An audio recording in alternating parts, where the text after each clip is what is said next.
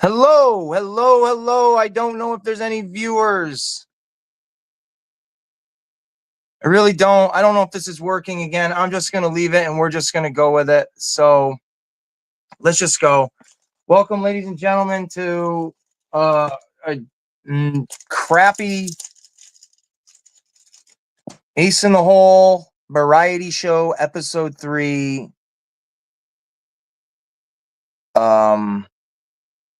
The title was going to be From Ace with Love, but we're just going to say this fucking love sucks. This episode sucks.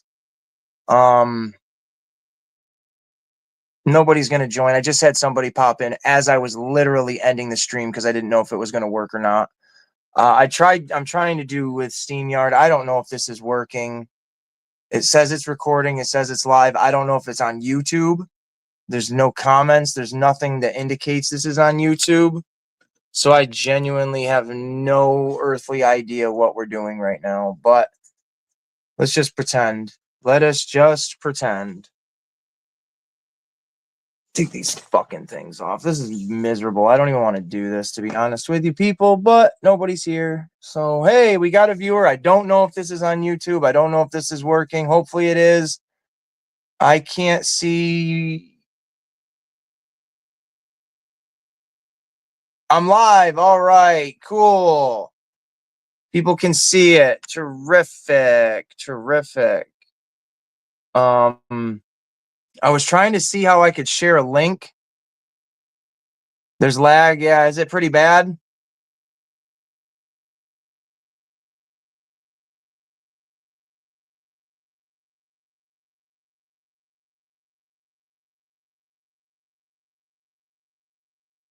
We'll see how it goes.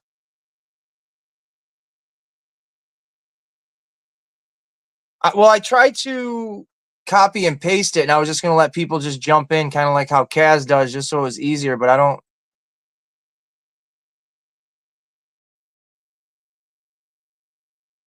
Okay, let me.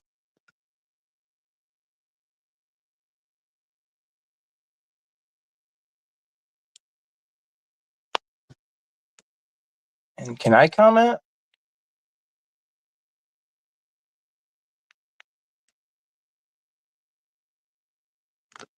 How do I type in a comment?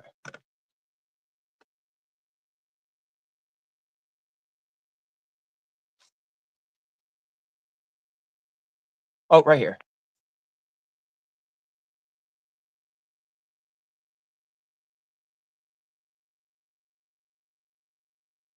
Hey, look at me learning. Oh, shit, but then look at me falling. Yuck, yuck, yuck, yuck, yuck. There we go. Hopefully this all goes to plan. I ripped off my suspenders like Kurt Angle in his thingamajig. And all that. I had an intro and everything ready to go for this Valentine's Day special. I'm wearing I Love My Testicles t-shirt because that's exactly what I do. I love my testicles. I got my Two-Face here because I'm feeling all sorts of it right now.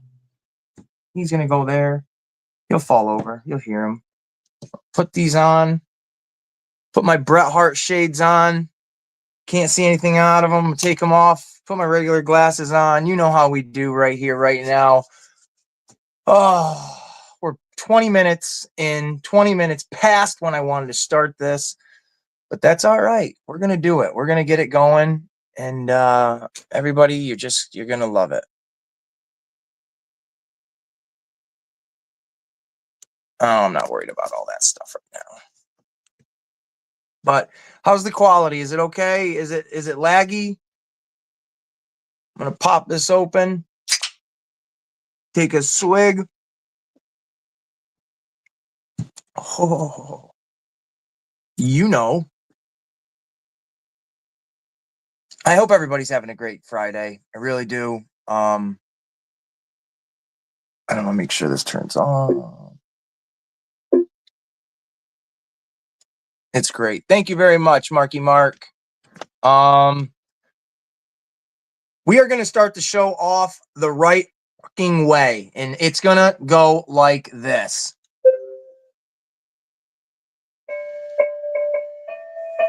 Wrong song. Oh man, all the wrong songs. Where is it?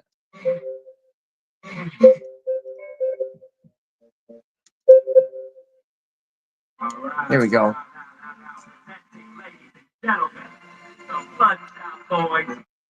Volume max.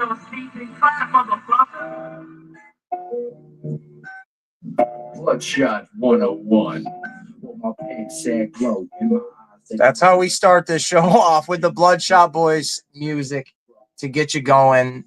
Those are my homies from back in the day. They still are pretty probably rad to this day. The Man Who Laughs, you're out there. Let's go, right?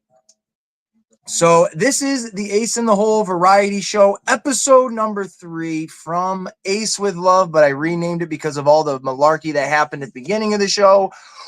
Fuck love. Parental discretion is advised. I need to get a little nutrients in my body. I'm gonna need some crackers really quick. I suggest get yourself a beverage. Get yourself a treat. Pull your loved one in close. Because this might be one of the weirdest hour pluses you've ever... Well, it's going to be over an hour plus. Because that's the way it is. How do I do that? What do I do? Oh, I got a guest right here.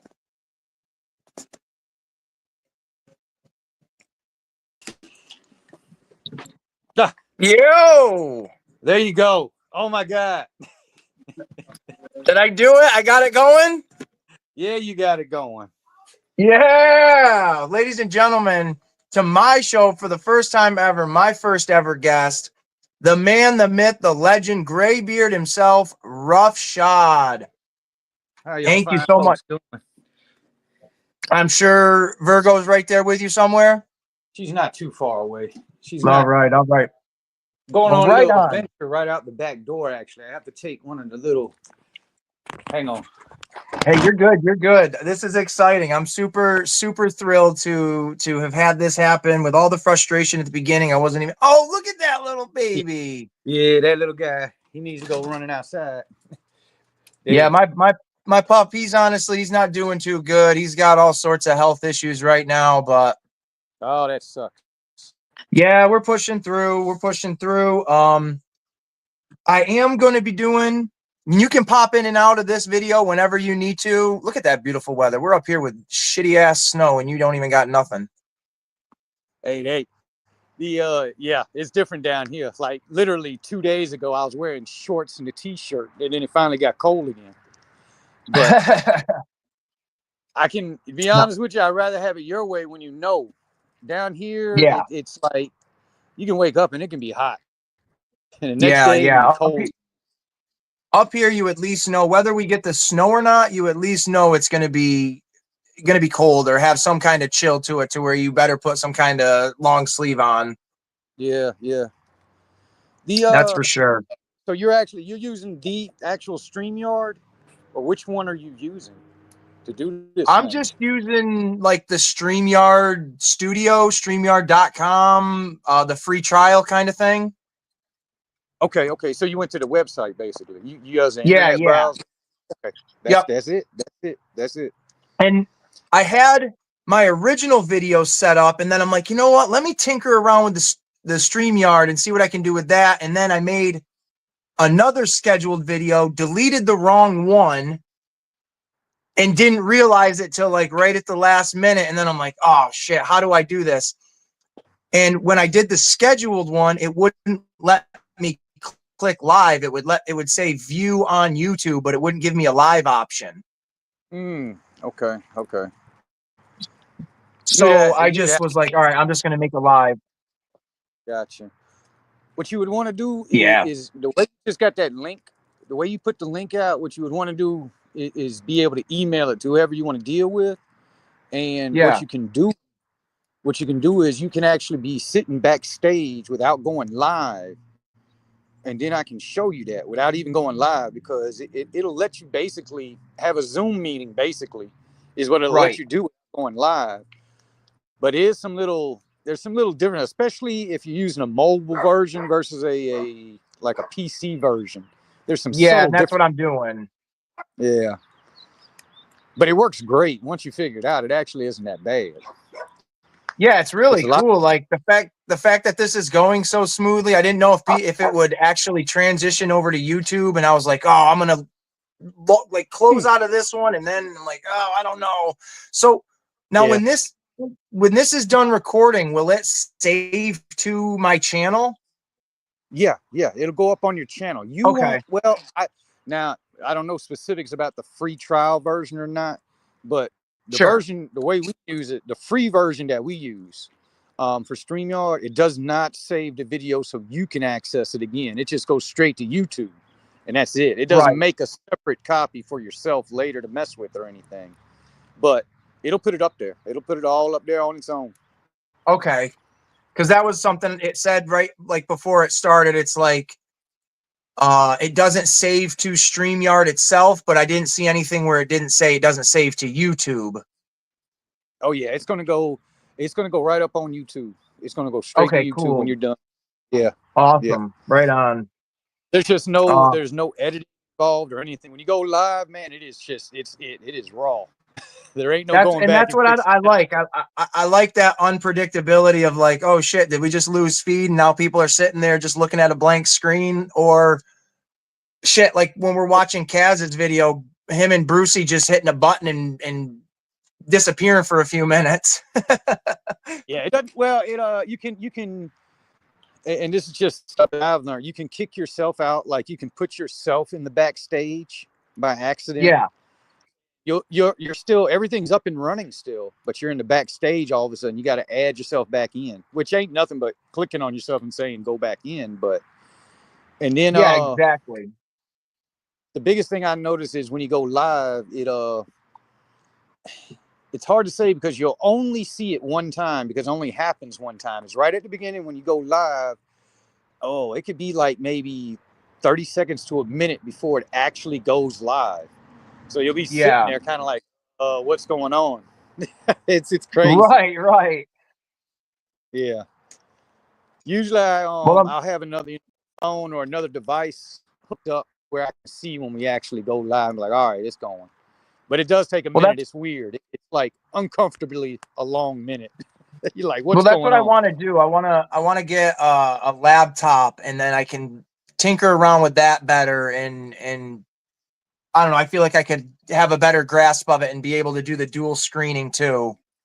I think that is going to be, I think from what I've discovered, the biggest difference between the mobile version and the one you would use on a PC is the screen share function. Because I've noticed with the iPhone and with my iPad, if I go into StreamYard, that option is not there. It like knows you're using a mobile device, and the share screen option just is not even there. It's weird. That Kinda is strange. You would think it would be accessible that way. Yeah. I think that's the biggest difference. And then other than that, the biggest difference between the free version and then the version that you actually pay for is the version that you would pay for. You can have like up to 10 more people. You get more people that you can get into your room like this. And with the paid version, you're able to add those intro videos, exit videos, your background change. You can do a little bit of messing around with the background, the basic stuff with the free version, but paid version lets you really customize what people see. I was looking at that. I was like, damn, that's pretty cool, to be honest, and have some of those, just having the intro video and stuff like that, I think is pretty cool. Yeah. You're right about that. It's just the and to be honest with you, there's probably still some slick ways you can get around it with the free version, but it's all depending on what you want to do. Yeah, exactly. For me, I'm trying it out, and I'm like, nah, I ain't gonna mess with it. I'll stick with this free version until I get, it's worth getting the full blown version.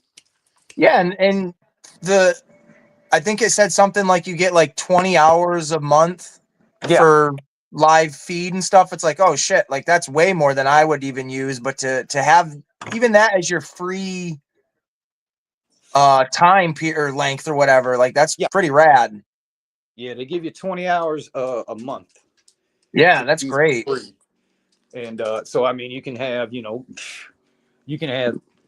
4 3-hour episodes and still have a chunk of change left over after that. You can do a show a week. Absolutely, which is really, depending on what you're doing, like, really, honestly, depending on what you're doing, you really could use 4 hours. I'm just thinking of like a WrestleMania or something like that, just live streaming the entire thing and not even putting a dent in that. Yeah, for sure. Yeah, you can do stuff like that. But when I was thinking about it, I was like, 20 hours. Then I just did the math. All right, so I can do 4 3-hour shows a week and still have like 6 hours left over. Exactly. So, but it's a fun way to connect. It really is. It's a fun way to connect, fun way to get people in there with you, because to me, I think that's what a lot of it has to do with. A lot of people do lives and stuff, but they forget they have a crowd. They got people in the chat sitting there talking. Oh man, I'm constantly like when I'm in your chat or just Kaz's, I'm constantly like, all right, who do I want to interact with that I'm chatting with, like in the specific chat that I know is going to go like back and forth to where this conversation will be like worth it. So yeah. Right. Yeah, it's cool. It is definitely cool. And you get 100 different conversations going at once to where it's like, oh man, who am I talking to right now? Yeah. It's that's why a lot of times when I go live, Virgo's right there because she'll be able to watch the chat a lot better than I can. Right. And she'll let me know if somebody's there or not, and then I just keep up that way. But it's a lot to if you're trying to host a show and then keep up with the chat, it is a little tough. Getting used to. Yes, exactly. Like right now, I just deal with like maybe 5 people at a time, and it's like, okay, I can juggle that. Man, I've seen them chat. That's why I said that sometimes I've seen some chat rooms where there's like 100+ people in there chatting, and I'm like, yeah, how are you keeping up? And then I right. realizing that a lot of those chats with all those people in it, it's kind of like they don't even pay attention to them.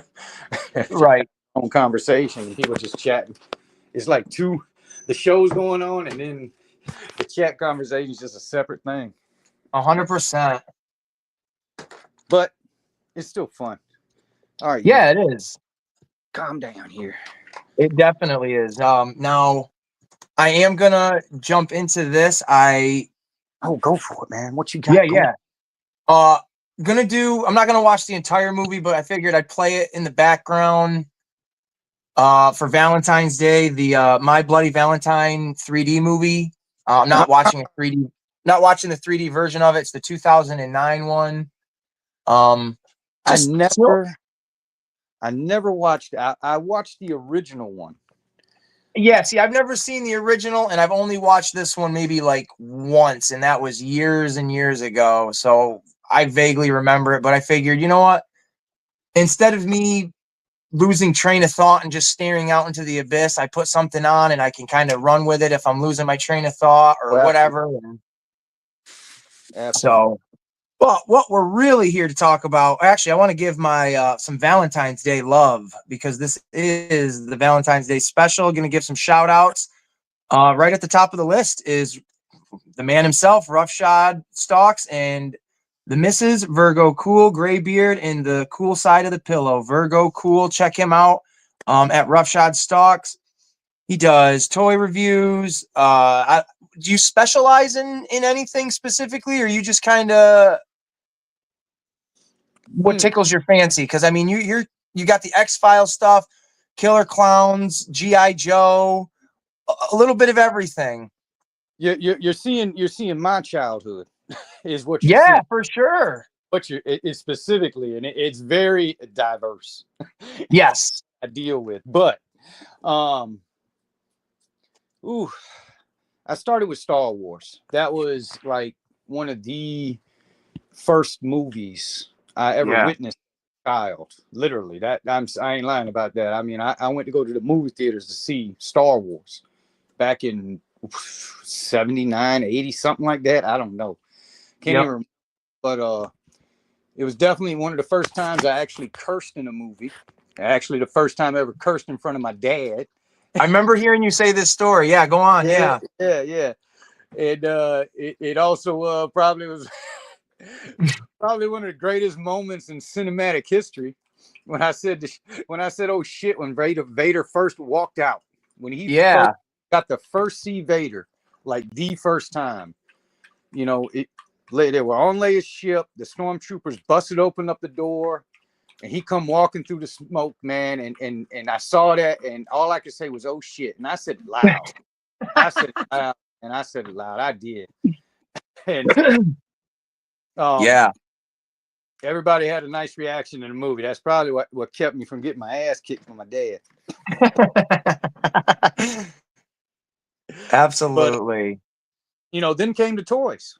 I mean, Star Wars, I know toys have been around forever, but yeah, to me, I think the real, and I know G.I. Joes have been out for a long time. I mean, they were freaking 12-inch dolls. I know they don't like calling them dolls, but that's where they were back in the that's day. what they were. But I didn't even know about them. I mean, my first thing into action figures was Star Wars. Was those little 3 3/4 Star Wars guys. They only had 5 points of articulation: the head, Yep. turn, arms, and the legs, and that's it. There was no knee, no elbow, no nothing. Now that's when the lightsabers were built into their hands, right? Yeah. Yes. Yeah. Yeah. Their hand. Yep. They slid in and out. They had like these little weird, the people that had robes and capes, they had these terrible little plastic vinyl pieces that just, if you still have them, I'm surprised, because them are usually the first things that fell apart were those things. But Yeah. looking back at it now, they were the most awful toys in the world. They were awful. I would not buy those toys today. I would look at them crazy. But at the time, I mean, man, George Lucas put out a freaking action figure character for like every single person. It Seriously, didn't matter if they were on it didn't matter if they were on that screen for a 1 second. They got a figure. Yep. And, yeah.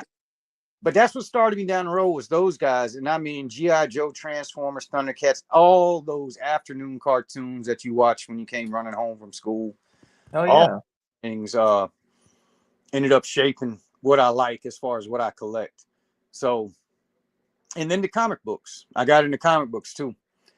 Absolutely. And it was over then, because that, to me, somewhat overrode cartoons, because I'm like, man, they're doing some real innovative stuff here with these comics and stuff. So Batman, X-Men, those are my two. When I got into comics, them were the two groups or sides that I dealt with specifically. I was like, everybody else, I was like, I could care less about. I didn't care about Superman. I didn't care about Spider-Man. I didn't care about none of it. It was like, man, it's either Batman or X-Men. That's where I roll. And that was it. But that's what added him to the group. And that's where Batman has become the top. He's number one. As far I want to show you something. Batman. Yep. I was going to wait and do a video on this, but I want to show it to you since I got you here.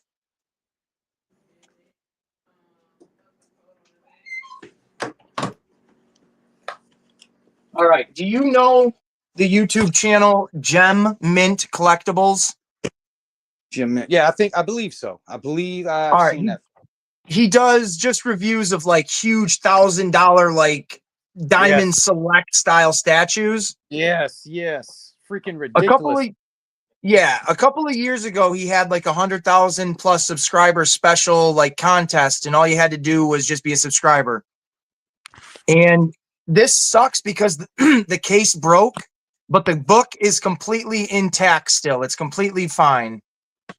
But I ended up winning a 9.8 graded Batman the Killing Joke, an original copy, which again, it's still in the sleeve, the protective sleeve that's in the actual case. But this is probably my, I don't know, most prized comic. But my personal prized ones are the first 3 issues of Carnage and Spider-Man. But Okay. but yeah, you just speaking of Batman, I'm like, oh man, I just got this out because I wanted to do a video on it. I got to show him this right now. Yep. Man, if I can't even, I can dig out my comic boxes. They're ridiculous, but I got 2 long boxes from when I was a kid, and there's stuff in there. There's gems in there. Heck But, yeah. the one actually, let me grab him. Let's see, one I like.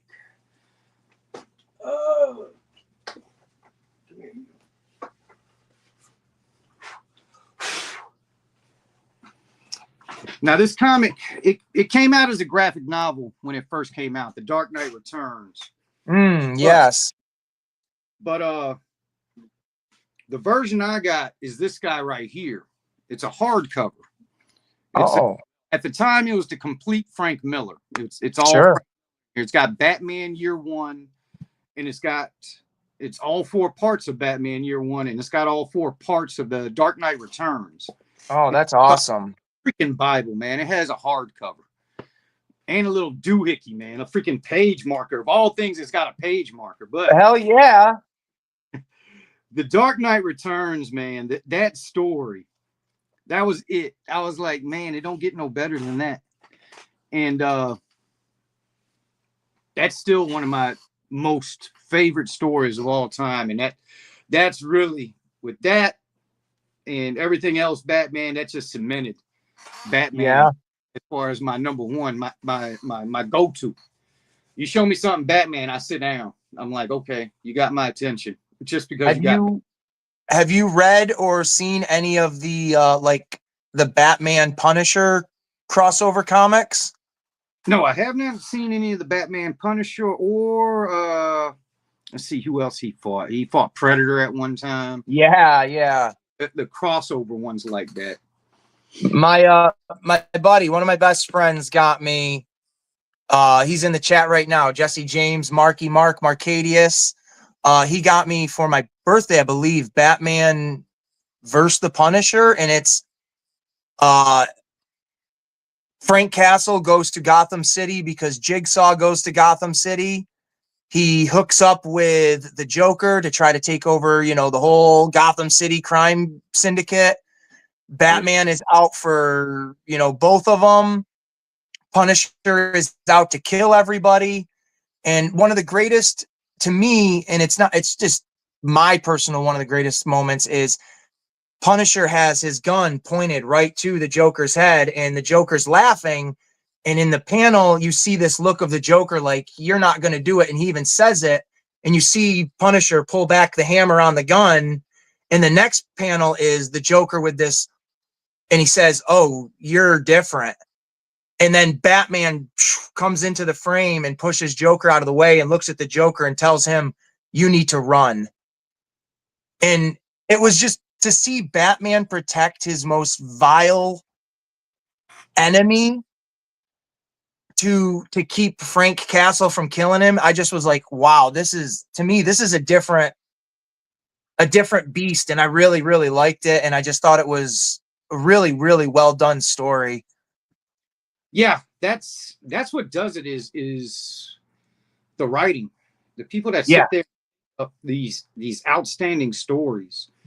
And that's really, I mean, like I said, that's where I really got hook, line, and sinker. And that's where Batman, that whole Dark Knight Returns storyline with the way, all it is a whole what if. It's a what if story. This is, Dark Knight Returns is what if the Joker killed the second Robin and Batman decided to call it quits. That's exactly. It's all it is. And he ends up, being gone for like 10 years and then finally can't take it anymore. He's Right. done seen enough, done had enough, and he decided to go back into it again. And it's just, you know, he has to deal with the Joker. He has to deal with the mutant leader. Yeah. Do you think the mutant leader, do you think he stands in Batman's rogue galleries as like air quote, a classic villain at this point, since he's been around since like the 90s? I think so. He should be, well, he should be definitely, I don't know, I wouldn't say a classic villain, but definitely one that should be acknowledged. I mean, I don't know if they brought him back since then, but I mean, that was the first time, the first and only time I've ever seen the mutant leader. Same. Mutant. So he's just a one shot, but I believe that character needed to be created to tell that story they wanted to tell. Yeah, 100%. They needed a fall guy, basically. Yep. And they gave him one. I mean, they gave him a big old gang with a big old gang leader. And their own way of talking. What's that? Their own way of talking, their own way of looking, like and they didn't feel like a rehash of like classic Batman villains that were just getting this Batman Beyond type rejuvenation. It was like a completely new entity, something Batman in his old age, you know, that first go around with the mutant leader just beating the shit out of him. Well, and then at the time this came out, that they wrote this story, you know, you were in, I mean, it was the late 80s, early 90s, in that era when this story was coming out and coming up, and gangs were happening. Gangs were a thing. It was the late 80s and 90s. Gangs were a thing back then. That was the next, I mean, big organized crime was just literally street gangs. And I think that's where they were, possibly they got the angle from. It's just, you know, it was a villain of the times. It's just a rogue gang that didn't give a crap about anybody.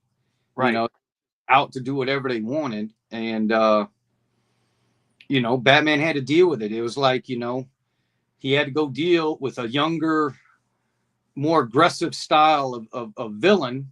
Right. And him being out of the game for so long, because, you know, people think Batman is young. He ain't that young.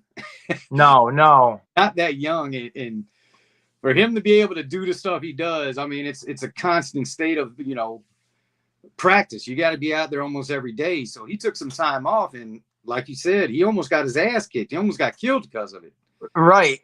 You know, but the second time around, he thought it out a lot more. He thought he figured out what he really needed to do. You know, he knew he didn't have to kill that dude, but he knew he had to beat him to where the gang, with gang rules, always right. He had to be smart. Yeah. You got to beat the gang leader, and that's how you get the gang, and that's what he wanted. Yeah. Yep. And that was really cool. Like, I mean, I don't know if you ever watched the Lego Batman movie, but they have every Batman villain in that movie, whether it's like a 10-second little, you know, quick cameo or a full on, you know, the Joker's the main villain. But I was super surprised when I saw that movie that they actually had a little Lego version of the mutant leader in it. Yep. So, I mean, for diehard fans, there it is. Yeah. It's anybody that's a Batman fan, that particular mutant leader, because he doesn't have a name. He's never official name, but nope. He's an icon. It's an iconic villain. Would he be like an A-lister? I don't. To be honest with you, for Batman, nah. Joker's way more dangerous. Yes, way more dangerous leader. The mutant leader was just savage, and you know, that's just, to be honest with you, I was like, yeah, it's just a matter of time. It doesn't matter how bad you are. Batman's going to get you because he's going to be able to outthink you. But you get somebody like Joker that's unpredictable. You know, the face of something going down, the Joker will push the button, even if it means he's going to die too. 100%. Ability is always makes the Joker's going to be the greatest Batman villain, if not one of the greatest villains of all time. I know Vader's up there, but Joker's got to be there. I'm not going to argue that at all. I'm going to say Joker's not my number one favorite Batman villain. My favorite villain in anything is without a doubt Two-Face. I don't know what it is, ever since I was a kid, just hearing from the Batman animated series, the like whimsical theme that they used for Two-Face's episodes, to Clancy Brown being the voice actor for Two-Face. I was always drawn to the duality of thinking about things and the real consequences of actually life choices. Even as a little kid, I just was always drawn to the dude. And even to this day, I think I don't think he's the best villain, but I think he's just my personal favorite from the way he's looked, from the, Well, he has like, the he has 70s. So, he has an excellent story. I mean, he was a friend of Yeah. Batman. I mean, Yeah. he was literally Batman, and he suffered a tragic accident, which, you know, you think nowadays the mental health thing is all in your face every day. yeah. I mean, Face had the mental health thing going on back, way back when, Right. getting the split personality basically. And even having and that was before he was Two-Face. Yeah, Having that, that split personality, and then it was just It was, emphasized even more by his. Big Bad Harvey. Before he became Two-Face, that other personality was Big Bad Harvey. Yep, that's what my my Xbox account name is. Well, there's a couple of them: Big Bad Harvey, Harvey Tudent. It's all within that realm. But yeah, I mean, it's when you look at it now, and you can do this with almost any comic book hero, to be honest with you. Their villains are just, it's amazing that they were exploring those type of issues back then and didn't even know how big of an impact those type of issues would have later on, like, decades. Right. It's like the comic books were the playground where all these great ideas were being made 20, 30, 40 plus years ago, and it took the world forever to realize that, hey, some of these stories are actually awesome. Exactly. Would make great movies, which I hate because they never can make the movie the way the comic book went down. I think Watchmen was pretty to what it was. Pretty I was going to say Watchmen was like almost panel for panel. Like, I didn't read that. I watched the movie first, and then I remember going back to my buddy's house, and he had the graphic novel, and I was like, let me get into this now that I know what I just watched. And I felt like I was reading the screenplay. Yeah. For the movie. Virgo! Wait, baby. What's up? I gotta go back to work. She just all right. Break, and she came running in. Yeah. Hey, little guy. Watchmen is pretty. The only thing I would say with Watchmen, the one thing they didn't include, which I think they went around and tried to do it with the director's cut of it, was in Watchmen, there's a kid at a newsstand reading this comic book, and in the graphic novel, The Watchmen, they explore that comic book. It's some sort of pirate tale, Black Sail or something like that, some sort of pirate tale. Okay. In the graphic novel, they go through that. You go through some parts where you learn about this story this kid is reading, and it kind of parallels the message they're trying to give you in the actual Watchmen. But that's the only thing they left out, which is insignificant. It really does not, if you're a completist, you would want to see that, but right, it doesn't make or break the movie. The story itself, the Watchmen story itself, was still there. And it's a good story. I liked it. It was confusing as all hell when I first watched it, but the more you get into it, because I got confused with all like the Dr. Manhattan stuff and his machine. I don't even know what it's called, but that thing. I was always like, what? Bring me back to Rorschach. I want to see him just beating down people. Yeah, I can agree with you. If you're because Watchmen didn't have any type of material beforehand. When it came out, you know, it was a I forgot how many issues it was, but when it came out, it was just it. There was nothing before. There was nothing to give you anything on any backstory. You were reading it for the first time and you had to figure it out. Yeah. And it's the way it was written was not especially with Dr. Manhattan, with the parts they dealt with him. You know, it was very difficult in the comic to know when they were shifting from one time to another and letting you know what was actually going on. 100%. But once you actually get that part down, understand it, then you can sit there and look at the movie like, oh, okay, you know, this guy here. Because to be honest with you, if you base off the Watchmen, Dr. Manhattan would be like the most powerful person in the DC universe. Completely. Here it is ridiculous. And I'm like, you know, but always in the back of my head, I'm like, nah, Batman would figure out a way. He would figure out a way. So it's always in the back of my head because of just how Batman is. I was like, nah, man, if Manhattan was smart, if he was really smart, he would kill Batman first. If he lets Batman hang around for any amount of time, he'll study him. Because Batman, the minute he meets Dr. Manhattan, Batman's going to start trying to cook up a way to kill him. He might want to kill, you know, anybody, but Batman is thinking about how do I kill him or how do I stop him. He's going to have that contingency. You know? He'll have that contingency plan somewhere in the back computer. He'll have a contingency. That's why I'm like, man, Batman, he wouldn't be able to do it by himself, but Batman would be the one to figure out the way and figure out the people he needed to get it done. And I'm pretty sure in a battle between Batman and Dr. Manhattan, I'm absolutely certain Batman would definitely reach out to Brainiac. He would definitely reach out to Lex Luthor. The Atom, he would reach out to anybody necessary. That's the one thing Batman is willing to look at a villain and say, I need you because you do this. And this is the reason why you're going to help me, because if you don't, you ain't going to be able to do your little villainous shit either. Right, exactly. You know, that's that reason with Batman. He is willing, you know, there's a time he'll look at a villain and be like, I can use you.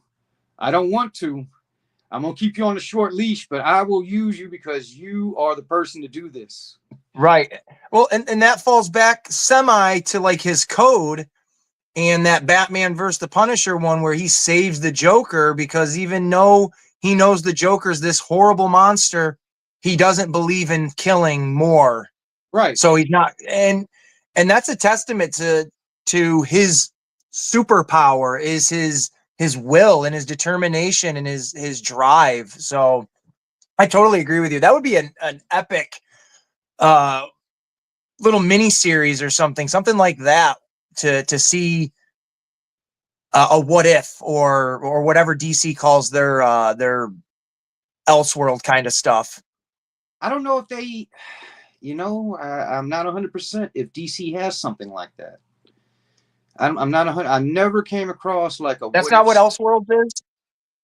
It might be, but they, you know, the What If comic, that was an actual comic. I got What Ifs at the. Oh, yeah, I got a bunch of them. I got like What If Wolverine fought Conan? What if killed the Kingpin? What if Kraven killed Spider-Man? It did some very. That would be a fun one to read, because one of my favorite books is Kraven's Last Hunt. So that would be an interesting one right there. Yeah, in that one, Kraven takes up the mantle of Spider-Man.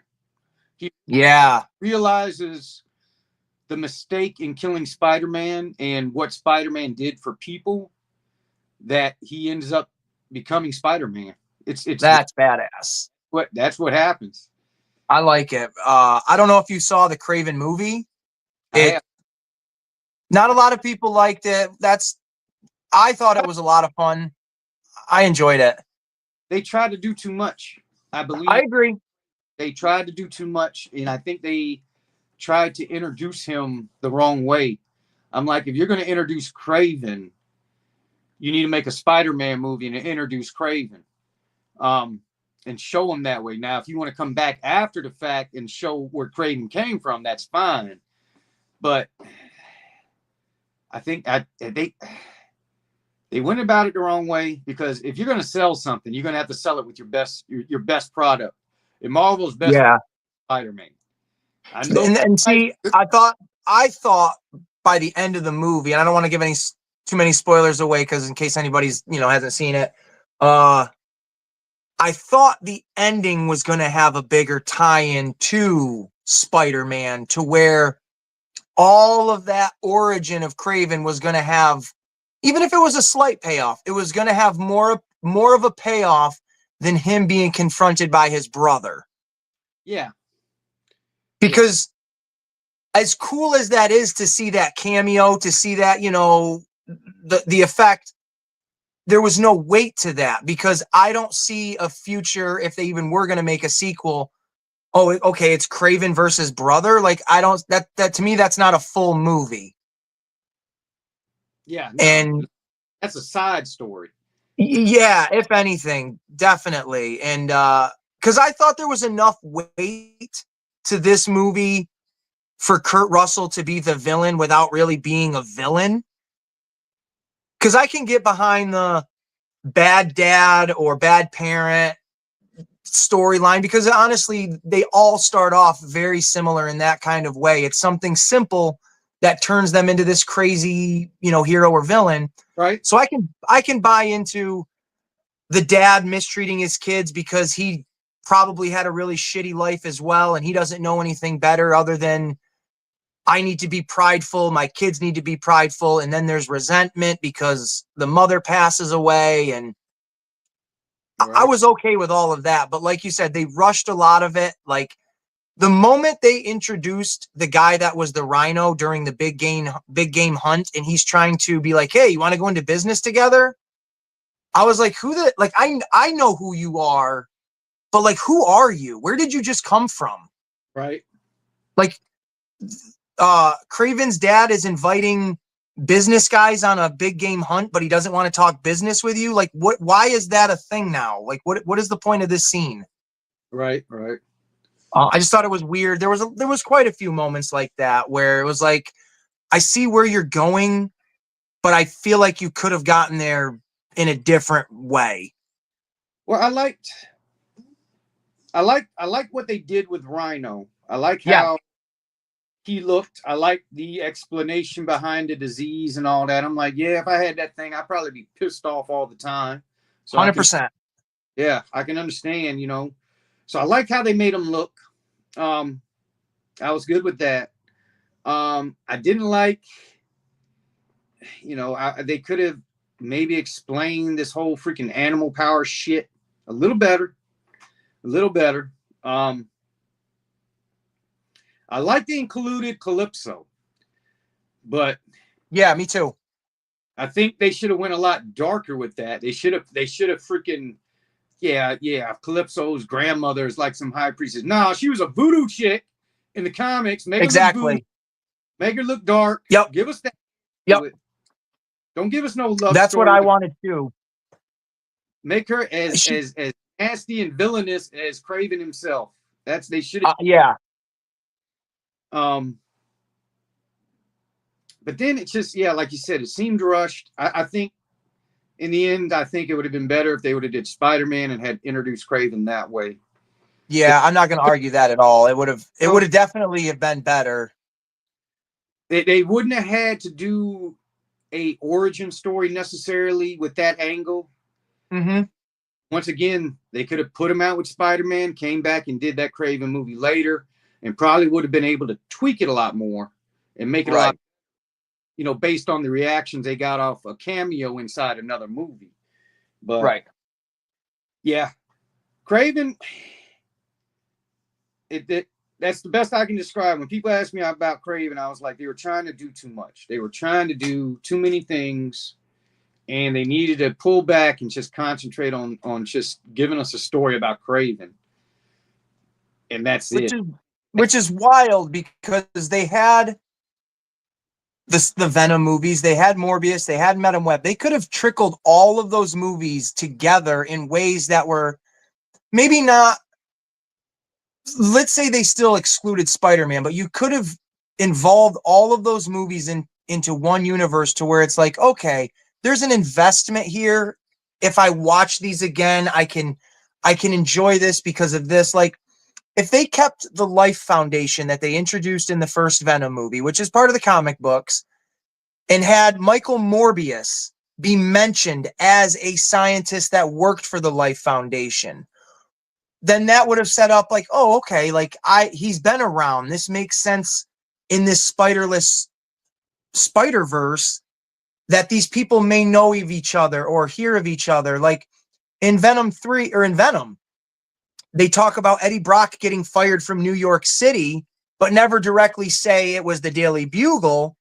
But then when he goes back to New York City in Venom 3, there's no, he doesn't, it's not that he doesn't physically recognize it, but there's no recognition between him being someone that used to be from New York City, that used to work there, or anything like that. You could have had Craven's dad be somebody that was a business mogul or a shadowy figure in Madam Web with Ezekiel Sims. I don't know. I'm just kind of spitballing now, but for them owning the rights to that universe and it nothing connecting to anything, it's super bizarre that that's the route they wanted to go in.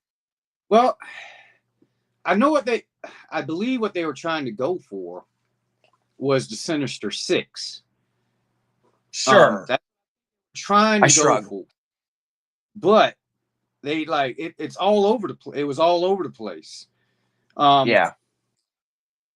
Because they did have there at the end of Morbius where he met the Vulture, and I was like, all right, they're going to try to build this Sinister Six. They need like Doc Ock or something like that. But then I'm like, what the hell? Doc Ock was just in the other damn Spider-Man movie, and they done fix that shit. Right. So I'm like, it's like they had, once again, doing too much. They had Spider-Man stuff coming out, and they were trying to work this damn other Spider-Man angle thing, and it's like, what the hell? Yep. I'm like, I don't get it. Why did you go this route? And it just got very, like, it got all mixed up. I mean, well, after Spider-Man No Way Home with the 3 Spider-Men in it, after that came out, Sony should have done a complete audible and been like, look, we need to pitch a movie idea, Amazing Spider-Man 3, and do your Sinister Six that way. And you could have done, you could have had in that universe, you could have said that Venom, Morbius, Craven, Vulture, and whatever other villain, those exist in, what's that? Electro. Yeah, and throw in Electro again, or Lizard. He didn't die. We can throw him in there. Yeah. And have that be your Amazing Spider-Man 3, which everybody in the world wanted. Andrew Garfield would have come back. Everybody would have wanted that. And you could have really done something in your own universe that had nothing to do with the Marvel Disney. You couldn't have done any worse than what you have done now, to where you completely are erasing it and you're going to redo everything again at some point. Right. So, and I think that would have worked. Yeah, the Garfield Spider-Mans were not bad at all. They weren't. I think more closely in tune with the comic. Yeah. Ones were, to be honest with you. No, yeah. Whole Spider-Man story, having the Spider-Man having the deal with being Spider-Man, and there was a lot of good there. There was a lot of good there. I like the new kid, is it Holland? Tom Holland? Yeah. I like the new kid. Don't get me wrong. I do like him as Spider-Man. I think he does a great job as being the shit talking Spider-Man that needs to be there. I think he's compared to the other two. And I don't know. I just don't know. It's that whole Spider-Verse side of the house now is so Mm-hmm. mixed up that unfortunately, I hate to say it, they're probably going to have to do another reset just to fix it. It's Oh just yeah, they're on. you know it. Unless whatever they're trying to cook up with Secret Wars, which I have no clue what to do with it. But if they're trying, they might be able to cook something up where they straighten stuff out with it. I'm just Well, not. the thing that I'm still now, did you see Venom 3? Yeah. Okay. Yes. I'm Yep. still a little perplexed. Now, if I'm wrong, but I'm pretty sure it was Secret Wars where Spider-Man got his black suit for the very first time, right? Secret Wars #8. Okay. The orange cover where everybody's behind him and he's got that pose, right? Exactly. Now, Yep. they've introduced the symbiote into the MCU, Tom Holland's universe. Just that little bit that broke off of Eddie in that bar, and you kind of see it scurry away on the bar top. Without knowing, are they going to go that route and just say that symbiote is just left over from a forgotten thing, or are they going to go into Secret Wars and that's where he gets it for the first time, and we go that route and you really get the classic, the Beyonder and all that crap? Oh, It's all depending on what they want to do. If they want to do it right, that would be how you would introduce it. yeah. To be honest with you, I don't know how they're going to introduce it because Spider-Man has so many amazing spider costumes now. I'm like, what? It would make sense. It's like maybe the whole Secret Wars should take place outside of Earth. Yep. So it could be a thing where he isn't near home to get another suit, and it's like, here, use this, and be like, well, you kidding me? Why I'm going to use that? That's a little black piece of snot crawling around. Right. Why do I want to touch that? But it was, that's how it happened. I mean, he had a battle damage costume, I believe.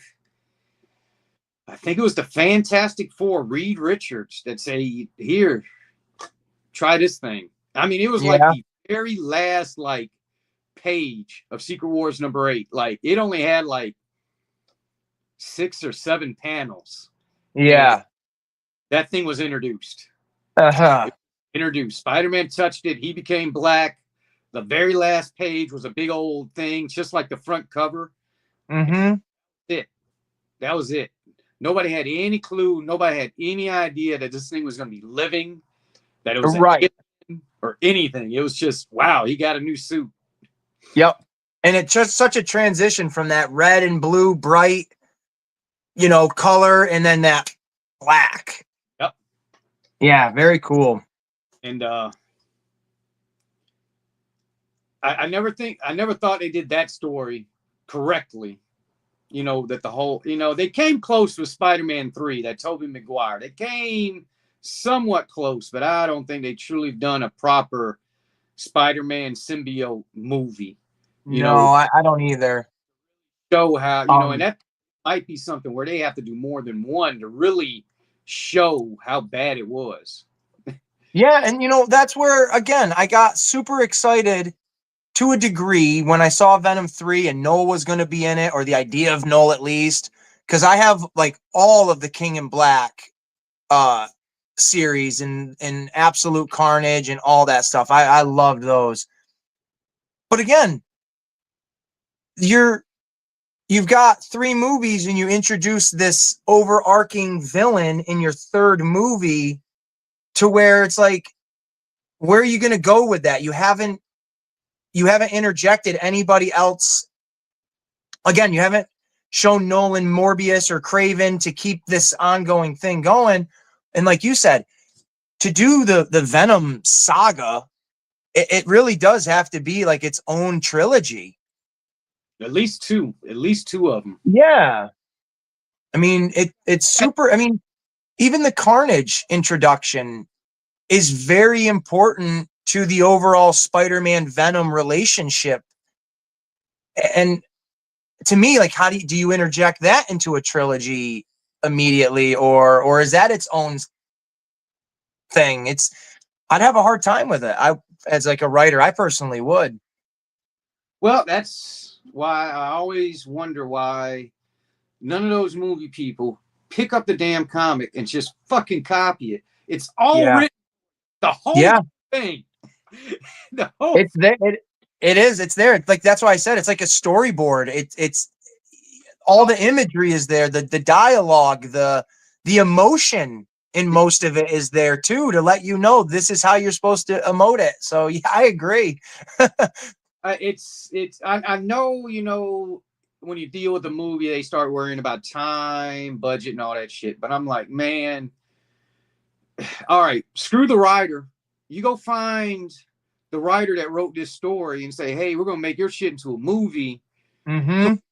Consultant, we're gonna follow your shit line for line, basically. Right. And you know, if there's little, because I know you don't want to do everything a perfect copy of a comic, even though I would love to see a movie done that way, one time at least. But you know, hey, you know, Marv Wolfman, you know, when you were writing this, was there something else that you wanted to do at the time? He's like, yeah, I wanted to try to do this, but I didn't have enough time to do that when I was writing it. I'm like, oh, you know, that's, you know, little tidbits like that. That's how you can change it to be different from the comic. Because nobody wants to, you know, right. I read The Watchmen. When I saw The Watchmen, I'm like, oh, I read The Watchmen. This went exactly like it was supposed to go. There was nothing Right. surprising in there really to me, you know, other than them, their ability to almost make that thing like the comic. Yeah. Other than that, but I mean, you know, them are the little tidbits like would get me interested. Like, oh, they did it this way instead of, you know, the way it was done. And is it more interesting that way? But it's all laid out there. They just need to copy. I mean, I know they want to put their own mark on it, but man, pay the guy that wrote the story, pay the comic book that made the comic, and just freaking use it. Use it. Now, well, what do you think of in that idea of, what do you think of Sin City? The first one, not A Dame to Kill, for whatever it's called, but like the first Sin City movie.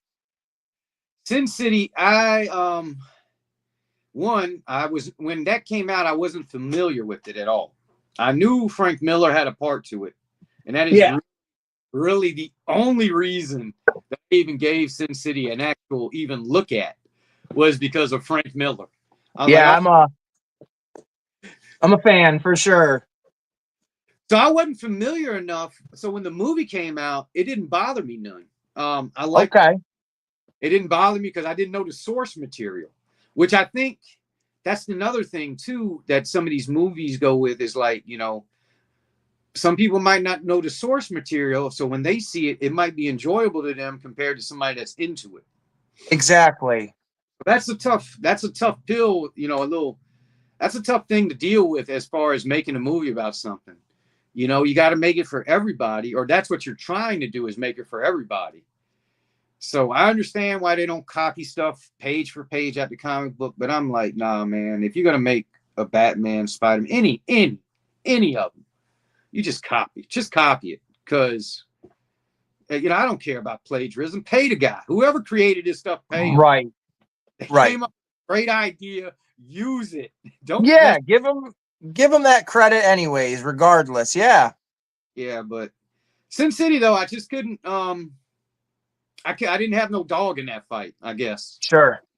You know, I just didn't read. I didn't read that stuff to know if it was anything bad about it. I did like the way it was filmed. I thought that was interesting to go with black and white noir. If I was going to say the word noir, that would be what I would describe it as. So, you know, 100%. Trying to do old timey with it, you know. Yeah, it's very. It is. It's that very noir, gangster, filthy, gritty, dirty underbelly. You turn the lights off and the cockroaches, you know, come out to get the food kind of stuff. And I really like that. It came out, I think the movie, I remember being a kid, not owning any of the Sin City books or reading any of them, but I remember being in a bookstore. It was like a low-end bookstore, and just flicking through some of the pages and being like, well, this is weird. I don't get it. And it doesn't really appeal to me. And then when the the movie came out, I remember begging my mom. I was like, "Will you take me to see this, please? It looks really cool." And the scene where Mickey Rourke is having sex with I forget the actress's name, but whatever. My mom leans over to me. She's like, "What type of movie did you bring me to?" And I just remember I was like, "You brought me to this movie. Let's just enjoy this."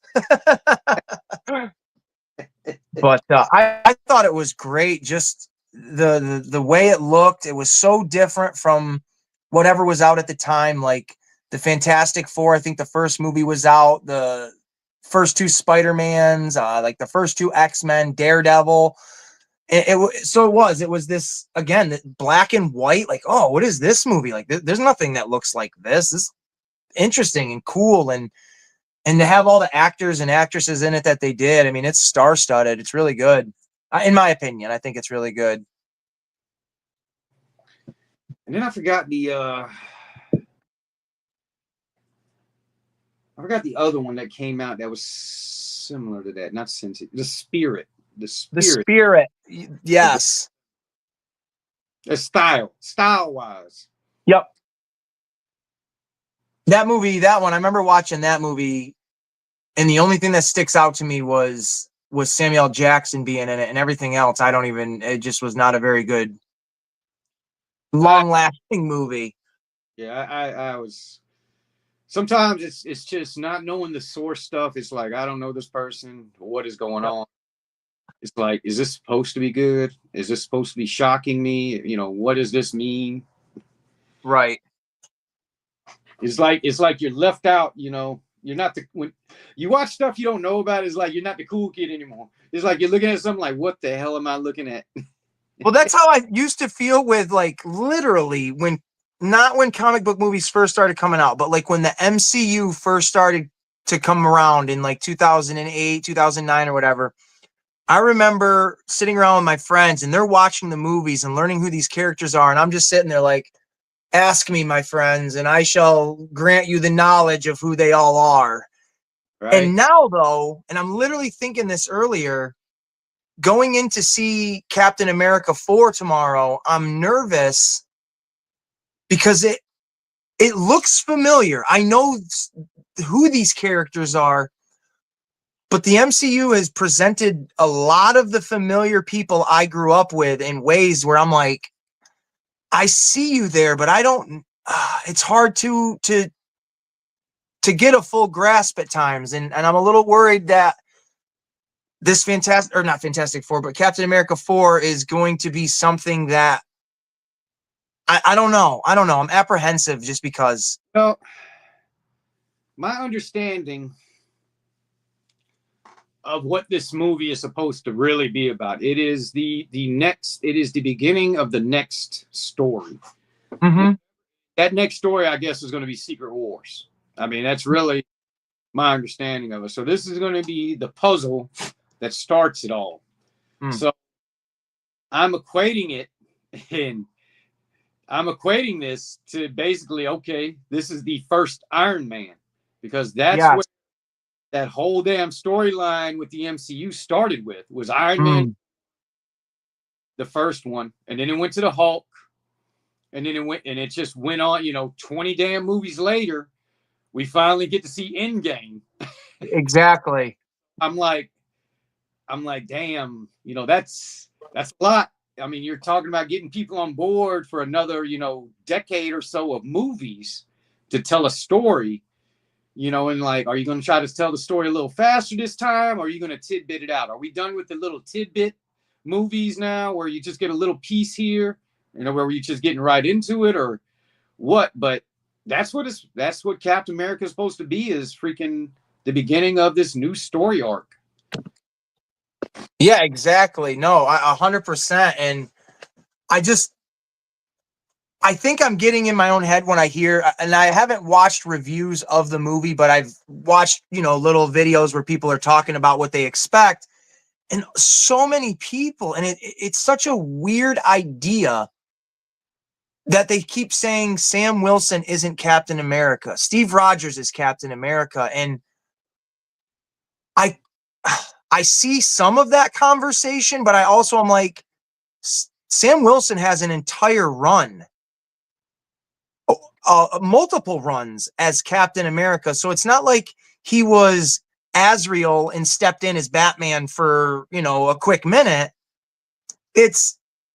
No, this is progression. This is literally what happens in the comics. I'm on board with it, but I feel like people aren't going to give it a fair chance because they want to quickly say, well, he's not Steve Rogers. It's like, well, that's the point. Let me piss off some folks. There we go. Let's go. Hot takes. Sam Wilson becomes Captain America. Now, I think this is the way I think it should have played out. He started off as Falcon. I think they should have just as Falcon. They should have just left him as Falcon.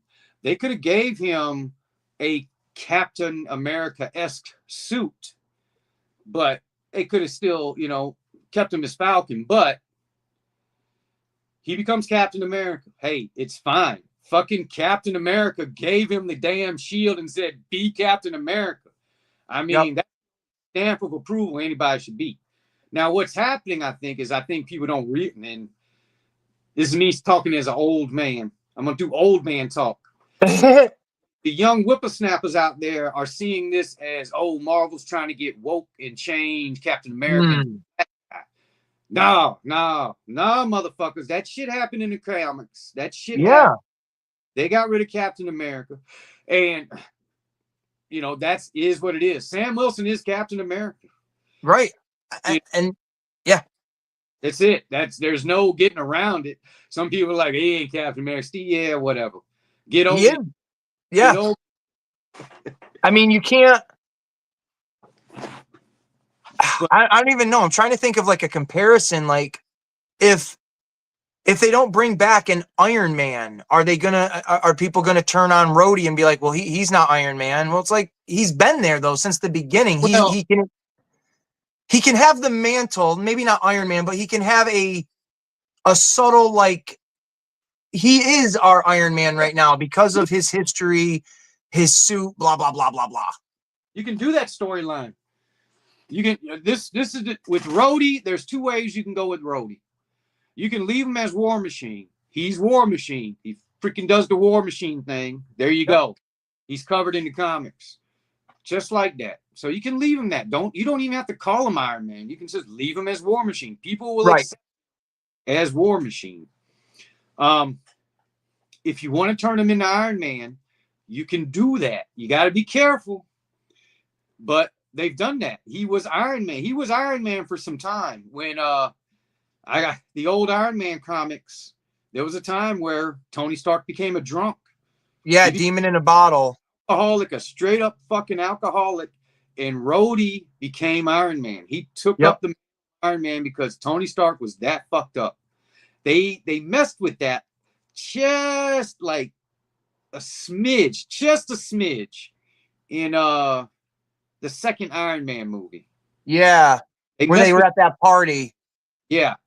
Yep. But literally, Rhodey became Iron Man, and this was the most epic part of this storyline was Iron Man's suit, the AI, the mental connection that's created between Tony Stark and the suit was designed specifically for Tony Stark.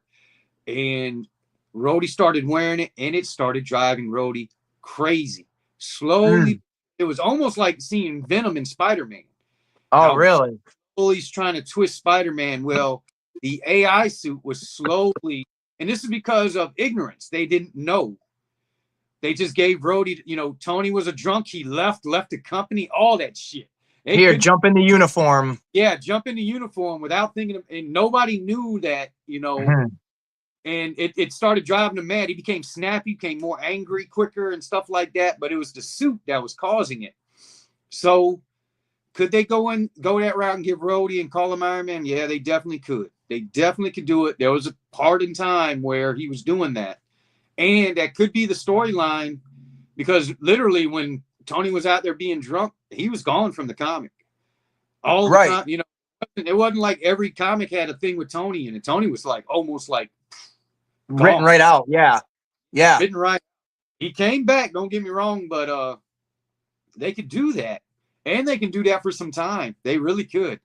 Yeah. They- I mean, Yeah. that's a great way to give, you know, specifically we're talking about Iron Man, but if you could do that with other characters, you can give them a rest, you can introduce things, but it's all of, and you know, I should have been thinking this because it is conversation, but I wasn't, of the thinking of they're turning Captain America woke because, you know, he's got to be a black guy now. And it's like, to me, It's already and like happened. you, we've read it like that. We've seen it like that before. So it's not like we think of it like, oh shit, yeah, this is an agenda. Same with when they did, you know, Lady Thor in Love and Thunder. Now, that movie definitely had its agenda,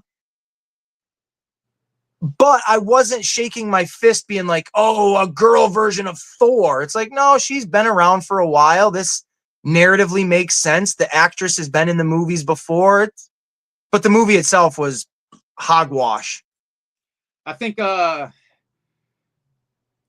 one shining light was Christian Bale. Oh yeah. Oh gosh, yeah. Not use him, you know, why we didn't get to see him more than what we did. I was a little upset about that. I'm like, man, you got this great character and actor Agreed. doing his thing, doing the damn thing. Yep.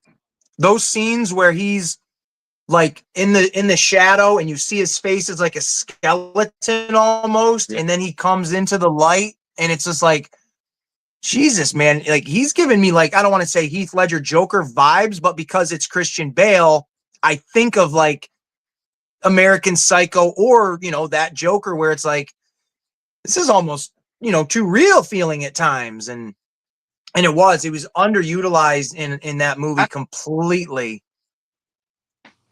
You might have got it from Heath Ledger working with him.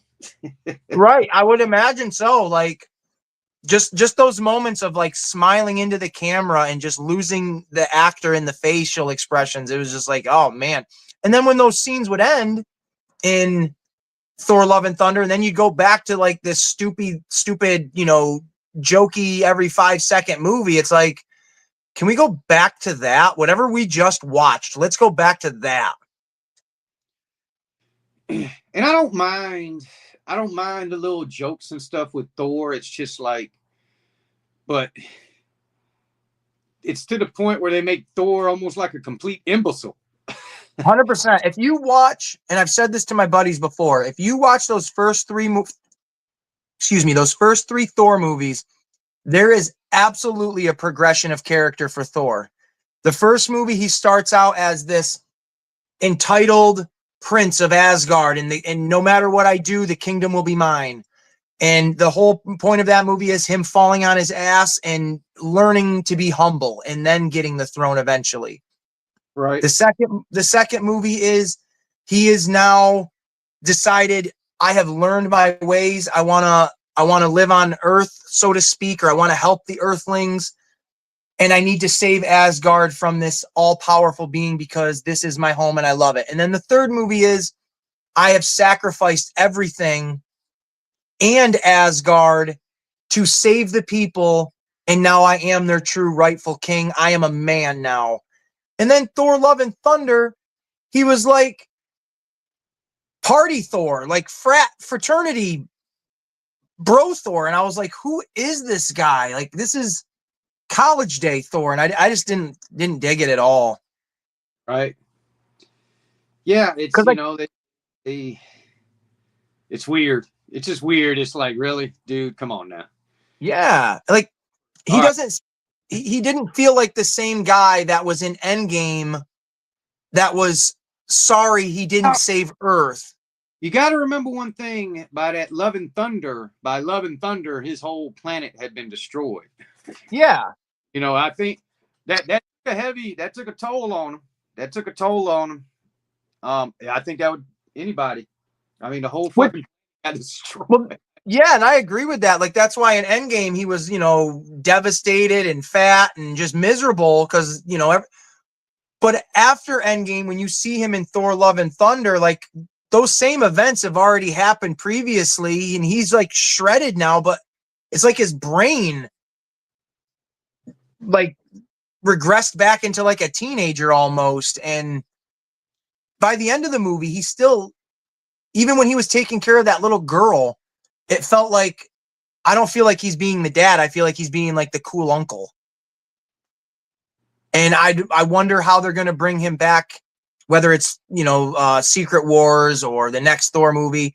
Is he going to be this, heroic god of thunder, or is he going to be the, bumbling fool that rides around on his Stormbreaker like it's a broomstick? Right. Right. Well, it's hard to say because, I mean, also, we can't forget about what happened in Loki, because now I think Loki is Marvel, literally Marvel Jesus. Yeah, step aside, Deadpool. Yeah, because at the end of Loki, I'm like, this dude is sitting there and it's like he's fucking connected to the tree of life. I'm like, I actually want to know where that is going. I'm like, yeah, I'm curious too. I mean, yeah, you hanging with this Loki looking like he's like now become the most powerful entity in the Marvel universe. I mean, Well, he's holding the Marvel universe together. I just listened to a video yesterday, I think it was, and they were talking about how there's negotiations to bring Jonathan Majors back as Kang. They're trying, I think. Oh man, that's a mess right there. How do you, one, storyline, how do you do that? And two, personally, what a mess. Well, the upside to that mess. The upside to that mess is that the mess happened after everything got put out. So there's a story there, and they can. I know they wanted to have Kang as the next thing. I know he was slated to be the next. That was going to be the next storyline that Marvel was going to do. Now they done went Secret Wars. They had to pivot, but then like now, okay. Now you want to bring him back. I'm like, well, just put it back on course. Whatever y'all thought you were cooking up, just go right back to it. Yeah. Well, do you think they can do that now that they've announced Robert Downey Jr.? I mean, that's a huge name to try to be like, look, Yeah, man, Robert Downey Jr.'s doom. Mm-hmm. The whole, everything with that is, okay, I'm fine with that. He's a great actor. Don't get me wrong. Robert Downey Jr. Doom, he's going to do what he gets paid to do. I will like it. He will do a great job. I have no doubt on that part. I just like, what is the story? How is this introduction? How are we going to be doing? Is this multiverse rules? Or are we just now? And I can, you know what? To me, I don't need a multiverse. I mean, if he comes in as Dr. Doom, I will see him as Dr. Doom. I will not have a connection. Oh, he was Iron Man. No, he wasn't. He's Dr. Doom. That's how he is. We're going to separate it like church and state. Right. We got Doom now. I can deal with that. I can make that distinction. It won't bother me none unless they leave it in the same universe. Now, they leave it in the same universe. I'm like, yeah, y'all got some fucking explaining to do. Yeah. Yeah, this guy and not explain what's going on. Well, I thought of it like this too. If, however they present him, what if it's one of these things where we're overlooking, yes, they casted Robert Downey Jr. to be Doom, but that doesn't mean he's going to look like Iron Man, or not Iron Man, I'm sorry. He's going to look like Tony Stark. Do we forget that the reason Dr. Doom wears his helmet is because he gets disfigured and he hates maybe that's something where we see Robert Downey Jr. and yes, we know it's him as the actor, but he's in this prosthetic because he's taking on the mantle of Victor Von Doom, and he's really going to be this guy that used to be super handsome, got disfigured because of the accident in space, and now he wears this helmet to hide his disfigurement, which they've never tapped into that before in the comics, or not in the comics, I'm sorry, in the movies a little bit. in the 2005 one, but not in the same breath though at all. So I would like that if they completely like Colin Farrell penguined Robert Downey Jr. and you're like, oh shit, he's not even looking like Tony Stark. So I'm not even gonna think he's a variant or anything. He is Victor Von Doom. I agree Who do with we got here? if What's they up, Absolute? if they put the helmet on him, then he's just doing voice work. I mean, in the end, he's Yeah. just Oh doing- yeah. that'll work because I mean he's good enough. He's a good enough actor to get it off. So I mean, 100%. I'm with you. I don't expect to see his face that much. If you're gonna give me Victor Von Doom, you better be showing me a dude in a mask. Like Right. If Ryan Reynolds is gonna do it for 3 freaking movies, someone else better take that dedication and be like, look, this is what it means. I'm in this thing. So yeah, hell yeah.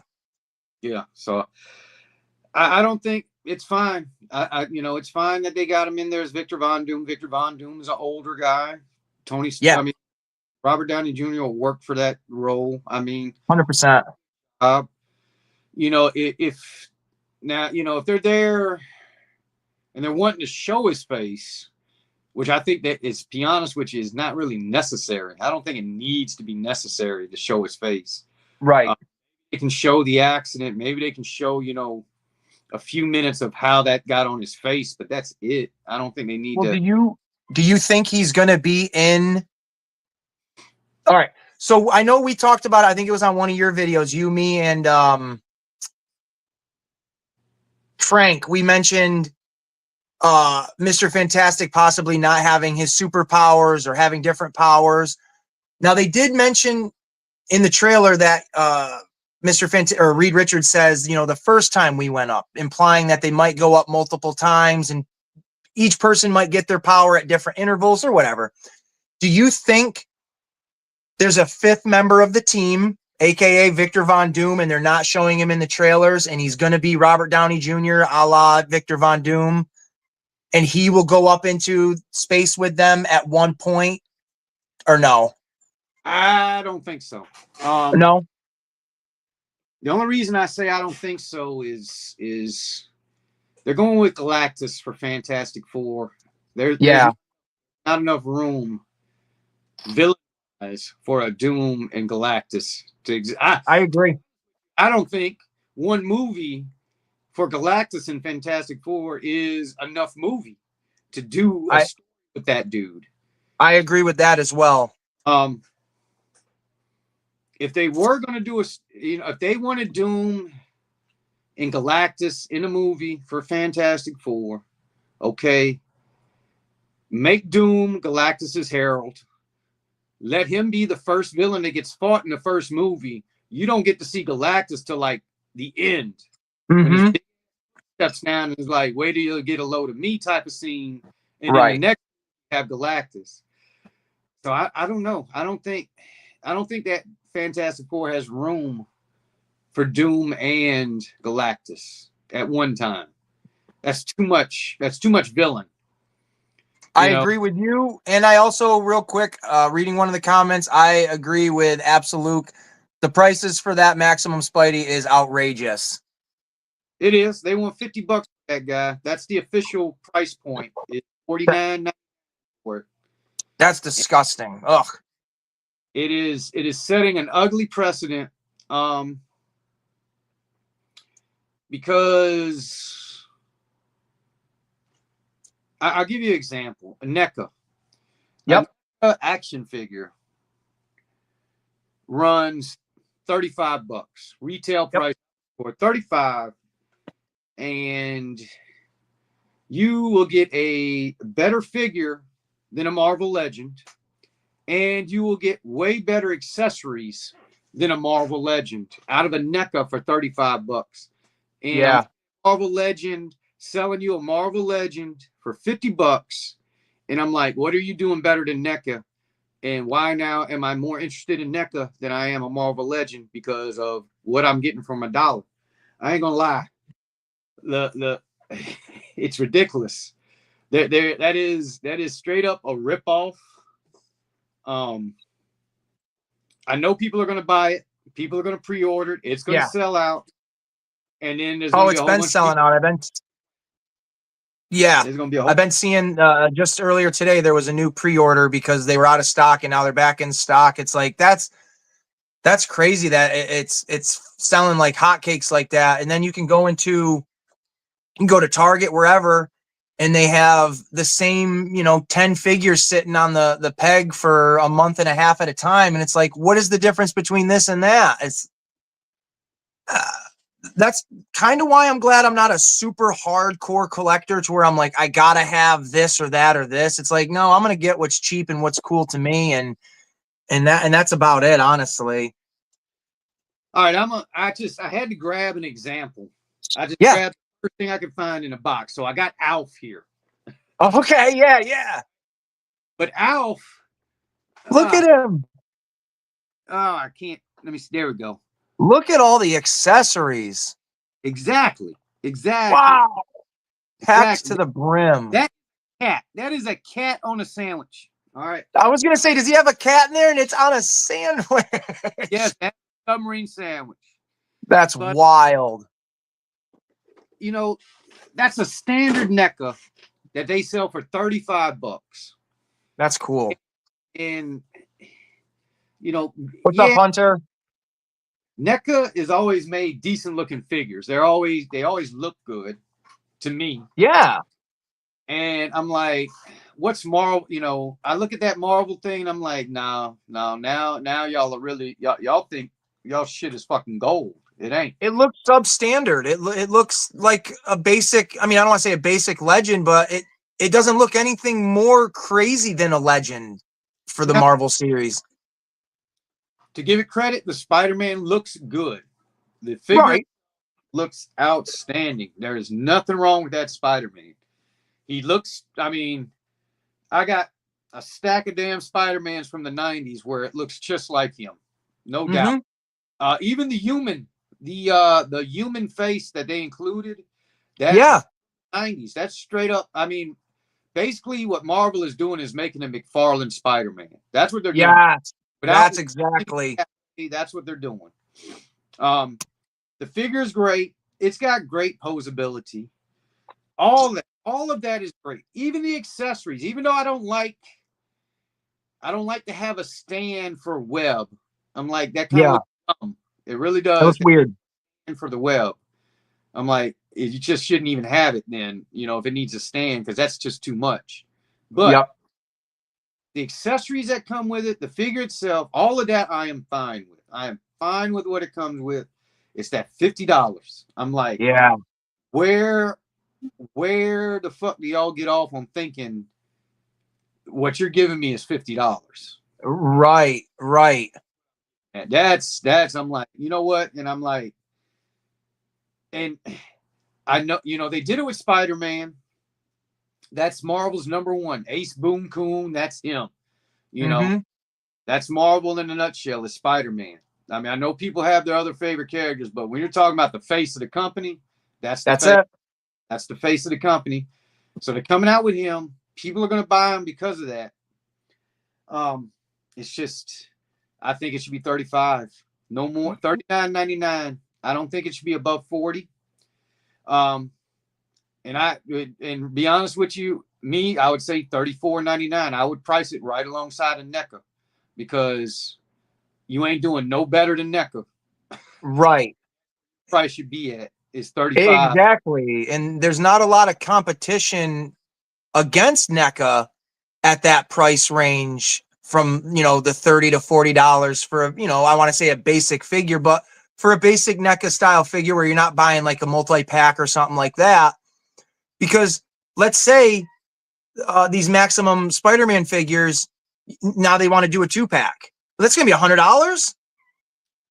Yeah. I don't know. Yeah, but you're right. Yeah, if they do a 2-pack of Maximums, I wouldn't. I really can't even fathom them doing that. I don't know who they would have to do it with something that needs to be in a 2-pack. Right. I would imagine so, but man, some of the figures I've seen for where it's like, again, like that Elf, $35 for that, and that's a highly detailed little figure.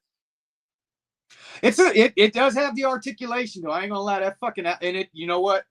To anybody that's watching, if you see an Alf box, because they got various versions of this Alf, it's the same damn Alf. They changed the accessories, but it's the exact same figure. Really? Yeah, the Alf that's out, the brand new Alf that's out now, it comes with a TV and a video game system, all that fun stuff. But the figure itself is still the same exact. Same one. So they're selling you the same figure and just giving you different accessories. Oh, But itself is awesome. That little guy, I'm impressed with. now, are you taking that out of the box or are you leaving that one in there? Oh, he's coming out. Alf's coming out. Yeah. Okay. Is that a new purchase? This Alf, man, I think I got him for $12. This Alf was on clearance for $12. Oh, I can't beat that. Yeah, so it's coming out. It's coming. Nice. Out. But well, you know what? We're gonna get right into. Well, real quick, I do want to we're an hour and a half in, but I want to throw a couple more shout outs out there real quick. We're gonna do our mutual buddy, Casual Toy Collector, and that's Casual with a K, and our buddy Brucey over there, Frank Dumont. I really like his stuff. He customizes and G.I. Joes, Masters of the Universe, Transformers, and all that good jazz. King Collector at the King of Collectors, his channel, Marvel figures and all that stuff. Again, give a shout out to my daughter. It's Valentine's Day. She's with her mom tonight. And then give a shout out to my girlfriend, my one and only Booty Mama. If she's watching, I love you. Marcadius, you're watching it. The Man Who Laughs. If you watch this later, there's a shout out for you for letting me use your music. And now all that's out of the way. And we are just going to jump right into toys because I do have some. And some I haven't opened and some I'm going to open right here, right now on the channel with everybody. All right. So Ace, I bought this. Give me a second. Okay, so I'm going to be right back. I mean, like, give me you're good. You're good. I'm going to wait then. And for all of the 420 fans out there, I am going to turn my cam off. You're still going to hear me. You're still going to be part of the show. I am just going to be partaking in a thing, but again, you'll hear me. Hello. I wish there was a better picture there. Hey, you're welcome for that shout out. Do a couple of these. Here, what am I trying to say here? A couple of the chats. Absolute. Thank you so much for dropping in. I don't know if you're still here. It does say good night. I hope you have enjoyed the video from what you watched. Thank you for your comments. Minecraft Hunter. What is up, my wrestling buddy, the future Kurt Angle, right there amongst us here in the chats. I hope you're doing really good, my friend. Thank you for tuning in and partaking in the fun. I apologize for the video at the start and there being a complete mess and the video not starting exactly at 5 o'clock. You're welcome, buddy. I had two videos set up for the live, one through this StreamYard and then one through YouTube.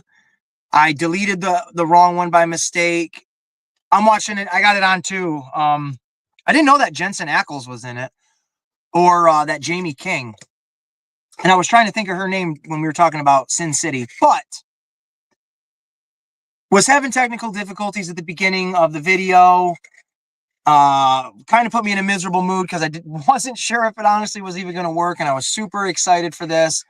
But everything is kind of going through. I'll have to do some editing if I can on my end once this video is done. We're just going to keep rolling. I don't know how late you guys want to stay and watch, but I got at least 20 hours of video time with this shit right here, right now. So that's what we're going to do. Graybeard is back. He's on his porch. He's got his jacket on as if it's below zero where he is. It's not, but the sun done went down. It finally gets cool. I am partaking in some festivities of my own, some adult practices, so don't mind me. So let's see here. Toys, man, toys.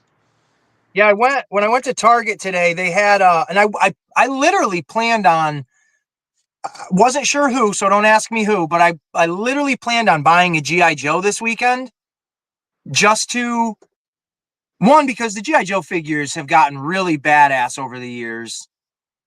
Two, I like it when you guys talk about G.I. Joe because they were a really big deal to me as a kid. I've drifted away as them as an adult, but I still do have that little itch to be like, I kind of want one of those guys. They look awesome. They had, all they had today was, oh, I forgot his name, but he was like the heavier set guy in the 2-pack. It was like $40. It was him and the dog. Road Pig. Yeah, I wanted that one, but I was like, I'm not paying $40 for this. And then the only other one they had was Beachhead. And they had, I think, like 6 of him, and they were all on sale for like $16. And I was like, all right, maybe I'll get him. But the toy I ended up buying, I'll show that here in the video, was on sale for $16 as well. And it's something I've been eyeballing for quite some time. Definitely a peg warmer. It's been sitting on the shelves for a while. Oh, no.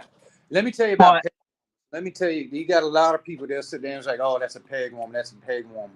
Yeah, it's a peg warmer, but when I'm getting it for $5, it ain't peg warmer no more. And especially if you're trying to make a collection. I mean, yeah, they produce, Beachhead. He's come out as, they got the classified series in G.I. Joe. Yep. Retro card where they put them on the big old card. So anything that's been retro carded has already come out classified wise. So there's a lot of repaints with any action figures. To be honest, there's always a lot of repaints. Right. So you just get in where you fit in. To be honest with you, there's gonna be people that hate on it. You know, like, oh, I already got this Beachhead's better, this one's better, yada yada yada. Man, the one that's better is the one that I paid for. Exactly. Is the one that I paid. Right. I'm not buying my toys for you to worry about. Exactly. But watch for Walmart now. It's hard to find Joe sitting on the shelf. I ain't gonna lie. The majority of the time, G.I. Joe's, the only place I can go and say I'm gonna find a Joe is when I go to GameStop.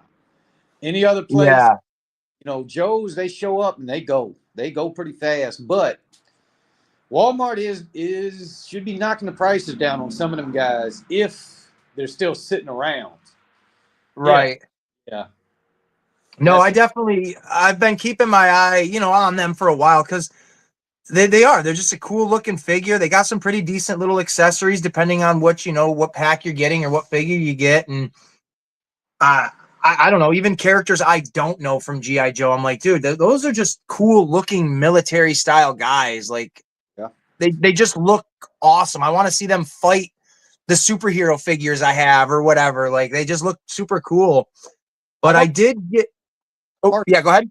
Cobra guys, the Cobra characters from G.I. Joe are a lot more, well, yeah, Cobra guys are a lot more colorful. I hate to say it. They got a lot more things going for them than the Joe. The Joe is usually, military. Yes. They look military. They kind of have some of the same looks going on. They look like they belong together. Cobra, nah. Cobra, man, them jokers, man, come from all walks of life.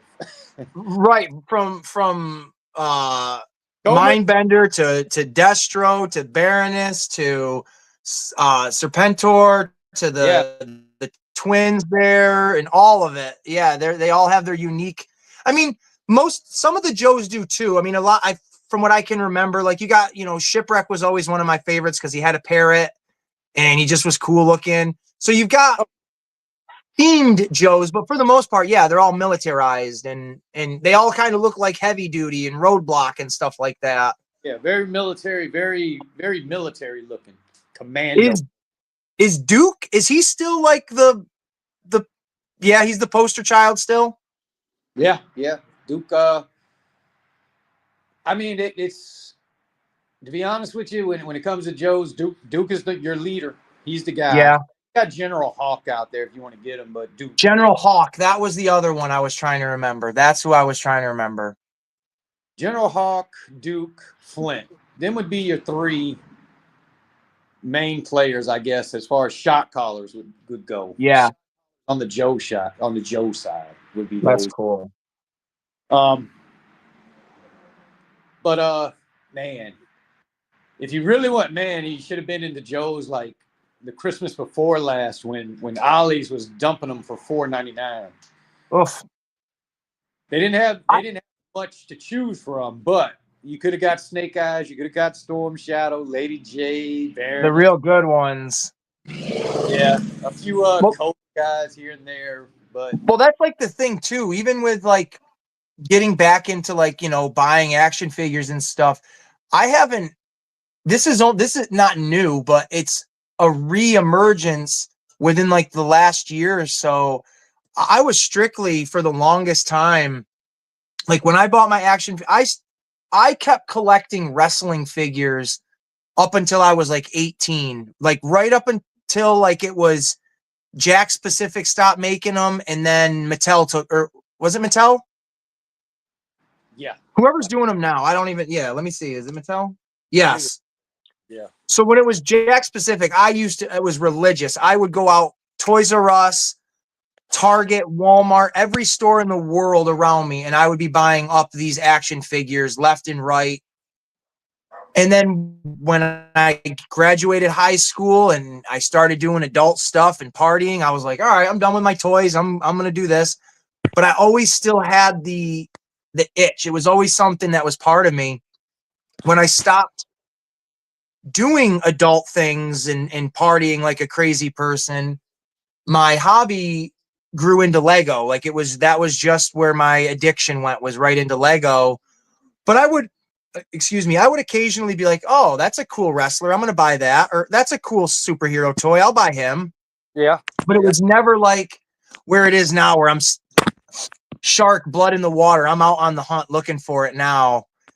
And it's this community has really fueled that inner child almost, to where it's like, I don't need to go out and have that FOMO, the fear of missing out on what other people have.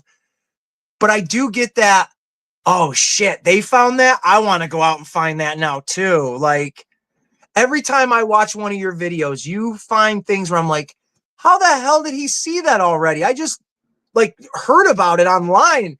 Like the old lady, April, you saw. I'm like, how the hell did he see that in stores? I don't know how I pulled that off, man. I ain't gonna lie. I do not. I can attest to you. I do not know when they bring stuff to the stores. I do know. It's wild. I do know that folks would get up first thing in the morning and they would go to stores and they would be waiting to see what's new out. Yeah. That doesn't happen in my area, because what I have witnessed is toys being put up in the middle of the day. Yes. So there is no rhyme or reason of when a toy is going to show up. Yep. So I'm not there. I'm not one of them guys that are waiting for that door to open up. I am not. I'm very lucky. I work usually 6 a.m. till like 1:30 in the afternoon. And I work in a plaza, and the Target is right next door. And I get a 45-minute lunch break, and I usually take that at like 11:30, because I noticed that's when they start unloading their trucks on Tuesdays around 11:30. And I'll get in there and they're just taking the action figures out of the box, putting them up on now, I'm not one of these guys at all where I'm like, hey, I know you're working on that box, but can you open that one so I can get into it? Like if they haven't put up what I'm looking at by the time I leave, I walk out of that store not seeing what it is that could have been in the box. That's for the hunt for the next time, is hopefully I'll see it again or whatever. Right. It's timing, man. It's just timing. And really, the only reason I'm able to show people stuff is because literally they don't put it up until later that day. I mean, I happened to run into shit. That April O'Neil, I didn't even know. I knew it was out. I've seen it on other videos. I knew it existed. Ah. That's it. I knew it existed. I just never seen it. And I just so happened. And I would give my Target so much shit. Every time I go to that Target, I talk crap about them. And yesterday they showed up with her. I was like, holy crap. Yeah. I literally shared, I think, the image of that on my channel like a day before. So then to see it, and I'm like, well, hot dang, like it's out there in the wild. How much was that? Like $40? Those are NECAs. They're just like any other NECA, 35. Yeah, okay. See, I wasn't sure if they, with having little baby turtles in it, if that's considered like an accessory or more of a character. Yeah, no, they that's treated just like a NECA. It's normal NECA price. That's good. That's good. I mean, she didn't really come. To be honest with you, she didn't come with that much. Right. She had like one weapon. That was it. Some headphones and a tape recorder to show she was still a reporter, I guess. And and the two turtle babies there, and that was it. But where they will get you is the whatever next character they come out with The other two. Yeah, the other two. You know. Yep.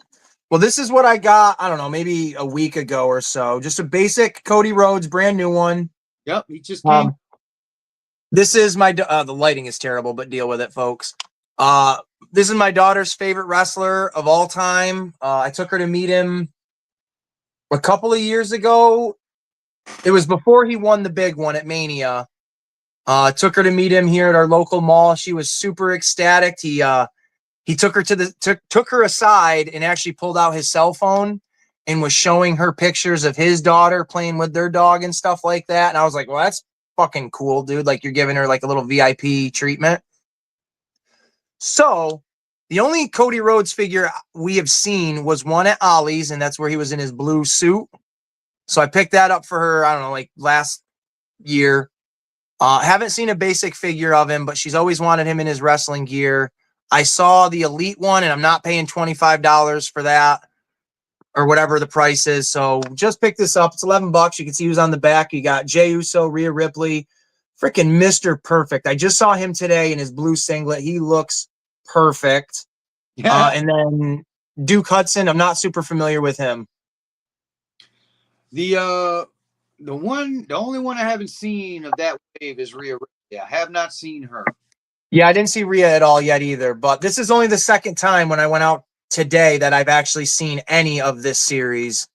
I don't think I grew up obviously with the figures, like I said, the Jakks Pacific ones, or even the ones from the 90s, the Attitude Era, whether they were, oh my God, they had so many different waves of action figures for the Attitude Era in the 90s. But my biggest thing is always accessories. Give me something with this, whether it's elbow pads, a microphone, a ring bell, a chair, a water bottle. Yeah. For $11, give me something more than the figure. Yeah.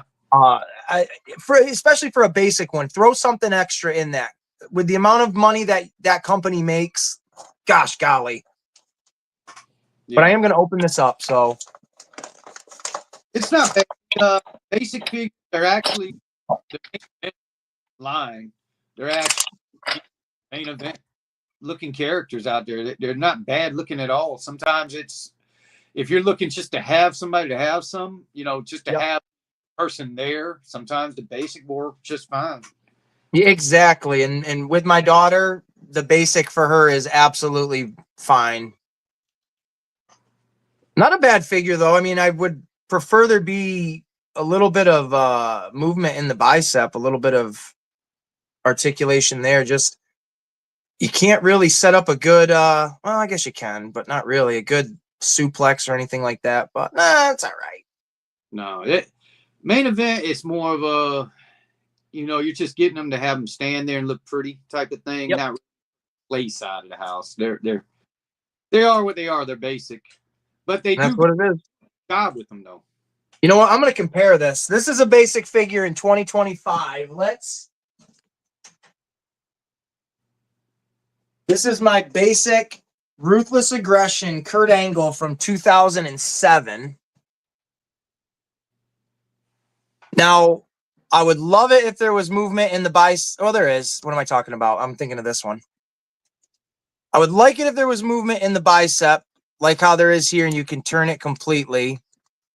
But they did put some joint movement in the elbow, so you can do the same thing. So it's not too bad. No. But the scale is pretty good. They're about the same thing. There's no articulation at all in the knee or the ankle. He can move his little foot around. They're not bad. They're pretty on par with each other. If I was a kid and I had both of these, I wouldn't complain or anything like this. But I definitely think the Kurt Angle is way better. That face sculpt is super on point. And this is my favorite singlet of his after he lost his hair. I'll say it that way. Yeah. I love my Kurt Angle. I would say with action figures altogether, when you're dealing with waves, that is a figure or the wave that will look outstanding, and then the rest of them will look like crap. Yes. You Yes. know, it's like they'll give you like 2 good figures out of 5, and put all the money and effort into like 2 of them, and then the other ones they'll kind of like to the wayside, like, no, we done did him before, we'll just do a repaint and keep it moving type of thing. Like the that Adam Page you keep seeing.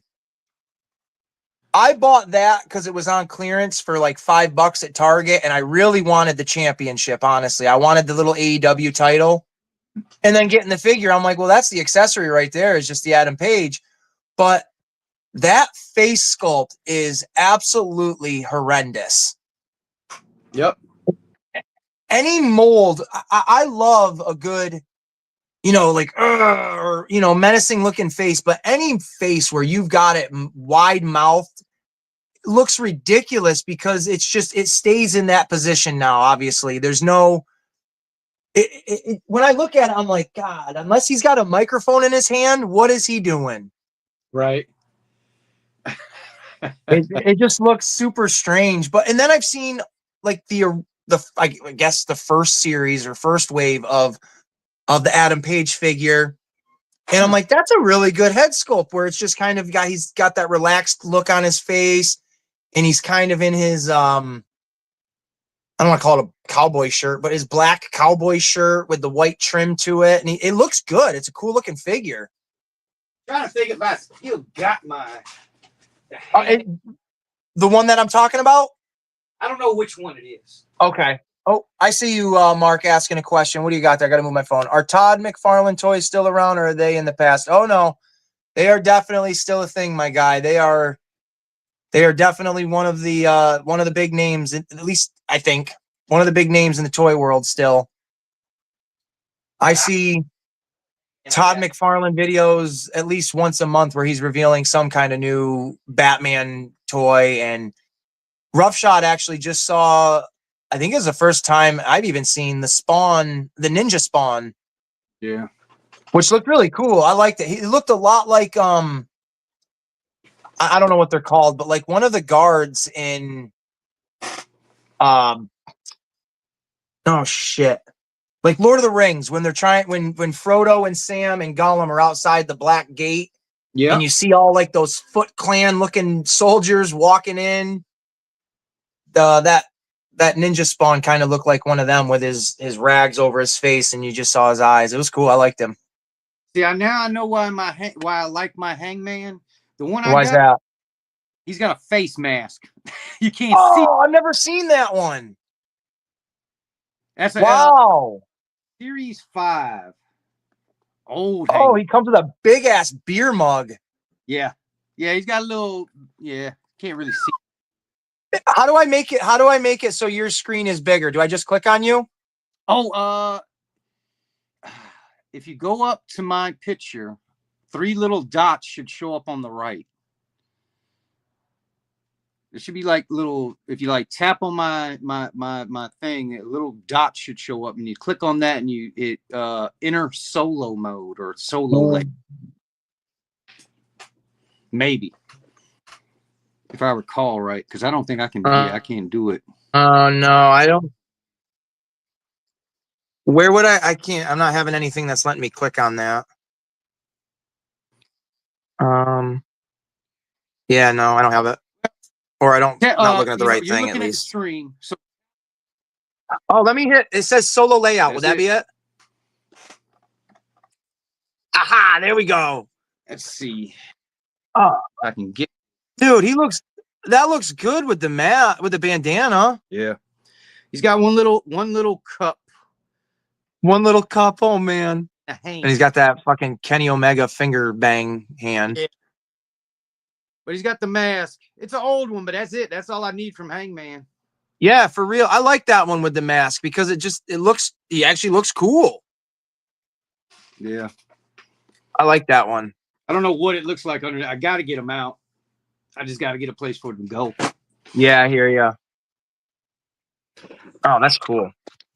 Yeah. You just hit that, and you can do it for yourself too. The exact way you did it for me, you can do it for yourself and go solo. Oh shit. Okay. I'm learning on the fly. Yeah. Good stuff. Yeah, and I'm saving this bad boy for last. My daughter, bless her heart, she wanted me to show off one of her toys tonight, so that's what I'm gonna do. She got this for Christmas. It is a Pixar Buzz Lightyear figure. Let me zoom in here. There we go. She took it out of the box already, and I threw him in there just to kind of make it look whatever. Well, just a little. I don't even know. I don't even remember watching this movie, so I couldn't even tell you who the hell he is. But it's kind of a cool looking figure. It's like the scale of the G.I. Joes that we were just talking about and stuff, and he looks like a space marine to a degree. Right. That's not bad. It is what it is. He has a second head mold. Little Hispanic looking guy. Again, I don't know anything about this character. His name is Mo Morrison. That's very, I feel like a WWE name, Mo Morrison. Yeah. But there's that. She just wanted me to show it off, so I figured, I would. Why not? It's a toy. Put that to the side. But I'm pretty excited about this. Pretty effing excited. I'm gonna zoom back out. Now I know you guys, and I say you guys, but you, Kaz, Frank, I know there's someone else and I can't think of them. You guys are all into, from what I know, the Masters of the Universe, the older stuff like that. Now, I was born in 1990, so I missed the boat on like the original 80s pop with like the cool cartoons, Ghostbusters, G.I. Joe, Transformers, Thundercats. It's all you know of it. what? It's a good thing that you missed that. That was a lot of our programming to these damn toys. And when I mean mental program, like them. I missed it during the boom, but I definitely was there on the tail end. My brother was born in 1985, so anything he had, I got the leftovers of. So I mean, I still have original Egon and Ray Stantz Ghostbuster figures from the 80s and stuff like that. But I think it was 2005 they revised Masters of the Universe. Or Well, I was like 13, 14, 15, something like that when they brought it back. they And did. They brought it back on I believe it's a Cartoon Network. yeah, I want to say that's what it was on too. And my mom, for whatever reason, was like, this is your thing now. Like, you're done with wrestling. You're done with Spider-Man. You want Masters? Let's go all in with it. I had everything except for a Battle Cat and whatever Skeletor's cat name was. I forget now. Panthro. Panthro. I had Beastman, Merman, Triclops, Evil Lyn, multiple Skeletors. On the good guys team, I had Ram Man. I think his name was Cyclone, Manny Faces, Man at Arms, He-Man, Prince Adam. What was it, She-Ra or something like that, or whatever the hell. The other universe, yeah, She-Ra. The Yeah, like, so I had a bunch of those things. I had a huge Castle Grayskull. I don't think they might have made Snake Mountain, but I don't think I had that. But I was all in on Masters at that time in my life, and I wish I still had all those toys now because they were epic. What the heck was the bird dude? Shit, and I got him. I know you're talking about. Give me a sec. He was one of my favorites because you could extend his wings out and like actually make him look like he was flying. Oh, they were cool. But Name, and I got him too. as the years gone on, I have bought almost nothing Masters of the Universe.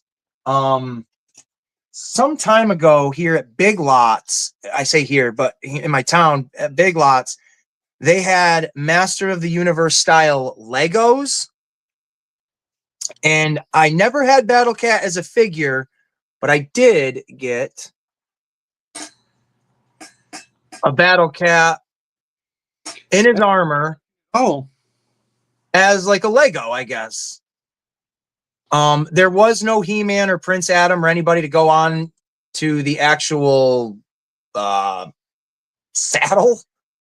But I do think it's very cool that they built that on there as part of him. I mean, he's fully posable and everything. I think it's very, very cool.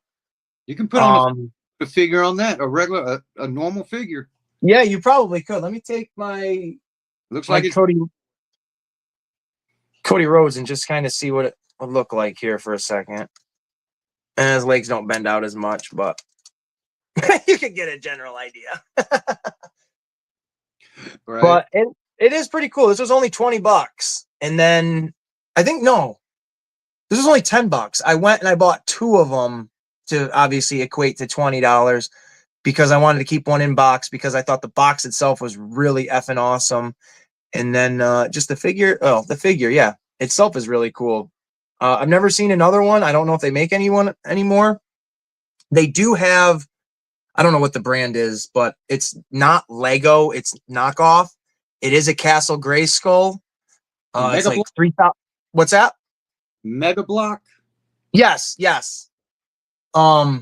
It's very cool. There's a local game card shop not too far from where I live, and they usually have 2 of them in stock, and I would really, really like to get one, but when I think about it, it's often like, man, you got other shit you can buy. Right. I did find this, and I modified it, because I did have these on display, obviously the Battle Cat, and then this, like, Cobra, just a big-ass snake, just to kind of show them in scale, like a Godzilla kind of kaiju-looking battle thing, I guess. I don't know. Yeah. But the one thing that I bought today that was on sale for $16, and I think you said in your video to check it too because they might be on sale, was this. 2 Bop Steady. Yes, sir. Where you get that at Target? Yeah, it was only like 16 and change. And I probably could have played a little bit of a longer game and waited till it went down a little bit cheaper, but it wasn't a clearance sale. It was just a regular like red tag sale. Mm-hmm. So I would probably assume in like a week it's going to go back up to regular price, but maybe not. I'm not sure how that really works. I just get lucky on the days I go in, I guess. It was the only one though. The other ones in the series were not on sale, just this one. Yeah. And the reason I called it a peg warmer is because there was like, oh my God, 10 of them on the longest arm they possibly could have. It's sitting it's my targets too. My yeah. And this is definitely me and my daughter. She calls me Rocksteady and I call her Bebop. She loves Ninja Turtles. I absolutely love Ninja Turtles. That's my newest tattoo I just got over the summer. Was a pizza slice to be like a little pizza monster in kind of honor of Ninja Turtles and pizza because I love that shit. But I've showed before, or no, I think I did the Rocksteady, but I have my original Rocksteady, or it was Bebop I showed. I have a transforming Bebop still. My original, I think it's like 1991 Rocksteady figure. And again, Masters, it's pretty badass. Masters of the Universe. Turtles of Grayskull is a very cool idea. They mix and match this series or the Turtles themes with everything, though. I love the artwork on the back. I think that looks really, really cool. And you can get parts to build Metal Botto. I'm assuming it's obviously Metalhead mixed with somebody, but I don't know who.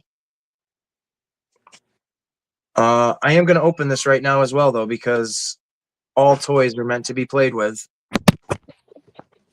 But there's that, and I'm pretty excited about it.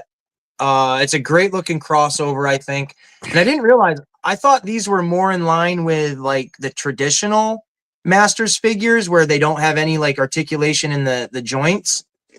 But upon closer inspection, I don't think there's any bends in the knees. Maybe there is. But I wasn't expecting that. I was expecting it to just be the pivot your arms up and down and your legs as well. So let's open this with this pen because I don't have a knife handy. I'm pretty excited, to be honest. For fudge putty sakes. We're going to zoom out of this so I don't look too embarrassing. Or embarrassed, yeah. There we go. There we go. We got it. Oh, that's kind of cool. On the inside, it shows just a little bit more art. I like that. You know, if you're going to make a package, might as well utilize the whole freaking thing. Oh, that popped out of there like super easy. Oh, it comes with a like little booklet or something. What is this? Let's take a gander first. Oh, probably a comic. They usually put a comic in there. It's like a hard little like card. Let's see what this is. Yeah, it's just like instead of you keeping the package, it actually comes with like a little information card with it. So it says two Bop Steady, two-headed mutant monstrosity, mutagen master powers, Bebop, Punk Pork Powerhouse Warthog of Wonton Mayhem, Rocksteady, Rhino ready to rampage, puts the tusk in destruction. I don't think that's not even in the word. Too Bad Fusion, twice the power, twice the hatred for each other. I didn't know they hated each other. That's a cool little card. Nice little collectible.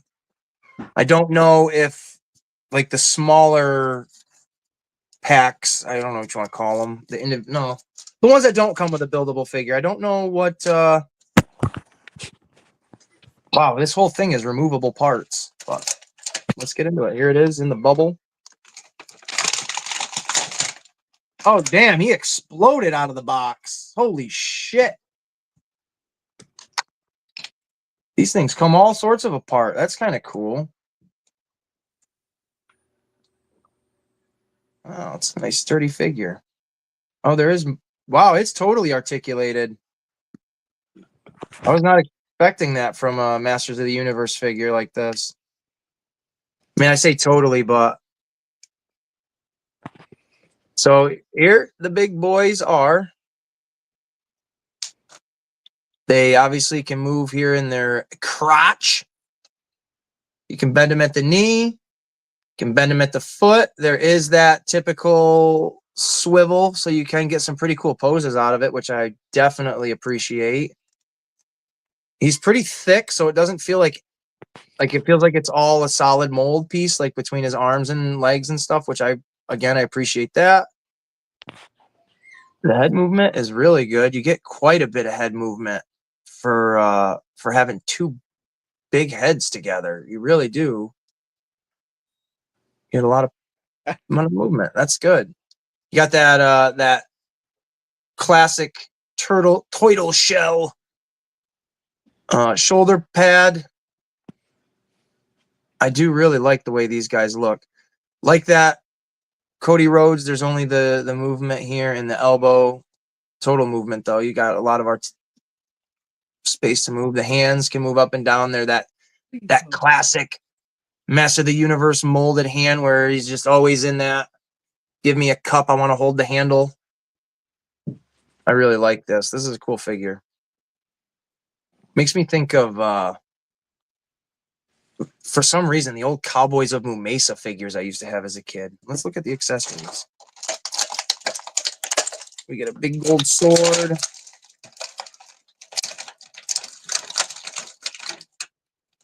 Why you do it like that? This is a cool accessory. Get a chain. Actual nice plastic chain with all the little links. Oh, Frank, what is up, dude? Doom. Hey, man, I appreciate you stopping in, brother. We're talking about Masters of the Universe. What up, Frank? Everybody go, if anybody, yeah, there's 5 of you in here. Everybody go check out Frank Dumagneau's channel. Just do it. I'm not even gonna tell you what it's about. It's a secret. And this little rubber malice style ball at the top, that looks just cool. That's cool. Cool. That's the word of the day, folks. And then I'm assuming. Oh, I don't like to assume, but there's an extra little hand piece. I'm not sure yet how that works in. Some more pieces. I think this is kind of cool. Maybe I'm the only one that realizes it, but they do come with a drill. That was when the original Rocksteady or the original Bebop toy came out. He had a camera. Well, for the transforming one, he had a camera that had a drill in the front of it. And then I do believe the original one, though, had just a molded piece that looked like a drill coming out of it, like a molded gun that he could hold. So I think that's kind of a throwback to that, which I like. And then we get all these little accessory pieces for the robot. And I do believe, even though this arm is for the robot, I think we can switch it out and put it on Rocksteady and make him look like he's got a metal arm as well. Rough Shot, do you do customized figures like everybody else or no? Nah. Hold on. I was about to say, can I answer that? Absolutely not. Yeah. Nah, I don't customize anything. I'm always curious, like, how it works. Like, how do you not break the figure taking it apart? Well, it's Very, very carefully. depending on see. it's all depending on what you're trying to change out, but most of them, the arms and the legs and the head will pop right on out. Really? Like something simple like this? Yeah. Oh, shit. There you go. I was always afraid Just they would pop break. out, pop off. What you want to be careful of is like maybe popping it off for the first time. Just take your time. Don't go for a rip off. Just try to ease it off, maybe. Yeah, well, that's Some what of 'em- Frank was saying. Hot water and a hair dryer. Yeah. Some of them warm up. See, that's why I don't fuck around with customizing, because I'm like, if I got to start doing extra stuff to get it apart, I'm like, all right, that means I ain't supposed to mess with it. Right. That's why I like the Legos, because it's like, shit, if I break them, I didn't break them. They're supposed to break. Or like a figure, if I break it, I'm like, son of a bitch, there goes $20. And then I'm going to put that in a box and hopefully it'll never break again. But I mean, the majority of them, the hands pop off real easy. The arms, the head, the legs, they'll pop off, and you can pop them right back in. You just don't want to go ripping them off. You'll feel them. They give and they pop on out.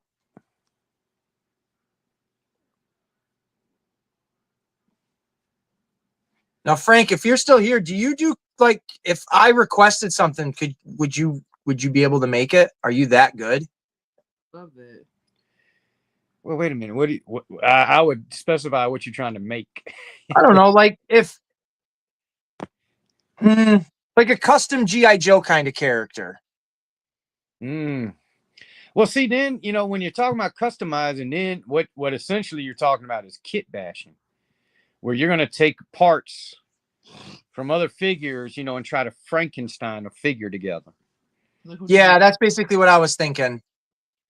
And that's doable. You just got to, I guess, you have to look at what you're trying to make. What do you want it to look like? And then try to figure out what figures you would need to put them together. Right. I'm with you on that because I am slowly but surely, if you collect enough action figures, you'll end up collecting Build-A-Figure pieces. Yes. I am waiting for the day where I'm gonna be able to Frankenstein my pieces. That's what I try to do. Like I have a lot of the Marvel Legends crap and stuff, and I'm like, how can I finagle the pieces I have to make a cob job thing? I don't even know. Maybe It's this all is the chain. if you're dealing with Build-A-Figure pieces, it's all about what type of figure it is. Because not all the Build-A-Figure pieces fit into each other. It's all really based on the figure that's being built. You know, is it a big person, a small person, a medium, you know, Right. arms, the legs, the heads, and all that. Their peg holes will be different sizes because of the size difference. So then some pieces might go together, some pieces might not. Exactly. Yeah, Frank, we could do that. That sounds cool. I would just watch you guys make these figures, and I just think that stuff is super interesting.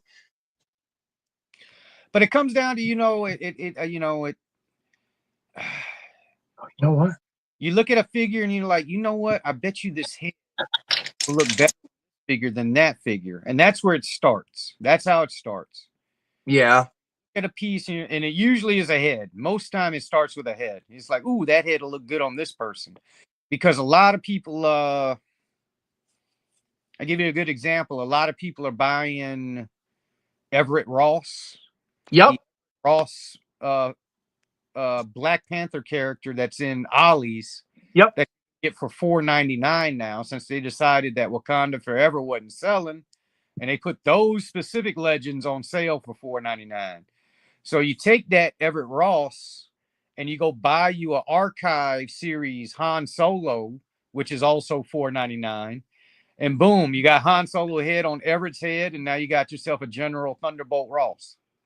See, that's genius, in my opinion, because I bought, because when I get the like Ollie's coupons and crap like that, I usually try to not lump the coupons together, but I don't want to say army build because that's not what I do. But I will get, because I bought a couple of the Talos where he's in the Secret Invasion, like human kind of outfit.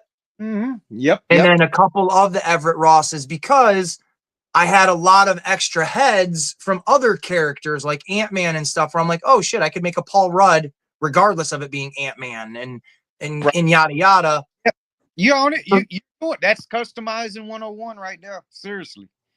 Well, I was thinking like, and this is the Frankenstein concept of like, all right, cool. Could I get like, now I'm just spitballing, but could I get that Beachhead's body and put like Destro's head on it?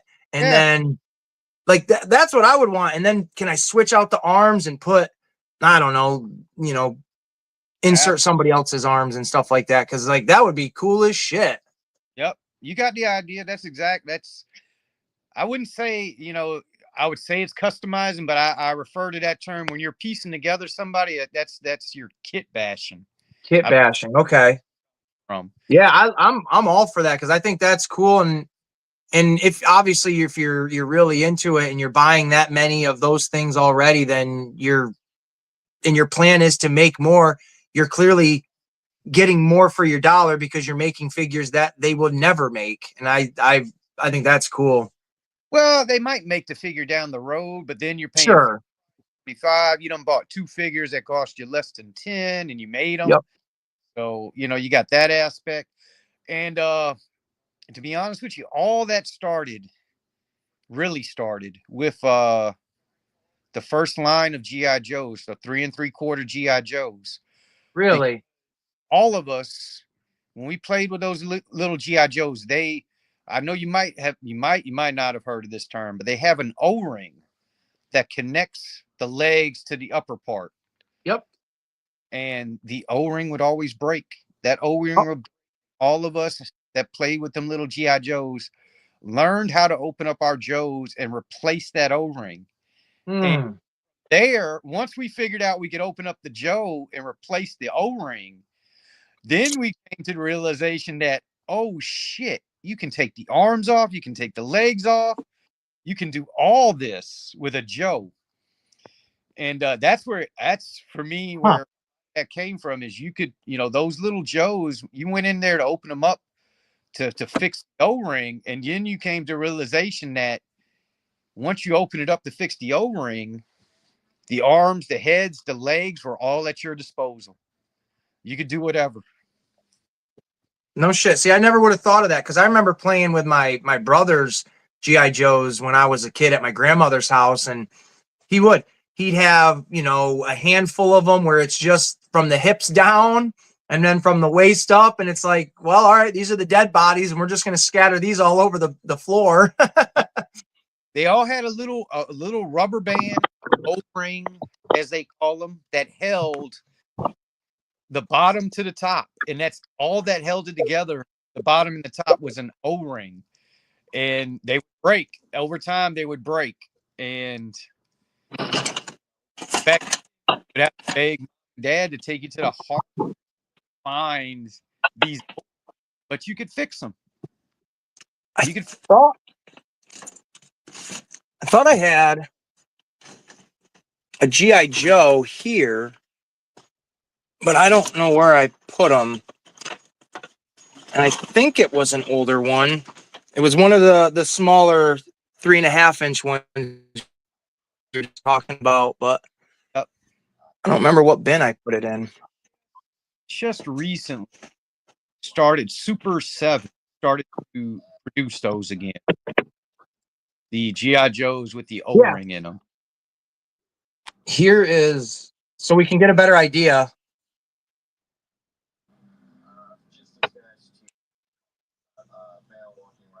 Yeah. We got That's exactly what I was thinking. Yep, that's it. Two Bop Steady riding Battle Cat in the multiverse of multiverses. Doesn't look too bad, honestly. No, and when you showed the Battle Cat, I'm like, man, that thing is made for an old school He-Man. Yeah, you could definitely chuck one on there. I don't know. I think it helps a little bit having like the articulation in the legs. You can really wrap it around that. Yeah. But if you were a collector and you just had this on the shelf and you put a He-Man on there, I don't think it would bother you at all. I think it would look pretty cool. Hell yeah, it'll look excellent. I like that. The old Battle Cat. And now that we did the toys, I'm going to straight up say the toy of the week is this motherfucker right here. I don't care. Not bad. Oh, Frank, did you get I see you say you got your Panther. Did you get the Supergirl? Wasn't that supposed to come in today too? Power Girl. Or Yeah. Power Girl. That's what I meant. Power Girl. It's Supergirl. In the end, it's still Supergirl. Right. With her little red jacket. Hopefully you got the chase one. Yeah. Because the chase, she has a jacket instead of a cape. Right. Power Girl hasn't arrived yet. Might be tomorrow. Fingers are crossed for you, man. Dude, you can totally customize this character. Like, I didn't realize that. Like, you can even take like the Metalhead, whatever the robot character's name is, and give them their feet. Yeah. That's pretty cool. See, I don't mind that at all. For if I was gonna pay $25, then maybe because of all the accessories and all the little features and stuff, maybe it'd be worth it. But paying $16, I can't complain too much. Especially after I didn't really buy anything at all this week. That's kind of when it justifies itself. Oh, that's a win. I mean, yeah, you can do. I've dealt with Target enough to know how they do it. The sale they got them on right now. If it's 16 right now, was it like 1609 or some crazy number like that? I want to say, and I could be wrong, but I want to say it was like 1654, 59. All right. It was something weird like that, where it was like, what they'll do, or what I've seen them do. You know, I don't have the receipt. Long this holds true, but you'll have that sale at 16. That sale will go away. Right. Like, it'll go away and it'll go back to regular price for like a week or two,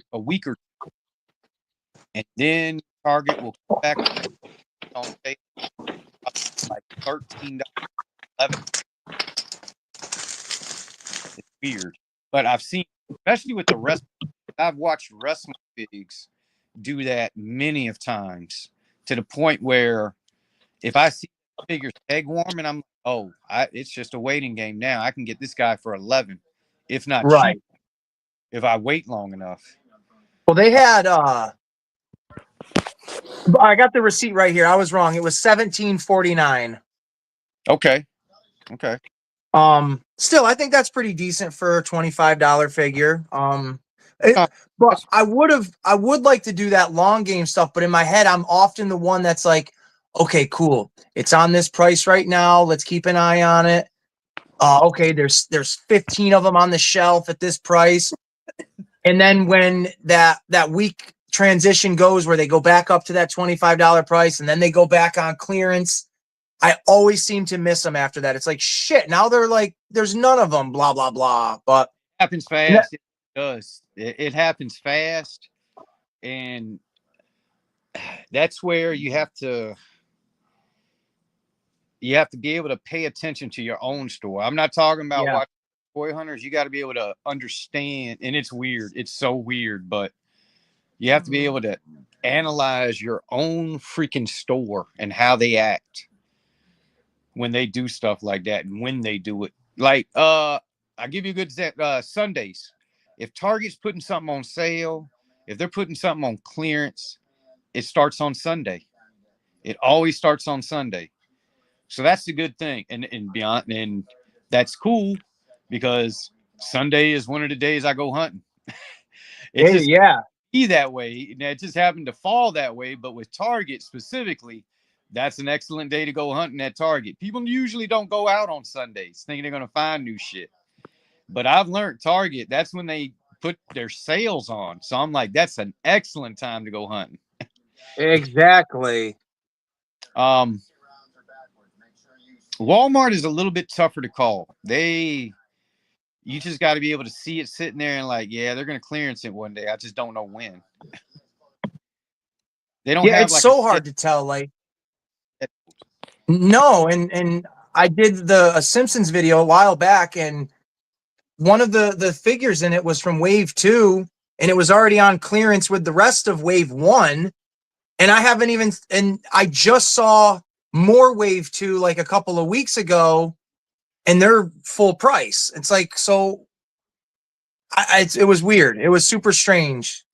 Like, so when I saw them on clearance, I was like, oh shit, they've already been on the shelf and now they're off the shelf.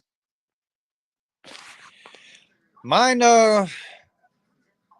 they put the Walmart put the smaller Simpson figures on clearance for like $2. Yeah. Yep.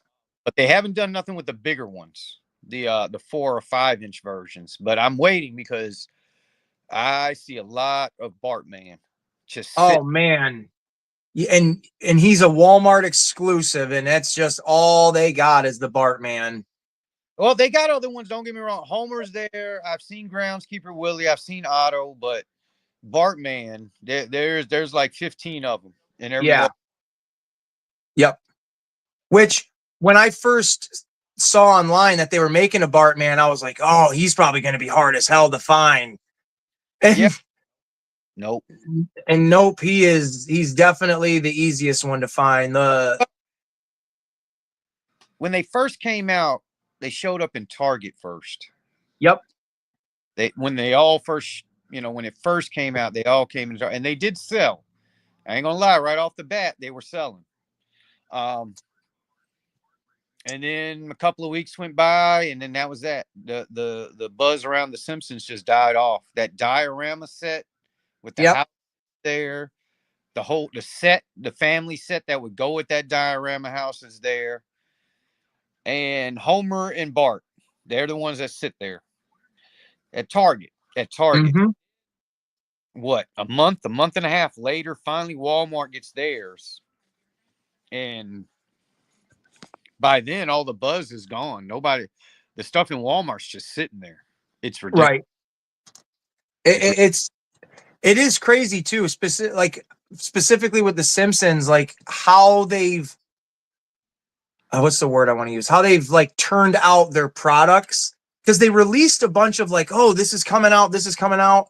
And I have seen certain things in videos where I'm like, dude, I don't think I'm ever going to see that in the store. And you've got 3 of them sitting right in front of you. And I'm specifically thinking they made an evil Krusty doll. And I don't know, it's probably, it's like a big Chucky sized doll. Yep. I've not seen that once in stores, but I've seen Mo's phone so many times, and they both got revealed at the same exact time. To where I was like, well, shit, I'm going to get the phone, because by the time I decide to get it, it's not going to be here. And I'm probably never going to find the Krusty doll, but it is crazy. It's just like the Ninja Turtle thing. You know, I just saw the reveal of the April, and you're just seeing it in stores. It's kind of wild. I don't know. That Target was the only one that had them. They had 2 of them. I mean, I know. Well, they just, that whole Lost Years line is just now coming out. I first started seeing Donatello and Leonardo, in Walmart. And then just the other day, I saw the April in the Target. So I guess that's Target's thing. But yeah, I was surprised when I saw it. I was like, is that I was like, is that damn April O'Neil? I was like, Yeah. I saw it. I was like, man, what is this thing? I was like, all right, let's look at it. It looked good too. I mean, it looked good in person like that. It's a different one. Yeah. Because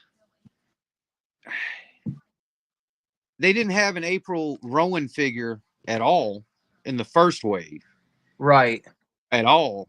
And now you're getting her in the second wave, and she's got to be redone. It's a brand new thing because she's older looking. She's wearing a outfit she's never worn before. So Never. And new. That's brand new as it can get. As far as, the body and the sculpt and all that craziness. Yeah, no, it completely. Which I ain't gonna lie, I don't get too critical on the bodies and the sculpt because I grew up with the older toys. Oh shit, I didn't know you could click on the comments and they pop up like that. Oh yeah, I forgot to tell you that. Yeah. Oh yeah. shit, everybody that's been in the chat, I've been sleeping. I mean, I've been commenting back, but I've been sleeping on you guys like that. Oh hell. You can tap on them. You can tap on it again to make it disappear. Oh, that's cool. I just thought I never even thought about how the hell the comments came up on the screen. I just thought randomly they did that. Damn. Gotta play with that. That's cool. The comments over there on the side where you see the comments to the right, there should be like a style or something. Yeah. Well, that's where you find the banner and the ticker and all that stuff you can customize. Now, do you change that while you're doing the video, or can you do that before the video starts? Like what? Like changing? Yeah, like if I did. You can do both. You can actually do it while you're doing it. Yeah, there you go. You got it. You can okay. Or before. Because when I was in I don't know if it's backstage, but when I was setting up my live earlier, I had everything. I had like pink. I had a title and everything. And then when I couldn't get it through, so it didn't matter. But oh yeah. You would set up. You get a bit all the information. And then it creates the broadcast, and you can go into the studio, the fake studio where it's like this now, and where you would go live from, and you can play around with all that stuff before you go live. There's my title right there, where it said "Got VD," the Valentine's Day special. There should be a thing there. Where it has ticker. I can't remember what it's called. Yeah, I saw that too. Where the hell did that go? And you would go before you create the ticker. You would just type in whatever you want to say on the ticker, and then you just tap on it, activates, and there you go. Right there. There it is. Yeah. So yeah, everything I created earlier is still here. I just didn't know that I could set it all up. Yeah, it will. It isn't like it's like when you set that up, that'll be there. That whole Valentine's Day special, it'll Yeah. be every single time unless you delete it or you go in and just edit it. That's what I do. I just edit what I got Right. already and just keep it moving. But yeah. Well, that's cool as shit. I wish I knew that was there. I would have set that up from the very beginning. Tap on their comments and it'll come up, and then you tap on them again to make them go away. And you can, There you go, Frank. Rookie. there it is. That's what's up. All right, what's this next one you got? It's I'm two still- trying to help each other. It can only get more fucked up from here, Frank. Exactly. And we're all going to do it together. I'm still trying to learn how to stream PC gaming through YouTube. Found a good video to do it. See, when I stream my video games, I probably do it the most wrong way. I literally just set my phone up facing my fucking TV and just press play. There's a way to do it. There's a way to get it hooked up to like where it's like it thinks it's a monitor or something like that, and it'll play it. Need a cable and all that. Yeah, I'm not tech savvy at all. I've been sitting on my phone not knowing how to do any of this. But like I used to do with my buddy, we did a podcast and I was so ignorant to like try to learn my phone that it was like, all right, dude, when we do the podcast, you travel over to my house all the time, bring your laptop, we'll video it, and then you'll upload it and stuff, not knowing, wow, we probably could have done it this way, where we did basically like a Zoom call essentially. And Right. and it's kind of like it's strange because I was so afraid of trying to learn how to do something like this that I just was like, nah, I'm not even gonna bother. But the more I dabble in it, the easier it becomes and the more fun it is, honestly. Well, I guess the big thing for me, and I ain't gonna lie, I took this a lot from Casual Yeah. Collector, is just the connecting to the audience. 5 people, 20 people, 1,000 people. I don't give a shit how many people are at my live. It's the connection part. Yeah. To hang out. Great if there's 1,000 people, great. If there's 1,000 people watching me one day, fucking say your prayers because shit done hit the fan. Mm-hmm. I mean, it's just a connection. It's one thing, and I started it with my toy hunt videos. That's why I do live premiere, so I can. I like that. Instead of just dropping the, great. Yeah, I can drop the video and you can fast forward to Ollie's. You can fast forward through the Rosses. Yeah, that's great. But I do the premiere just to be able to, give people a chance to talk to the other end and say, hey, Yeah, and I think that's great. I really do. And it caught on. I ain't gonna sit there and say I have a lot. I have a small group of people that chat during the toy hunt. Mm-hmm. There is a good chunk of people also watching it at the same time, which surprises me. Sometimes, I think the best 51 people I think I had one time in that chat. Nice. It doesn't mean that there was 51 people talking to me. Right. 51 people watching it live right then and there. Exactly. And that's cool as hell. I'm like, damn. I'm like, all right. I like that. That's why I'm like, all right. If I'm live premiering, they come to the live, they watch it. All right, that's cool. I was like, well, then, the next evolution to connect even more is to do these type of things. And that's what it's all about. It's one thing to, put up a video or something like that. It's another thing to interact with the folks that are watching you. Right. That's where it gets kind of personal. It's a little bit more different than just watching a TV show. Exactly. You again, you get to interact, but it's personal, but because even when your premieres are going on, and let's say you've got like 15 people in the chat and 5 of us are going back and forth and actually talking, I think you do a great job at pinging off of everybody without getting lost with just one person. Like the little community in most of these chats that I've been part of, it's like, wow, man, like everybody really genuinely seems to care about what the next person is going to say, and they engage with it. And I think that's very cool. And I mean, I'll sing the praises of you and your channel all day long, because honestly, you opened the door for me to even know how this toy world works. Oh, Derek, dude, what's up? Happy Friday. Yeah, let me throw his comment up there. What's up, Derek? Let me give him a shout out, everybody. If you love wrestling, no matter what it says, if it's toys or tees, if you love wrestling, go over to Derek's Wrestling Toys and Tees right now.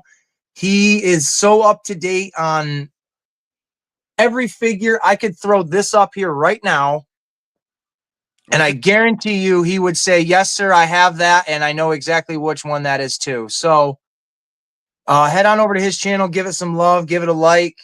It's always good stuff. Oh, what do we got? There you go. Frank giving some love too. Hey, Yeah. you're welcome, buddy. You're absolutely welcome. I'm glad you were able to pop in.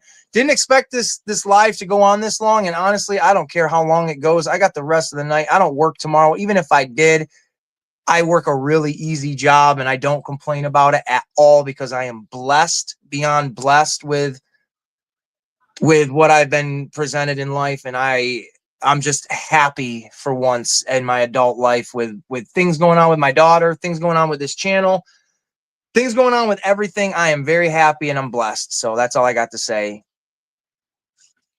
Yep. So yeah, but obviously we were talking about something with the toys. Oh, you opening the door to the toy community in this way. Like, yeah, you can sit back and watch YouTube channels after YouTube channels of toy hunting, but not all of them, and I'm going to say this, not all of them are going to be like, hey, you know what? This is a small channel with like only 200 followers or whatever. I'm going to acknowledge them. I'm going to say hi, and whatever comes from it, comes from it. And I think it's great because you've honestly showed me what the StreamYard is and stuff like that. And it's terrific. Well, And with Derek, I wouldn't have known who Derek, his channel. I wouldn't know Frank's channel, Kaz's channel. What the heck, the Profit Collectors channel. I wouldn't know any of those. And that's the kind of stuff I like to watch. So I'm beyond grateful with my 302 little subscribers. look in now. I started hang on, my brain has to tick because Hey, you're good. literally a little over a year ago. Literally. I started in the middle of January of last year doing this thing. Really? Yeah. You couldn't have told me that in less than a year I'd have been up and running and monetized. Seriously. No, that's insane. What was the thing that jumped, like, that got you to jump off? What was the video or whatever that took off? Let me tell you something. And it's this. I have a second channel. Okay. Now, the second channel isn't the second channel either. I actually had a first channel. I ran the first YouTube channel into the ground. I am talking about, I took it as far as anybody can take it. I got it. I got it shut down.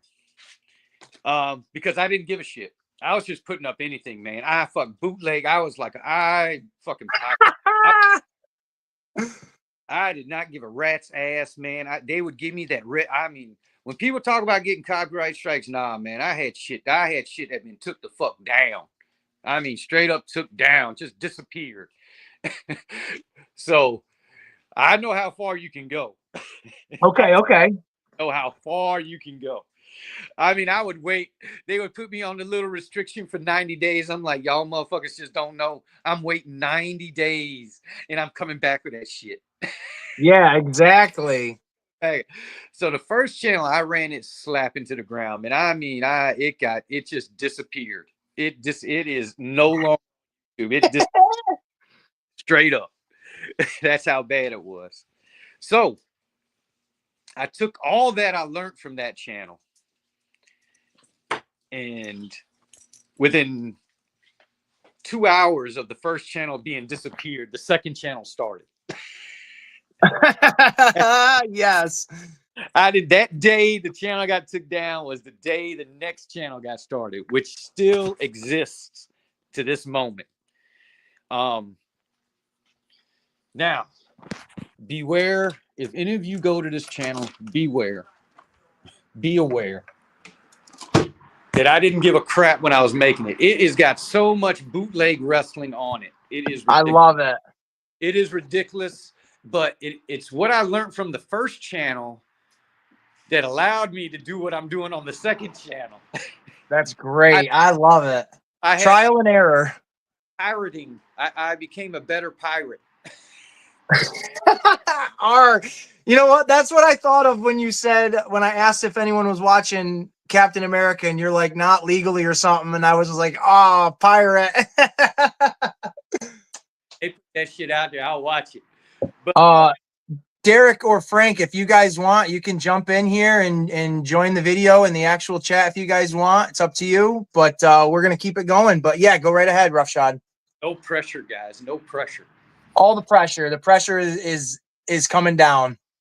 But yeah, I started the second channel, man. I took what I learned. I was like, all right, I know where the line is. I'm like, watch me circumvent this. Let me see how good I really am at this YouTube thing, and say, let me see how my bootleg game was. I was putting up shit that people had to pay for. I'm like, I want to see this for free. Yeah. I get to see this for free. Fuck that. Anyway, so I started doing that, man. Wrestling videos, really. I just started putting up wrestling videos, man. Shorts, wrestling videos. I was able to keep the copyright people away from me, man. I learned my craft very well. The evil side of YouTube, I learned it. But it's on that channel called Running Roughshod. No joke. I'm writing that down because I'm going to check it out. It exists. It's out there. People enter that place on your own. Be aware. But that's where I will see my first toy hunt videos. You will see them there. They are still there. They're there. And you're good, Frank. Whenever you're ready, brother. I had one of my toy hunt videos on that channel got like over 2,000 views. And then it's like, Virgo and me were like, we got to make a legit channel. We were thinking about making that channel legit. I was like, honey, you know how much shit I have to take off that channel to make that thing legit? I'm like, all of it has to go. I was like, all of it has to go. So I was like, nah, let's just make our own thing. Let's make another channel. So channel number 3. I took what I learned. I took all the evilness I learned from the first 2 channels. And I keep that in the back of my head, and I run this third one legitly. No bootlegs, straight up. No bootlegging. Bootlegging it all, straight up. Me, my phone, and what you see is what you get. And I think that's the little bit of the edge I had, is that before I actually full-blown went on my channel, I had practice on another channel. And you know, that second Running Rough, that's where I ain't gonna lie, that's where I learned how to edit the crude editing that I do. That's how I learned how to do it. Man, and let me tell you something. I'm gonna let the world know a secret right now. Oh boy, here we go. If you want views, guaranteed, every single time, every single video, the only thing you need to put out there is women's wrestling. I can tell you that 100% fact. Women's wrestling on YouTube is a thing. It is a thing. It might not be anywhere else, but that is what I learned on that other channel. And man, it is, man. By that, I will put up a crappy, I mean, the crappiest women's match you can put up. I will bet money that thing will get more views than any other match, any other men's match you can think of.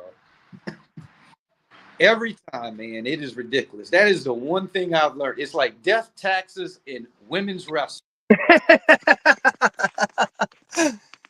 And Virgo, she will attest to it. I shown her. I was like, look at this. I showed her. I was like, look at these videos. Look at these views on this videos. I mean, over there on Running Roughshod, man, I ain't gonna lie. I got like a women's wrestling match, 156,000 views, not millions. 6,000, but it's wrestling. Holy shit, that's 150,000 plus views. Holy crap, man. It's insane. It's a monster. I'm scared to even go over there. Man, I'm worried. Anytime I go over there, I'm like, it's going to be gone one day. It's just going to be gone. But it's sitting over there, man. It's got like 5,000 subscribers and shit. Now, how do you get monetized? I see. I don't understand that too, really, honestly. Monetized. Now, have you even looked into YouTube Studio? Do you know what YouTube? Say that again. You broke up a little. YouTube Studio. It's I another. got that. Okay. That is where you will find the information you need. You go to YouTube Studio, open up that app. You know, you're logged into it with your account for, you know, your channel.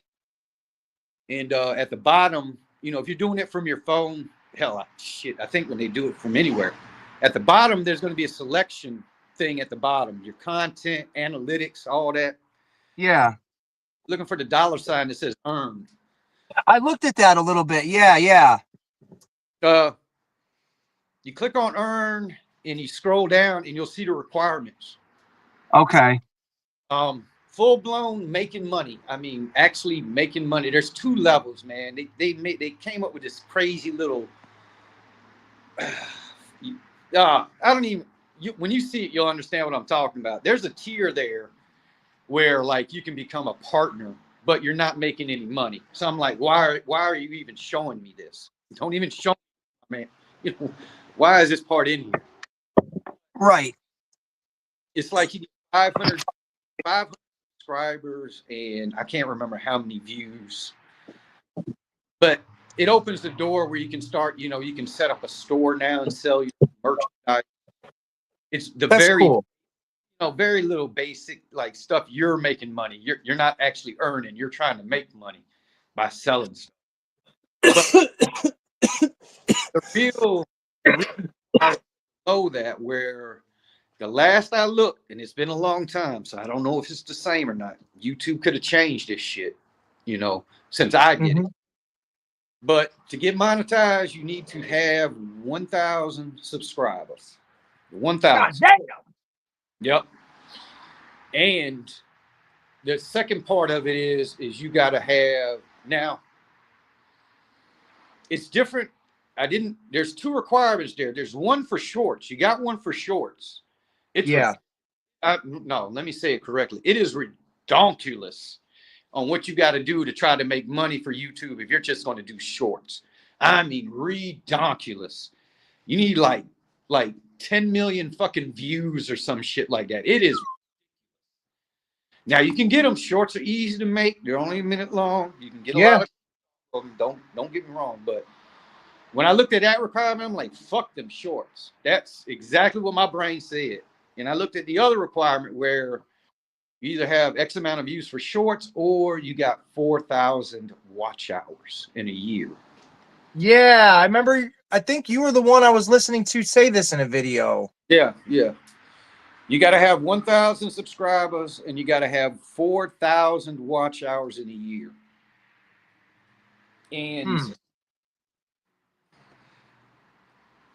everybody that I run into always has a problem getting subscribers. And I mean, having a problem getting the watch hours. They're like, ooh, I got my subscribers in like 3 months, but they don't got the watch hours. So that's the hardest thing to get is the watch hours. Okay. Now, that's me regurgitating shit I done heard on YouTube, where it's like everybody says I can get the subscribers easy. I can get the subscribers easy. It's just the watch hours take the longest amount of time. For me, it was completely opposite. I had 4,000 watch hours within like 4 months. Within 4 months, I met the requirement for watch hours. It took me the other 3 or 4 months to get the subscriber count up.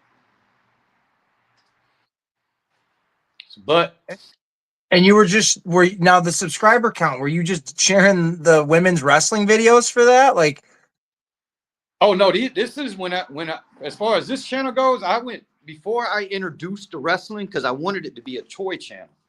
okay, strictly toy channel. Gotcha. Oh no, not strictly. I knew the wrestling was coming. Oh, okay. I knew the wrestling was coming because I had too much of it, of my own content, Yeah. of stuff I actually recorded, you know, going to independent shows and stuff.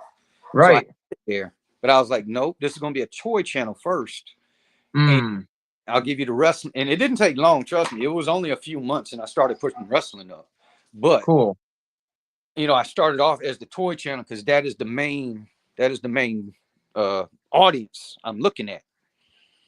The wrestling came out of seeing other people trying to figure out what else they want to put up. Let me tell you, I went through a time where I'm researching, looking at other people's channels and stuff. A lot of watching YouTube you do, if you're really serious about it, is to look at what other people are doing. You know, what are they presenting? And when I was coming up, trying to get into this game of YouTube, the one thing I always seen was these hunters, the toy channels, looking for other ways to do videos. You know, they were like, okay, I'm doing toy hunts. The most natural progression for every toy hunter is to do reviews as well. Right. So I saw that you got people doing toy reviews. They buy a toy, they unbox it, they show it. Simple enough. Saw that. I was like, all right, I can do that. I can show people the legs. I can show them the arms spinning around. That ain't nothing. Exactly. You know, it really isn't. I mean, some people take it serious and some people do excellent review videos. Excellent. Yeah, I do mine like this. And this is the front of the toy, and this is how cool it looks, and this is how the back looks. I'm awful with it. And I mean, you know, so you know, I was seeing all these other folks, they were like, they're trying to figure out other way, you know, other videos to make other than, you know, the toy hunt video. They're trying to expand. I'm like, all right. So I saw that and I'm like, okay. Instantly when I saw it, I was like, oh, that's easy. I'm like, first of all, toys and wrestling, they go together like fucking peanut butter and jelly. Bingo. So I was like, I got plenty of wrestling stuff already. I mean, I got, man, and to be honest, and there is more stuff I got sitting on this phone I'm talking to you on right now than even my channel has. I got tons of wrestling that can go up. It's Me too. But I'll show you something while we sit here. you know, that's something I just add in there. You know, I like the wrestling. I love wrestling. Don't get me wrong. I've been watching wrestling since, you know, a little kid. So that's always been another little thing I liked is wrestling. So I'm like, oh, I was like, I hear all these guys, you know, gals and guys, what have you on YouTube saying, ooh, what else can I give the people? I'm like, oh, I already know what I'm going to give the people. I'm just going to give them wrestling. Exact. I love it. That's my shit too. Yeah. Like these right here, it's probably backwards too. Maybe not. I don't know. These are all Northeast Wrestling. This is a local independent wrestling show or company that is around where I'm at. Mm-hmm. These are all shows within like 2 or 3 years that I went to consecutively, month after month after month. And I, at some point, want to do videos, and I think I can get away with showing these because I don't think they're copyrighted or anything. And this is some really great independent wrestling. I mean, this, I'll just show one right now. This show right here, getting to see Roddy Piper and Hulk Hogan in the ring together. I was front row for this. Wild shit. So yeah, the independent wrestling, I am all for that. I love watching that stuff. But who do we got here? We got Frank, I think, trying to come in. Oh, Frank. Oh no, we got Derek. There go Derek. There Hey, we go. What's happening, everybody? Derek, what's up, brother? what's going on, Derek? I'm doing good. Hope how y'all doing? You doing all right? We're doing great, man. We're doing great. Good. Good to hear. Good to hear. All right, I'm going to test you right now since you're here, and this is the first time we've ever talked, and you're the Wrestling Tees guy. Okay. All right, whose T-shirt am I wearing? Oh, it's Test. Absolutely, you got it.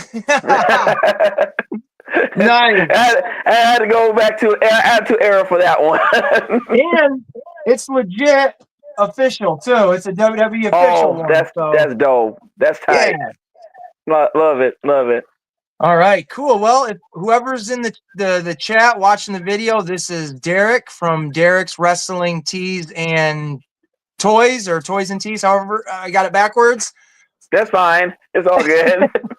My dyslexia kicks in right when it shouldn't, but you know how it is. Hey, it's all good, man. It's all good. Go over, check his channel out. Again, I said it earlier. He does a lot of the wrestling stuff. Him and Roughshod, they actually did the Royal Rumble 2025 watch along together. I waited and watched your guys' video after I watched the Rumble for myself, and your guys' commentary was right on par, I gotta say. Thanks. It's like me when Roughshod asked me to be a part of the show. I was like, wow. I mean, I never thought about it, but it was really cool for him and Virgo to have to be a part of it. So that's a really cool thing, especially when Roughshod and I we're from the same hometown, so we had to support our own. So that's a pretty cool thing. Absolutely. Now, are you guys all like you two, and Kaz all in the same state? Same city. Same city. Same city. Holy crap. Yeah. Now, did you guys know about each other before the YouTube channels or no? I met me and Derek and Virgo. We met going to the wrestling events we have here locally, the independent ones. Okay. And that's how we hooked up with Okay. Derek. And then Casual and Bruce, Derek hasn't officially met Bruce. He's been there on the show with him. But I brought Casual because Casual has some kids. He's got a little gaggle of kids. And I'm like, gotta take him. And yeah. The reason why I talked him into wrestling, it wasn't because I was trying to get him into wrestling. It's like I know how kids are. Yeah. And then I was like, though that independent wrestling we go to is really not that expensive. Right. Not at all. As far as, compared to taking somebody to a WWE event, man, you're going to fucking break the bank taking kids to go see that. Mm-hmm. Absolutely. But, at the little independent shows we go to, the tickets aren't that bad. Usually they starting off at $10. If you really want to get up front in the action, you spend $25, which I like. Exactly. Yes. And those independent shows, they put a lot of effort into it. So even if you're sitting in the back or the front, you're getting a decent show. Well, the place we go to is so small. There's not a bad seat. If you bought the $10 seat, you could film probably just as well as I do sitting on front row from the back. That place isn't but so big. But the prices are low. The food concession prices are low. And then, the wrestlers, they're selling their t-shirts, taking pictures and stuff like that. And usually that's not expensive either. I mean, to be honest with you, whatever they're selling, the most expensive thing they're selling is their t-shirt. Because that's right. More than likely. Yeah. $5. Everything else, buying a picture, getting a picture with them, $5-10. Hell, you might see them all the time. There's some wrestlers that show up all the time. We see these folks like regular. They might not even charge. They might just take a quick pic and they'll let you go. Yep. It's like it's a way different atmosphere. It really, I totally know what you mean. Like I said, these shows here that I got on DVD, these are all Northeast Wrestling. Oh, nice. for independent shows, I think they're really, really good. But there was another show or another company, I forget what it is. I'm going to get two of the letters mixed up. It was either CTWE or CTEW, something like that. And it was run by a guy named Joe Paradise. I think that's how you say his last name. But the little venue they would run it out of was like a rec center, and it was like this. It was like the Hammerstein Ballroom. It was perfect size, but not like, you know, in grand scale, but like very confined. But we would go to these shows over and over and over. And me and my best friend at the time, we were the diehard fans where we're like, we're getting front row seats. It's a 3-hour drive. We're leaving 4 hours early and we're standing outside in the freezing cold so they can see how much we love what they're doing. Yeah. And from doing that, those guys, I can't even make this up. They let us be part of the company. Like we didn't get paid, but we didn't have to pay for our tickets. We didn't have to pay for the concessions. We could sometimes get free t-shirts depending on who was working, all just because they were like, wow, these guys are traveling from really far away. They were buying the tickets. If we can ask them to help set up the seats, help set up the ring, be part of the ring crew, maybe they'll appreciate it even more, and we won't charge them anything. And I got to say, standing there with Bobby Lashley in an independent show, setting up Wow. a steel cage is probably one of the most surreal moments of my entire life. Like, That's really cool.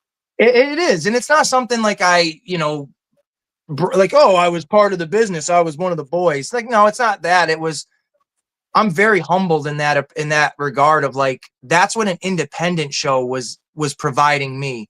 You go, like you said, you go to the WWE show, you're up in the nosebleed and you're paying almost $100 just for that. Yeah. So those indie shows, man, I give all the credit in the world. It doesn't even matter if you're New York, Alabama, here or there. Like those guys, they give a really good show. Well, I mean, Yeah. Yeah. Go ahead, Rashad. yeah, I was going to say for me, it's just for a fan experience. It's not, you know, the independent show is where it should be at, to be honest with you. Yeah. If you feel wrestling fan experience, Derek, independent, they go. What's up, Virgo? black as night. Oh God. Good to see you as always, Virgo. Hey, sugar. But yeah, All right. I was surprised. I was very hesitant about the man. I was like, man, I don't want to see no low budget wrestling. I was I was staunched against it. It was, I ain't gonna lie, it was Allen Angels. That's what dragged Allen 5 Angels. Yes. Yep, that's what dragged us out to see independent. If it wasn't for that dude, we would have never showed our face. And no Yeah, wrestling. same here. Big guy or a high flyer? What kind of wrestler? He is more. Yeah. Small guy. Go ahead. He ran in AEW for a long time. He was part of the Dark Order with Yep. Brody Lee and all them. Oh shit. Okay. Yep. He went after that. Did he go to TNA? He went to TNA after that. Yeah, he went to TNA for about close to a year Yeah. after he left AEW. Most important thing is I was rumored to be his girlfriend. Was that part of the story? Was that part of the storyline, Virgo? Yeah. No, she took a photo of him with him. And Cool. and then if you look up Allen Angel's girlfriend, you'll find my wife and him in the photo together. Oh no! shit. Oh my God!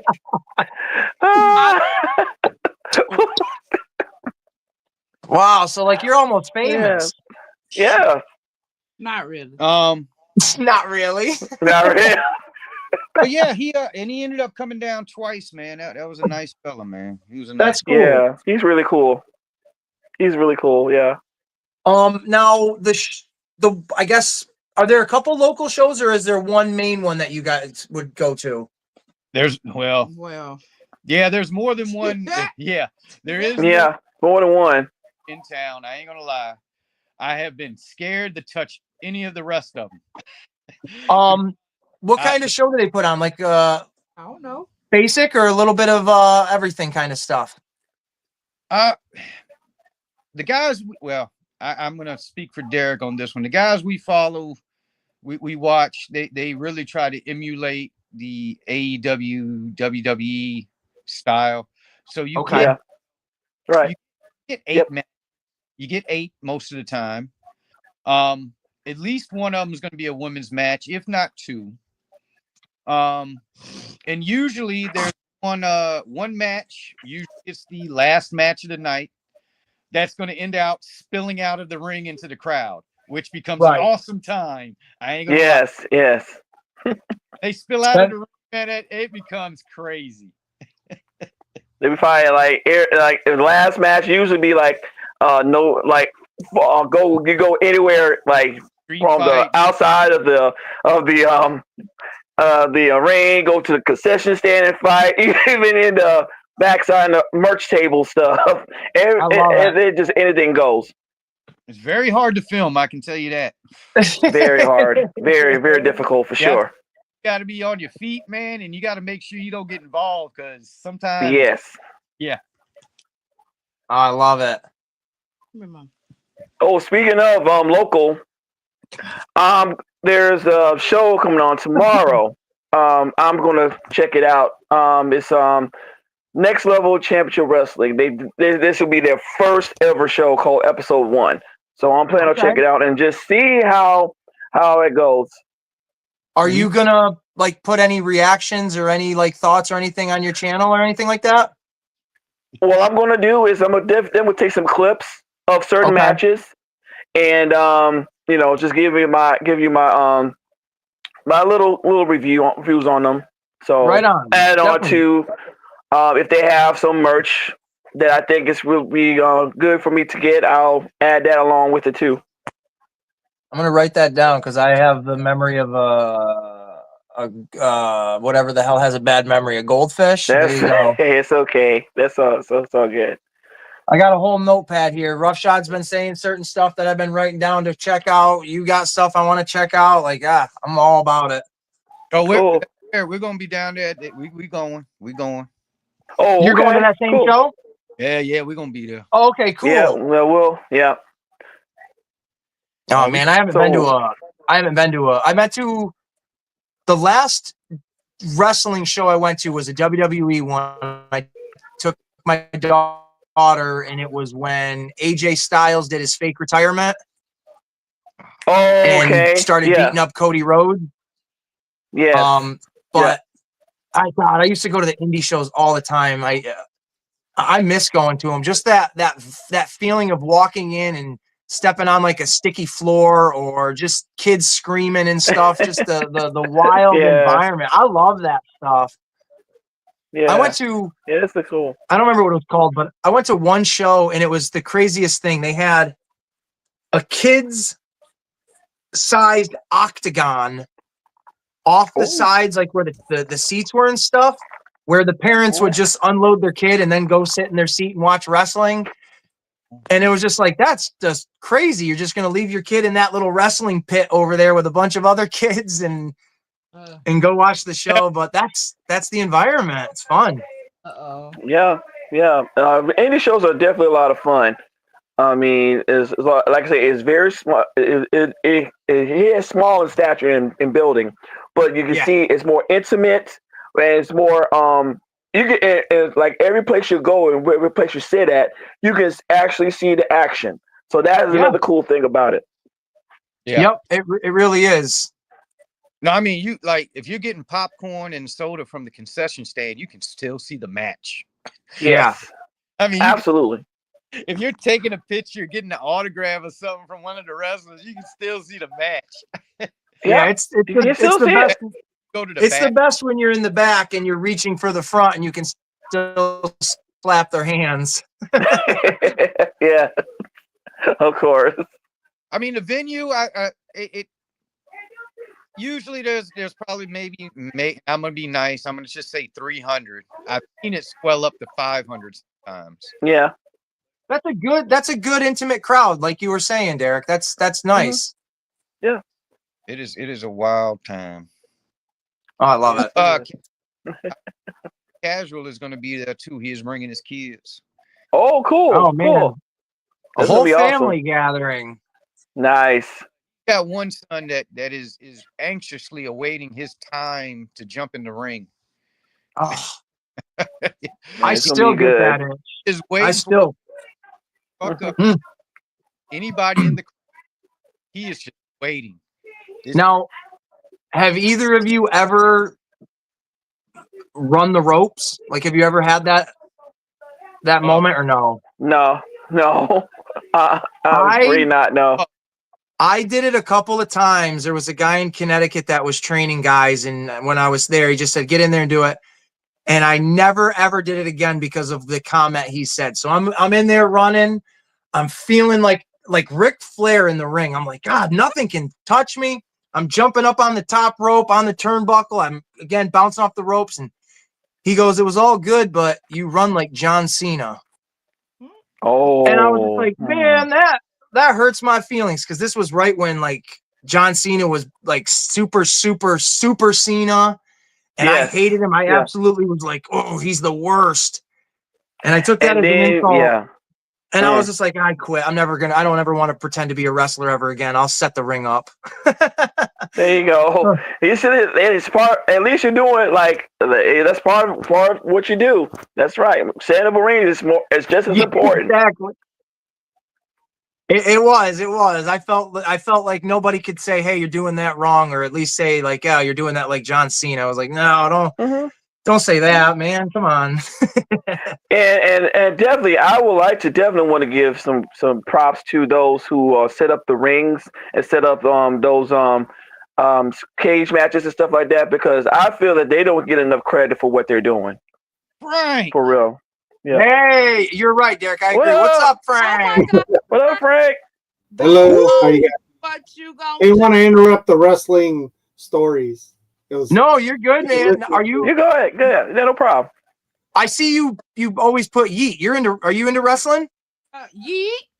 not. I don't watch it enough. Probably been 25 years. Oh, damn. Since I Right. really was into it. Let me tell you something. Yeet. Nothing has changed. Nothing has changed. It's recycled stories and Yeah. different people. That's all it is. Yeah. It's the same. Yeah, absolutely. Yeah. I used to call it the man soap opera, but that's changed now. So Yeah. I hear you, man. hope you guys are doing well. We're good. We're good. How are you doing? Oh, doing good. Yeah. Doing all right. You been making anything today or lately at all? No, I think one of my last posts, that was the last. I was kit bashing these little the turtle guys recently. Oh yeah, I'm gonna Oh, zoom in on that. nice. Ooh. But Yeah, Frank should be able to better explain kit bashing. I just know how it started for me, but I don't know that much. Frank kit. Oh, Yeah, the look at Panther. Look at that. Ooh, tight. That is awesome. Oh, look at that artwork. Man, that is beautiful. I think I saw somebody earlier said the inside of the box has a sleeve, like a little sleeve with some really cool, so like more artwork. Oh, My, that is nice. I love that style, like that painting style. Oh, look at Snake Mountain. That looks so That's cool. Snake Mountain. Wow. I'll That have is to use awesome. this for a backdrop when I take some pictures. Pretty yeah. cool. Pretty Now- cool, man. It's not. Is it all plastic or is it? What do they call it? Flock, right? When it's got like the felt kind of material to it, or is it? You talking about the actual figure? Yeah. I think it's No. all. This one doesn't. Plastic. It It's not ain't. like the OG one. I think this is just straight up plastic. Yeah. Oh, Oh, Okay. okay. Okay. Is that what they call it though? Flock? When it's Yeah, got the old one had the fuzz, but they I think, I don't know, Roughshod or Derek, is it the term when you put that material on that's called flocking? I don't think the material is Right. flocking, right? Right. It's just like a felt or something. Like a felt Yeah. type. Yes. Got it. Yeah. You're right. Yeah. It's Yeah. flock. Oh wow! Ooh. Wow! It looks amazing. So That paint is so pretty. That is You can't- that is I don't so know if good. the video can show, but there's slight, like you can see slight black paint area where the purple, so it kind of gives it that sheen, Mm. Earl. Okay. or black paint, or maybe the plastic's black and then the purple part is paint. But this is much better than the Battle Cat when Battle Cat came out. So hopefully they maybe redo it, but I don't know if they will. I got a Battle Cat too, Frank. You want to see mine? Oh yeah, he got man. It looks cool, Frank. Okay. It looks- Cool. I think. Didn't you show it ahead. already in one of your videos? Yeah. Yeah. Oh yeah. You showed Oh man, that is a good one. Little Let's Lego go. Battle Cat. Nice. Is it Lego. Lego That's a or- Lego too. Nice. Yeah, Nice. That's a cool. It can. they fit don't That is have. awesome. too. They didn't have like a character that went with it to sit on it or anything, but it does have, you Mhm. know, the little saddle and all that. I think it looks pretty cool. Yeah. Figure on that. It'll fit. Any Yeah, you can Yeah, put you can put your He-Man figure on that one. That should probably Yeah, like add the on to it. Origins version should probably sit on there good. There you go. Nice. Nice.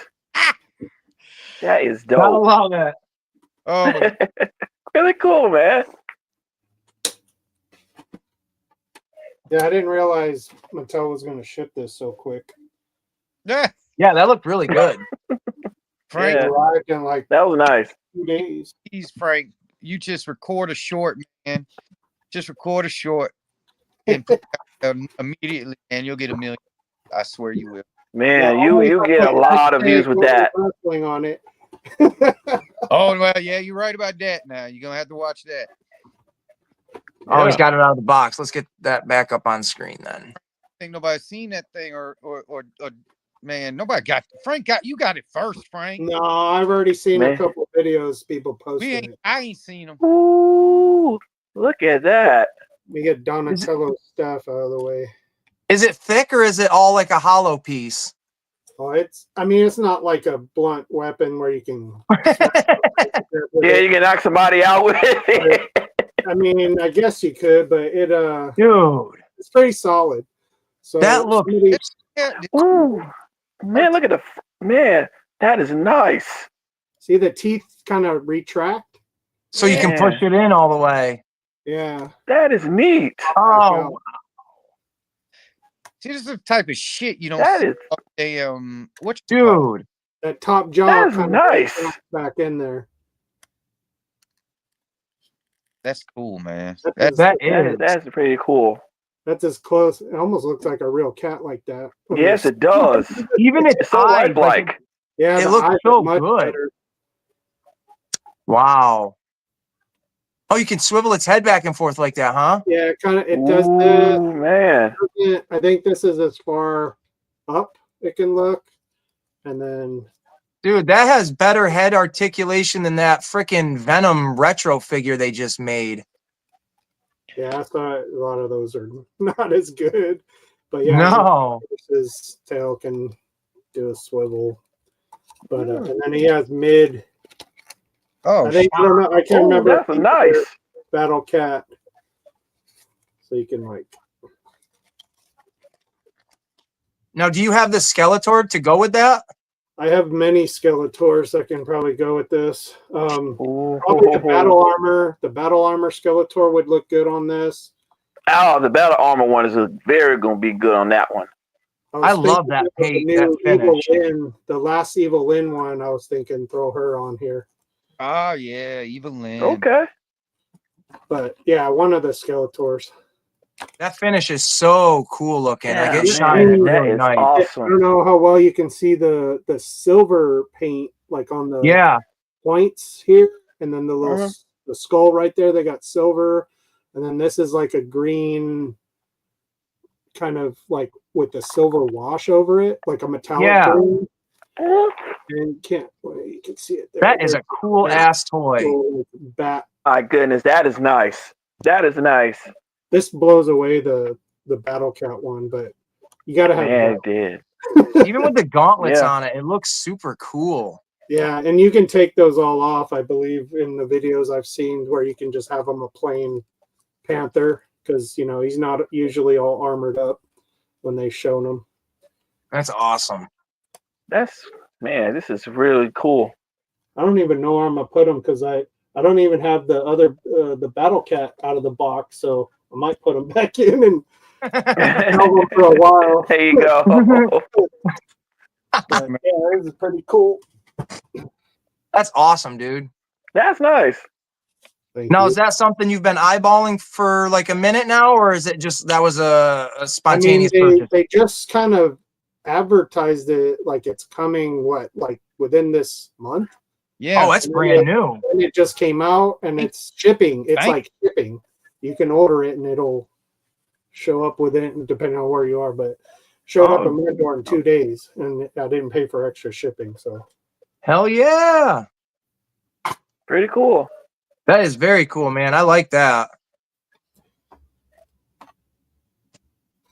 Oh, that's a nice one. I just got the latest Donatello one, and because I didn't care for the first one because he's got the helmet, so I like kind of kit bash in between. So this is the first one, but this is the body of the new one. I don't care for the initial on the chest, but I Yeah. took the armor of the first one and swapped it out with some pieces. But he comes with a better staff than I like that one. than this. Oh, that's nice. than That's this nice. one. But yeah, these are all right. These are like my only turtles. Those, what was it, the brand BXN Studios or something? I had some of those, but like their hands don't stay in the socket. They don't. I mean, not that these pose great, but these pose a lot better than the other ones. But Okay. that's all my turtle, the gray skull turtles. Yeah, now that I bought Cool. this one, I'm kind of like, shit, I want to get more. I want the Casey Jones one. Yeah. See, that's the hole you fall. Nice. That's the hole you fall down. I know. And it's a problem because it's turtles, and I can't, like, anything turtles I see. Like, I just went and tried to order the, like, 4 Ninja Turtle toys where they all look kind of like the Universal monsters. Not the NECA ones, but just like the basic Playmates one. Yeah. And I was like, shit, I need the app to order these. Like, just let me order them. And so then I was like, all right, I'm going to order an Earthworm Jim figure instead. This is the only one I'm not like okay with because his eyes look like he's getting squished. His heads are getting squished. Oh my god. But this Yeah. is Mikey, so he's always smiling no matter what. Yeah. Everyone else has those stoic the eyes and Yeah. Yeah. I love it. I haven't seen the is it just Shredder as a snake? What is it? Super Shredder What's that? or from the Turtles of Grayskull, the Shredder one. Isn't he a snake? No. no, No. I think it's just a regular shredder, but I don't know if so like I thought I saw one where he had like a snake's tail, and then he's got like a sword coming off the end of it. You. they may have done that, but Have you guys not seen that? No. No, I didn't know that exists. Oh man, I wish I could bring up an image because it's Now watch Frank. badass looking. That's cool. Yeah. So No, I it got doesn't this look guy, like but that. This belongs to He-Man because I was putting it on Nemesis for a while, but the new Donatello came with a better hood and neck plate, so I took it off of him because I didn't like it on him. But You look at that. Whoa. Nemesis Enforcer got the hood and then the neck piece where it looks like some fangs coming up there. That is nice. It kind of goes better with it because it's purple instead of the foam green one. That looks cool. Pretty cool, man. Better. No, you guys got to check that out. I know I didn't dream it. I've seen it in a bunch of different videos. It's literally Shredder, but he's got this big green serpent tail with like, I don't want to say it's a sword because it's not one single blade, but it looks like Because this Some guy's kind of- body, you can probably it pop looks it like off. some kind of end to like a spear or something. Yeah, the tail is way bigger than that. I think they Oh, do okay. have a couple other characters that have this body part. on those, Yeah. but He I don't looks- remember Okay. being Shredder. The Shredder looks really cool. I'm surprised you guys haven't seen that. I have not. Me And it's neither. just got a big torso to him with like the Shredder's face and like a snake's face behind the mask. Let me see. Okay. I don't have the capabilities of looking it up or the understanding. So I've asked Roughshod, Derek, and Frank, are you guys going to see or have you seen the Captain America 4? I Yeah. haven't seen it yet, but is it? I'm definitely going to check it out because I seen the trailers, not the trailers, but the previews on TV. They look pretty really dope. So I'm thinking about going to check it out soon. Yeah, there you go. I'll watch it for sure. I just trying to stay away from everyone doing their, I guess, comments on it, because the few that I watched, Yeah. half are, it was good, but it didn't have the, so they're being super critical about it, of course. But Yeah. Mhm. Yeah. whatever. I'm still gonna watch it, even if they said it was the shit of all shits. I agree. There you go. Exactly. I gotta watch it, man. For me, the shit I had to watch back in the day Mhm. in that sorry ass Captain America movie, man. Frank, you know what I'm talking about. I got that on DVD. I love Oh, those. you're talking about the very first one? That Dolph Lundgren Punisher. I got that. I love it. The Dolph Oh, Lundgren. I wait, can't wait, stand that wait, one, wait. man. Did you ever watch It just. That first shit ass, Fantastic Four, the one that was on VHS tape? I got that on DVD. I love that. I got the first Fantastic Four. I got the David Hasselhoff Shield movie on DVD. you know what The I'm one Oh my they never gosh. reference again. It's only, what was it, in the 2000s and up. That's the only Fantastic Four they reference back. They don't go back as far as, they try not to even talk about the Dolph Lundgren Punisher either. Oh my god, man. What I was like, what in the world was he doing? Dolph Lundgren? Well, 80s, right? And then of course Yeah. you're bringing in someone like that, and you're using their previous like repertoire of action, the action guy that they brought in, and he's got to have his lines, just like Arnold and Stallone had their lines in their whatever. So it's a Right. director and producer thing. If you're bringing in this big guy, they probably have more say in how it goes sometimes, but I really don't know what is worse with Dolph Lundgren, his parts. Either I don't know what's worse is his Punisher part or his He-Man character. I'll say He-Man. I've never Oh seen my that god, movie. the He-Man character was awful. Oh my god, I think how? he looked okay.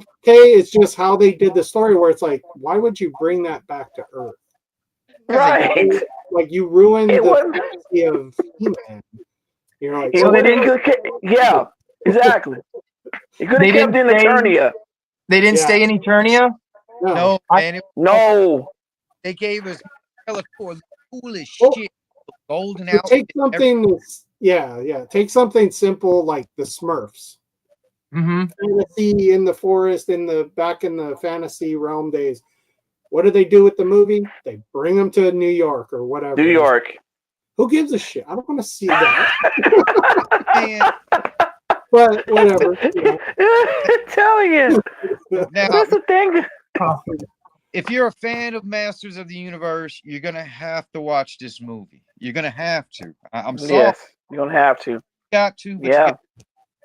you But- Mhm. Wait, watch what movie? got hernia for all of about 5 fucking minutes of that movie. Oh. Then go through a Yeah. portal. They go through a rip in the space-time fucking continuum. This little Mhm. motherfucker has a little dumb thing, takes them around, and they show up on Earth. They show up on Earth, and it goes to shit, man. It sucks so bad. Yeah. That's how it's. Ah, Yeah. I You have guys never hearing seen about the the movie. new one coming? at the end, when they opened up the rip again, and Skeletor and all them tried to come in, but it still didn't happen. Oh, man. But I'm- I will give him credit. There was this gold outfit that Skeletor wore at the very beginning. That Yeah. shit awesome. I don't even know if they did a figure of that or not, but that I think they did. he was all decked out. Look up Masters of the Universe movie Skeletor picture. You will find it easy. He is in this gold outfit, man. He looks dope as hell. I think I've seen it. He's got like a big gold headdress thing on. And he is Yes. Yeah. man. I think they did it in the same Masterverse line, Huh. but it might be sold out wherever they've sold it. It's been out a while. That's like one of the 80s movies for whatever reason, I've never come across it on a physical copy to ever see it. I think you can watch that thing for free on YouTube. I really Yeah. do. I think you can Okay. be on YouTube. I ain't gonna The lie. spear came with Panther too, for whatever reason. Oh Yeah, yeah, I the seen that helmet. stuck on the side of him or something. Yeah. Yeah. So I don't know if you have the other Masterverse Battle Cat. The Battle Cat helmet has painted eyes on the helmet instead of this one has the holes to see the eyes of the Panther.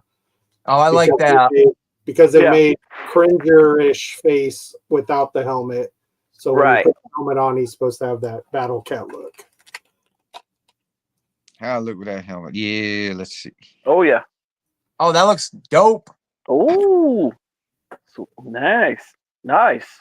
Drop his jaw. This is really I awesome. see him already. Oh, yeah. That's badass right there. Yeah, if I was He-Man or Ram Man or fucking Fastos, was it? No, that's not his name. What the hell was the bird? Stratos. Oh, Stratos. No, not Fisto. No.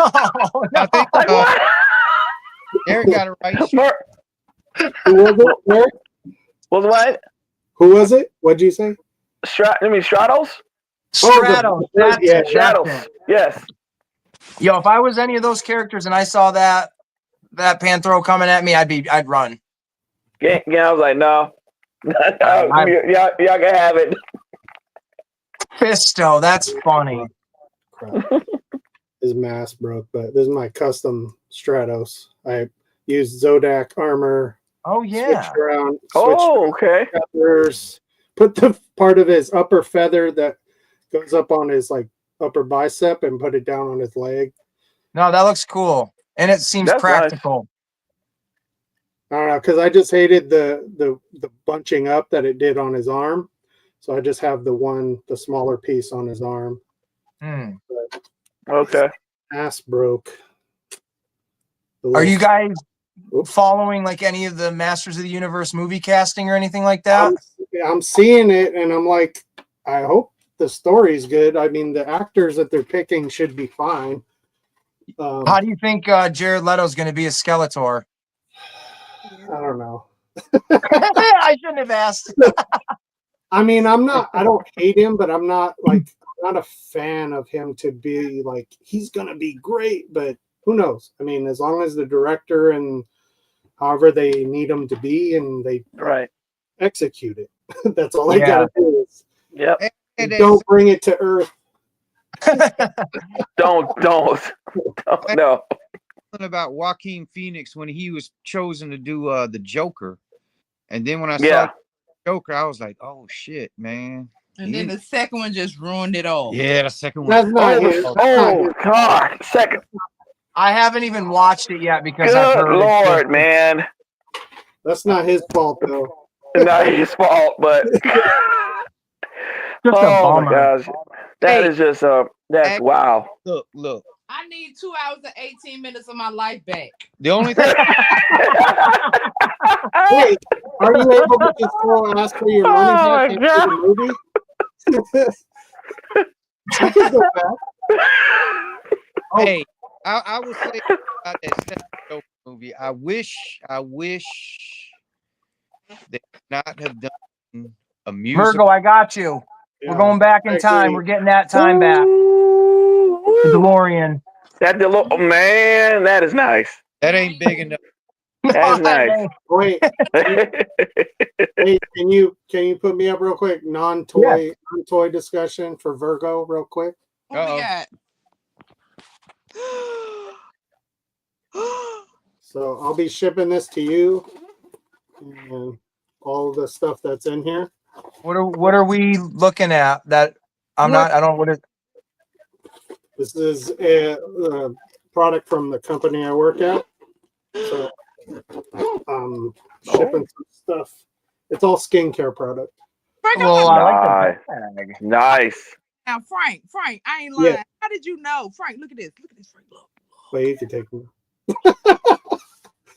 It's like you know, bro. Frank, I got a big old Frank. Frank, thank you. I don't know if any of this will help that. Yeah. There might be other things. Daddy. Now, just one question I got to ask, Frank. Because I asked this all my skincare products. It isn't brand X. What the fuck is that? That's the From- Joker. I was gonna say from From the Batman. Powerpuff Girls. From Batman. No, don't worry. No, Brett. No, it's Chemical X. Chemical X, my bad. My bad. I was confused. Oh, Brand X from As a Joker, and he did that. Jack Nicholson's Joker. He did a commercial. Yep. When you open Yeah, the box, I was confusing that with Chemical X. My bad, y'all. Sorry. I think I was going the same way you were going, Derek. It's like X, like Oh man, Batman 89 is my that's my Bible. That's my favorite Batman Man, flick. So. that's an awesome all-time favorite. Yeah. Oh, that is so cool. I can't Those wait. are fun. I got that. Let's get nut shit at the beginning. Listen, we gonna get Every time I hear it, That's I'm how he like, got yeah. that part right. Yep. That's why I That got, intro. Yep. that's the only thing bootleg on my channel. There you go. On this channel. There you go. How many views did you get on that? I get away with that. I still There you don't- go. I'm glad that you got away with that one for sure. I'm glad you did that. I How guess, many views did you get, Roughshod? but whatever. what in the Actually, I hate to say it, but the Batman that I am the Adam West guy. I know Michael Keaton's great. Don't get me wrong. I love him. But if you ask me what happened with Batman, like Adam West, man, I saw that stupid motherfucker doing this shit right here. Oh yeah. And man, that thing Yeah. fucking hit me, man. I'm like, Oh man, I missed that TV show, y'all. I love it. Hey. like that. Dude, shark Oh, repellent. Shark repellent. Pellet. Usually the first ones are always going to be good, and then you have all your in betweens, and maybe there's a better one later, but like for that time. But usually the first ones always stay the best.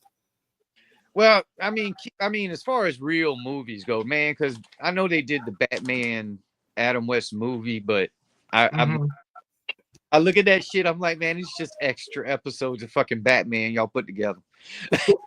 Yeah, that's what it is. As a movie, Mm-hmm. y'all Yeah. just film some extra fucking episodes and put them together. So, man, when I look at that one, man, I'm like, man, I'm hard to call. But I give credit. I mean, Mickey was in that shit. Fucking Oh, the penguin. Yes. Mickey. Yes. I love the penguin. He is so cool. And Yes, sir. Eartha Kitt and that other lady, both them ladies that played Catwoman, man, they were Catwoman. Yep. All of them were beautiful. Mhm. Nice. Even Batgirl, I ain't gonna lie, Batgirl, man, when she got her outfit, she was a hottie. I always had a hard time in the suspension of disbelief when they would get like a close up of Cesar Romero and you just see his mustache underneath the white paint. I hated it. Mhm. Hated And it was just like Ooh. I was Yeah. like, man, what a weird choice. Oh, who do we got there? That looks Oh, like crap, wrong person. in his head. That's Let's my see. big fat ass. Here we go. So Is the that new black? Oh, it's Black Yeah, Widow. yeah. with- Yeah, Like, but well, the hat is from the Falcon 2-pack. okay, Okay. It fits on her perfect. nice. At first, I thought it was like Lady J or something like that. Now, I was taking it off of Falcon because he's wearing Tiger Force Bazooka's red helmet. Well, okay, So I just wanted to put it on something. I was like, oh, it fit good. very cool. Frank Yeah. sitting in there, man, he just be thinking shit up. I mean, Oh man, the mind of a madman. Yeah, he come up with something. And I need to heat something up and try and pop it, and hopefully I don't break it still. But So is that your secret? Just heating it up? Like that's the recently it became my known secret, but I used to fill the bathroom sink with hot water, Hmm. enough to still put my hand in it, but like where it's like it's hot. Yes. Throw it in, Yeah. let it sit for Mhm. 30, 40 seconds maybe, and then pull it out and start like trying to pull off what I need to pull off. But that became just, it's like, oh, I got to dry it, then I got to wiggle it, because then the body or whatever you put in the hot water starts to kind of loosen up. So whatever you're trying to pull off, I'm trying to like hurry up and do so I don't have to throw it back in again. And Gotcha. Yeah. I just felt it's better with the dryer for if you're trying to pop arms or like where the shin or the feet are on the Joes, like heat that up if they match to whoever you're swapping them to, because not all of them have the same exact like connection pieces, so they don't always Yeah. work. Right. But a lot of the things I've been doing recently, because I was buying the Tomax and Zaymot, the original ones, because they're like really cheap.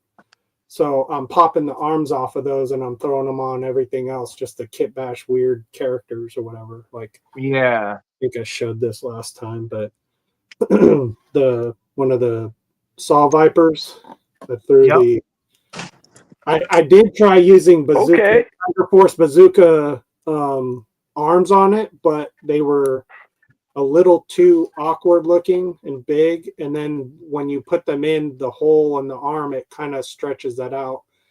And then it was not like the peg part that when you push it all the way in, it's supposed to like hold. I think it was a different length, so it wasn't holding correctly. So I took it out and then I swapped the Tomax and Zaymot arms on them. And of course, I'm using the ugly ass Falcon head on here, but I was gonna say that looks like the Falcon dude. It is wow. But I like this better on the body because you see the face when when you put the helmet With the on. helmet, yeah. Helmet, right.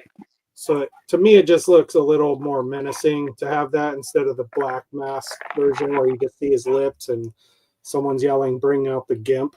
got that like that Judge Dredd. What's that, Roshan? He's the way you got him set up gives me like a Judge Dredd. Uh-huh. Oh Yeah. yeah. Like Oh, that's nice. Like Judge Dredd type. definitely- Yeah, I like it. I see a Judge Dredd right there for sure. I took the chainsaw off the gun. I just put it in his hand because he's shooting people and cutting them up as he's walking by them. So That's what I would do. Just walk by people and slash and kill them. That's how you do it. I think There the you other go. one I did, I put a same arms, but I put the grunt head, grunt's head underneath. So it's almost similar to this, but the Falcon one actually, I think, comes off better with the way he just looks like he's gonna kill you. But Shout out to- that's my kit bash. I like the second person.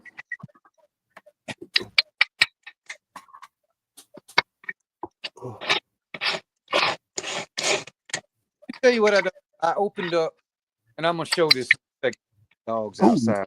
But man, I the comic version. I've been sitting like forever. I finally opened them up the other day, man. I am thoroughly impressed with that little son of a bitch. I am. All right. He is. I don't know. You ever mess with the Super 7 Ultimates, Frank? I have a few. I think I have like I think 4 Joes and then some Thundercats and 4-man. Got the blue bat. The blue bat. The No, I do not. No, I do not. Persian bat. That's the one I just opened, man. I am impressed by that little guy, man. I am. Wasn't that the cartoon or the comic version? Yeah. Color of it? Yeah. Okay. Got a Okay. black. That's the robot, like the. Yeah. Yeah. Okay. Hang on. I've been working on this battle. All right. Oh man, I read the back. No, that was. I be forgetting. I call them bats so much. I'm like, man, it means something. The bat, not the Batman. Not bad. Bat actually means something. Yeah, I just because I'm trying to set up my figs, man. It is a freaking nightmare as a toy hunter. Yeah, I could imagine with your guys. Oh man, yeah, that's the truth. Ain't that the truth? And Especially if you're running out of room. Yeah, I could only. Ooh, yeah. Derek keeps the stuff in the box, which makes it a hell of a lot easier. I ain't gonna lie, it's a hell of a lot easier. I was gonna ask how you. So Derek, you like, do you have some that are open and some that aren't? I have a handful of them are open that I got already and on display. I got one right here. Oh, who do we Seth got Rollins. there? Rollins? Oh, I just Sorry. saw that one in stores today. Yeah, this is from series 112. So Is what I that the one did that- with it, That's the one that's out in stores. yes. Yeah. Okay. Yeah, this is there's a lot. There was a one similar to this one. And I think it was the greatest hits, but his face was like a Debbie Downer type face. So I'd rather go with this one better because he's more animated, and of course I added the hands to do everyone to do his Yeah. and That was good. and the shades that's a customized. I got this from the Rock Series 4 shades. This is what these are. I just put them on there because it matches with the outfit. It looks good. Yeah. Yeah. So I can hear the music now. Yeah, I love it. Eric, did Very you get cool. the new ring that Mattel came out with not too long ago? The big one? The Monday Night Raw? I've seen it, but hopefully I will get a chance to get it too, because I looked at it. It's pretty cool. So maybe I'll get a chance to jump on that. Hopefully. I'll try to show this. I don't have all the pieces here right now. It's not all together, but this is the ring side collectibles WWE Jakks Pacific, like legit ring that had the metal turnbuckles and the padded little. Oh, okay. I've had this thing Cool. now almost, oh man, well over 15 years, and I have it still all together. I have the ring canvas and everything that goes with it, the ropes. Nice. That's the only ring I have. I just wanted to throw that out there. Okay, cool. I have the what is it? The Origins Master or Masters WWE Universe. yeah, the tiny one. Yes. The one for the Yes. 5-inch figures. Yes. It's cool. I got the bigger one. That'll work. That'll work. Because I think because I was hunting for that ring, and then when I found out they were discontinued, I was like, man. Yeah. That Oh, Yeah. that's the bat. yeah, I got that Cobra that was That Commander Cobra too. Commander with the silver mask is that's the bomb right there. And then Picard over there hiding out. Oh, man. Yeah. All right. Worked out his ends. Man, look at that. I got That Soundwave? Is that Soundwave? what's That's that? the Thunder Machine Soundwave, right? Yep. Yep. Oh, nice. And then I got that coordination stars from Oh man. Oh yes, classic, classic So many right times there. I could have got that, but I was like, eh. The CIA done dispatched the FBI. Corny. Oh wait, Oh what was man, Little Q that is fig so cool. right there. that? Cute predator. Oh, that predator that's nice. He is So, cute, and- little guy. So I got this big Yeah. gap Oh, you got a lot of space there, man. and Jean-Luc. Oh, Jean-Luc. Oh, y'all. that's Picard. Oh, nice. What do they call them? Migo. Pretty cool. I was gonna say those are Migos. Yeah. Yeah. Oh, Nice. I'll make Oh, y'all. that's like, yeah, that's the old school style. Old school, yeah. Picard was 7 and Ultraman was like 3 or something like that. Wow, for Ultraman, that's Ooh, crazy. sweet. Those ones go for a lot. But I couldn't Mhm. catch, But I got this spacey. I'm working. I'm trying to figure out something, man. I got a Wolverine Sentinel. I'm trying to figure out something. Oh hell yeah. I'm going to get Wolverine on top of that fucking Sentinel somehow, man. I don't know how. Yeah. I'm going to Mhm. get on top of him. Yes, that's cool. You need. Does the Sentinel have any like ports that you can maybe? Oh man, you got Andre three- there, Kamala, Batman, Superman. the Oh, that fucking Kamala. Wow. Nice. Dark Knight Yeah. Returns Joker. That's my Michael Keaton right there. Yeah. Mhm. Yes, sir. Oh, yes.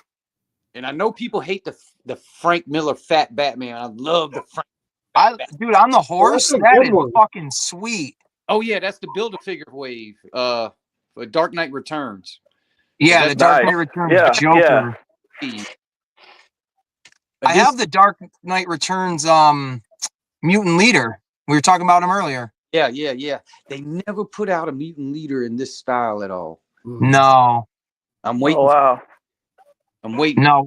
The one I got was what, like the DC Universe or something like that. I think Yeah. that's the That one doesn't look bad. It'll fit in, but never made a McFarlane one of him. no. That Superman is cool. I like how like bulky he is.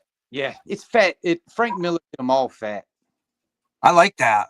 when he drew them. Okay. And then now this guy right here, I The know. Ugandan giant. Yeah. Yes, I so know Kamala. that Yes. this would probably be considered probably a racist figure, but Eh, I saw this What? man. I saw this man. He fought Jake the Snake. Yep. James Brown Arena. Mhm. Yep. I've seen this dude live, man. that's awesome. Sweet. Awesome. Yep. And then I got Princess Bride, Andre. Anybody want a Fezzik. peanut? Fezzik, yes. Nice. Do you want a peanut? My best Bigfoot. My Bigfoot Andre. When he Which Okay, one? Where cool. was that from? the $6 million man.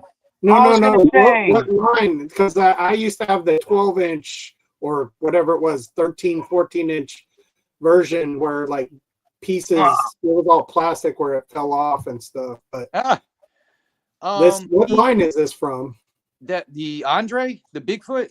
He's Yeah. he's a WWE Elite, one of the Hollywood series. What? Oh, That's a I didn't- WWE Yeah, figure? nice. Hang Oh, on, let me hang on. Wow. That Hang would have on. worked great with everything. That's cool. Nice. Where you at? Come on, Bigfoot. Where you at? I got your box somewhere here. Man, I don't got nothing cool like an Andre the Giant Bigfoot figure. Man, when I saw man, All right, show's over. Thanks. Show's over, y'all. Thanks for This is the last Good night, one. everybody. Well, man, he's the eighth wonder of the world, and he's the missing link. Like, how much cooler do you get? oh, I can't find this box though. Yeah, that's cool. He died way too young. Oh, there it is. I found it. Ha. Yep. Oh, there you go. Oh, we'll get back into you here. That's it right there. What? There was a Ooh, nice. Damn. What? Did they have other characters in that line? Yes, I saw one today. Whoa, Um, fucking Rock is a Scorpion King. That's dope. Real Rock Scorpion King and Roman Reigns. What was what? Roman Reigns in for? Oh, What was that from? Huh? What movie was that Roman Reigns the character, whatever he's playing? Hobbs. The that Hobbs movie. The Hobbs and what did they call themselves? Hobbs and Shaw? Was that it? You remember that, baby? The Hobbs and when The Rock and Jason Statham did a movie. Hobbs and Shaw. Yeah, That's right. It's Hobbs and Shaw. Yeah. Hobbs and Shaw. I would have rather have had like Stone Cold Steve Austin from like The Condemned or Kane from See No Evil. Man, if they had the Stone Cold from The Condemned, I would jump on that one. Wouldn't that be cool having him in his like prisoner outfit with like chains and shit? Yes, that would be dope. But like I said, I'd like Kane from See No Evil, the first one or the second one. I think that'd be a cool figure. Ooh, yeah, that should be a figure itself for sure. The other Dude, one, what you got in there? Look at all this stuff. Woo! this is Man, where I just can't figure out what to do with it. So My eyes are Look at having that. orgasms. Yeah. look at that. Yeah. look at Whoa, what is that? Okay. Nice. resisting that. I got Damn. Oop, yes. Damn. Yeah, I like that. Yep. now these are the chasers. These are all chasers. I got that Chase. Oh, Big Bubba Rogers, baby. Big Bubba Rogers got that Chase. What belt does he have? Who's that? That's the UWF, the Universal Wrestling Federation. Holy crap. That's the old school. Kind of ties in with the. They did a partnership with the old school National Wrestling Alliance back in like 1996, 97. He looks so good. Yep. not a bad looking one. He kind of looks like Roadkill. a Sorry, little bit, 86. though. It was 86. My bad. It was 1986, 87. My bad. That's It was cool. 1986. That's cool that they put another licensed belt in there, though. Yeah, and that's not the only time they had the UWF belt on That's on that cool. on the figure. It was also on the if I'm not mistaken, it was the Elite 104 or 105 Terry Bam Bam Gordy. Oh, no shit. Yeah. Nice. Yeah. As a matter of fact, hold on, guys. I'll be right back. D'Lo Brown. Oh man, dude, he was one of my favorites as a kid. I got the Street Fighter AEW. Oh hell yeah. Oh, that's cool. Got that Jericho, Cody. I like that, Cody. Is that Punk you just got, or did you have one already? No, wait, hang on. Oh. I like the one with the jacket. I think he looks cool. This is the Punk I got. Oh, Okay. And this the other one. I like them both. I like the long shorts or the tights and the trunks. yeah. That's really the only thing. But with this, man, it was Like $3.99, wasn't it, or $4.99? yeah, $3.99, man. A fucking That's a raw. hell of a deal. I mean, shit. Why buy a new Punk? Buy a new Punk. Hey, this is my 18 van. I ain't buying that ramen thing. That's it. That's all I need is that little guy right there. It looks kick ass though, man. I ain't never seen detail on a damn diecast with some of these green light Hollywoods. So when you're playing with your figures, you're like, all right, get in the van, let's go. You just throw aside and grab the vehicle and just like peel off. Well, if we're showing off the A-Team van, I better show mine off too. 'Cause I got Uh-oh. one. You got 18. I got the A-Team. You ready? Go ahead. Ah! Little Lego A-Team, man. You know how I roll. Oh, that shit. Hey, I even got are you able to hang? Are you use that little hook to like hang it? I do. I hang it. I have a crane in my city. I have a big Lego city, and I have a crane, and I hang it from there just because it's something I don't know. Why not? I thought you would like put it on your Christmas tree or something.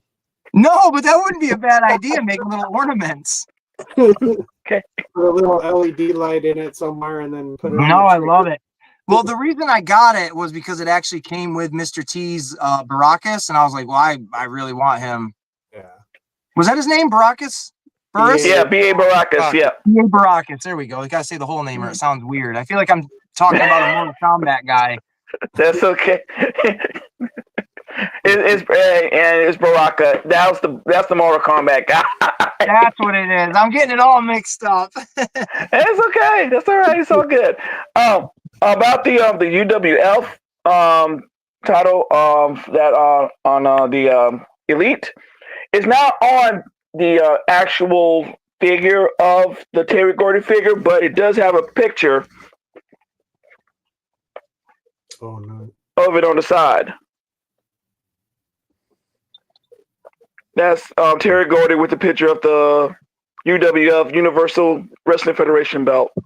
That's still really cool. They did that. Yeah. Mm-hmm. Yep, pretty cool.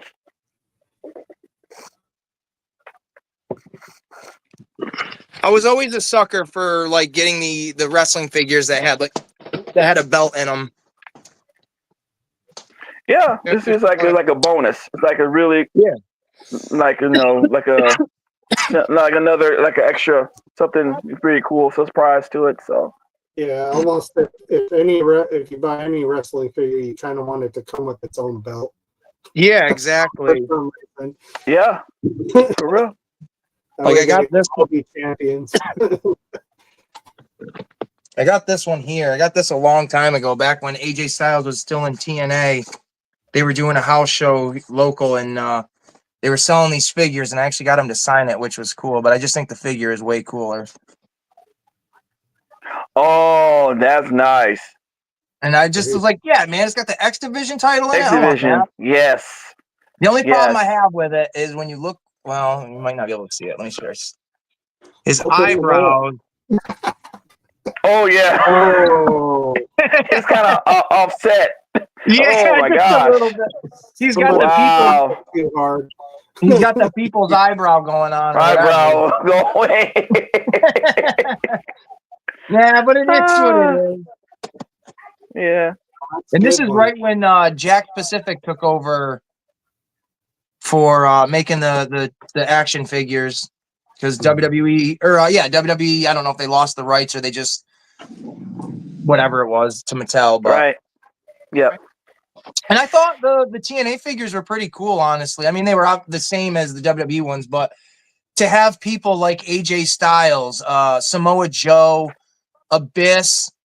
To have like I know TNA made figures under like Marvel back in like the early 2000s, Hmm. but these are cool. I love this style of figure for the wrestling figures from back in the day.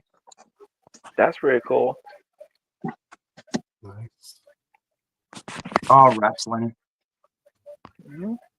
Somebody's got to collect it. Yeah, so Right. they make the stuff. Someone might as well get it, right? I Yeah. don't. You're right about that. As much. It's like in my lowest list of what I collect because I'll just get them on the cheap, just as like filler figures, or if I see a good accessory with it. And Yeah. but Well, I now, think holy crap! When I was a kid, I grew up during like the Attitude Era, the '90s. So the figures that came out, they had a bunch of different lines. Like they had like Yeah. the stomp ones, they had like the ones that could sweat. They had all different types of figures. Yes. Yeah. And the accessories Squeeze they made squeeze back their in the legs day. and their arms would move on some of them. Yeah. But like the accessories they would make back in the day were absolutely insane. I remember having a dog house that was completely destructible, and it came with like a big Rottweiler dog in a little metal bowl with dog food in it and stuff. and a Yeah. chain. And it's like now that I look at the wrestling figures, I bought this Cody Rhodes for my daughter, Mhm. and he doesn't even come with a microphone. That's crazy. It's like, give me a microphone, dang it. At least a microphone. That's what I want to talk about, Cody. I want to talk about where your mic is. And let me guess, that's from the main event line, right? Yeah. The 153 or something like that. 153. Yeah. That's typically they don't have any like accessories and stuff like Oh. that. So yeah. Well, Frank, that's you all like- right because my daughter, she'll like it. That's the whole reason I got it. Yeah. Oh, I didn't Oh, realize. hey, that's all right. And I say this and I say this all the time for those who are starting collecting. If you don't want to break the bank or anything like that, go with those main event ones because even though they are seen as basic, they have great articulation, much better than the old school basics. Yes. Yeah. Just this So you- right here. Just the fact that like you can take your basic figure and actually do that. Yep. There you go. I mean, you know how many times I got my original Kurt Angle right here back from 2007. Mm-hmm. Imagine this is Shawn Michaels and I want to do Sweet Chin Music. I have to do this There you go. and do a backwards kick and hope to God I'm Kick. hitting you in the face. There you go. So, I mean, yeah, Yeah. the articulation is there, but can we just talk about that face sculpt? Oh my God. I like it. That's Kurt Angle right there. That's Kurt Angle all day long. That's a That's weird Kurt Angle. wonky. That makes you hold on. Let me zoom in. The lighting is kind of fucking me up, but Okay. here is just a. I gotta take a poop. Yeah, Cody. he look like he's really thinking about like Yeah, he's come on thinking now. about And then there's Kurt, man, getting ready to angle slam your ass. Yeah, exactly. And that's a I love good it. face one. Making That's you a good tap. one, Kurt Angle. Yeah, this is my favorite Kurt Angle singlet too. Just that black and the red, the gold, the white, the little sneakers, man. Right before, Yes. like right as he was going into ECW, kind of. Kurt Angle. TW. Oh yeah. Yeah. That's dope. Oh yeah, absolutely. He's definitely. Who's your favorite wrestler? That red Oh me? Yeah. For me. Okay. As of my favorite You male only pick wrestler right one. now. Male You wrestler only right now pick is one. Drew McIntyre. Okay. Hell What yeah. about like past, like any of the past, like your over, like your one only? You can only pick one forever and never go back. One ring to rule them all? One like one actual. Yeah. I mean, You gotta they- pick one they could be wrestler. dead, they could be retired. They could be currently wrestling. It can't be David Arquette. No, I'm not picking David Arquette. However, David Arquette should be in the Hall of Fame. I won't I'm argue just it. I saying like him. he's a world champion. I'm just saying. But if I had to choose one, I would choose Ricky the Dragon Steamboat. Oh, wow. He is truly a great in-ring competitor, bell to bell. I mean, great, underrated as a champion. I mean, he did WrestleMania 3 with Macho Man Randy Savage. I mean, clearly one of the best matches ever. So I have to go with Ricky. Okay. My favorite since I was a kid has always been Triple H. Okay, cool. Always. I don't know what it was. I think it was just this big guy that looked like Thor, and he just Mhm. the way he was booked. Now that I look back at it, was Right. he was meant to be the dominant guy, but not knowing that as a kid, I was like, this guy just nobody can beat him. I hated Triple H. But Everybody does. as his character back then with Gen X and all that stuff. But Yeah. I like him better like towards the end of his his wrestling career, probably after he shaved his head. But Okay. I still have a hard time with that. he was I also understanding things as from a kid to now, like you appreciate more of those characters and how they played them and stuff, and you find out why later or whatever. But yeah, I never liked them watching wrestling when I was like into it, but because also my prime time was back when WCW and them were competing, so I'm like switching back and forth. I didn't like fall into the Monday Night hey, Wars. they're going to tell you all the what happened in WWE, so you don't have to watch it, and then you watch. I recorded both of them anyways, and I liked watching the matches and stuff. But my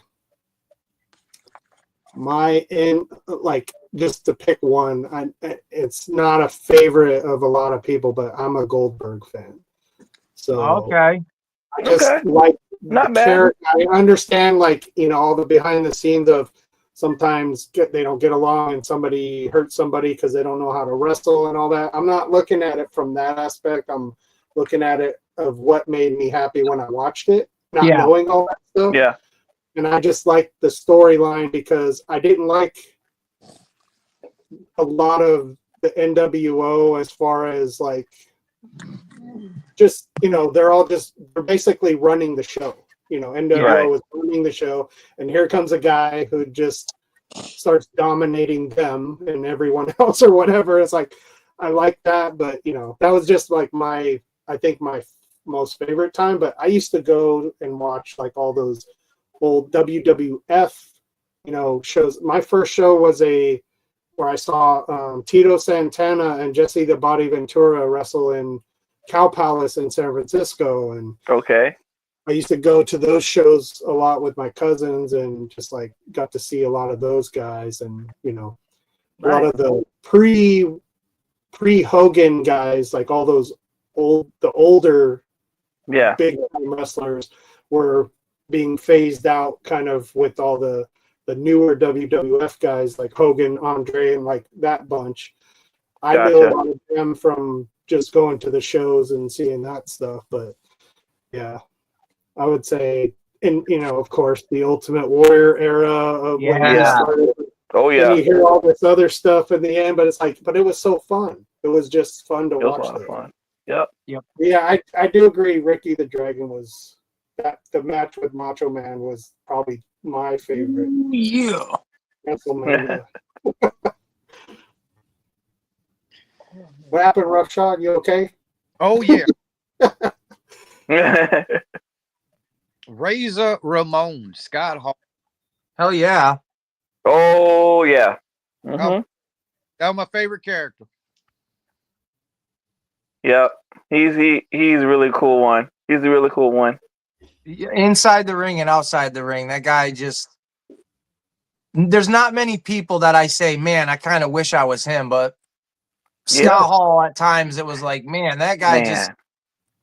so cool. Like, He is. He is.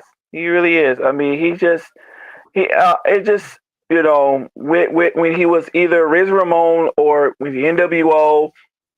I mean, whenever you see Scott Hall or Riz Ramon, whatever character he's playing, he's always that.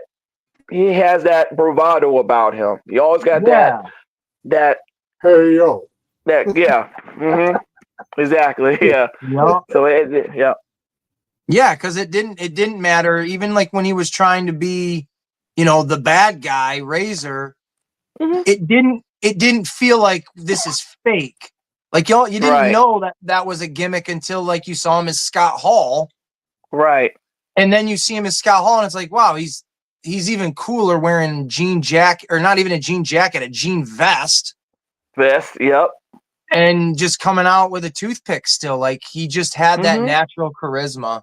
Natural. Yeah. It's something you don't teach. You just something No. that is already you have it or you don't. So yeah. It's too bad too, because I'm sure everybody in the world has said the same thing. If he didn't have like the substance abuse problem, he probably would have been a huge world champion. Yes. Exactly. Yeah. He would have been a multi-world champion for sure. Just that was business back then. I mean, think he pretty much was Yeah. always heel, right? Yeah.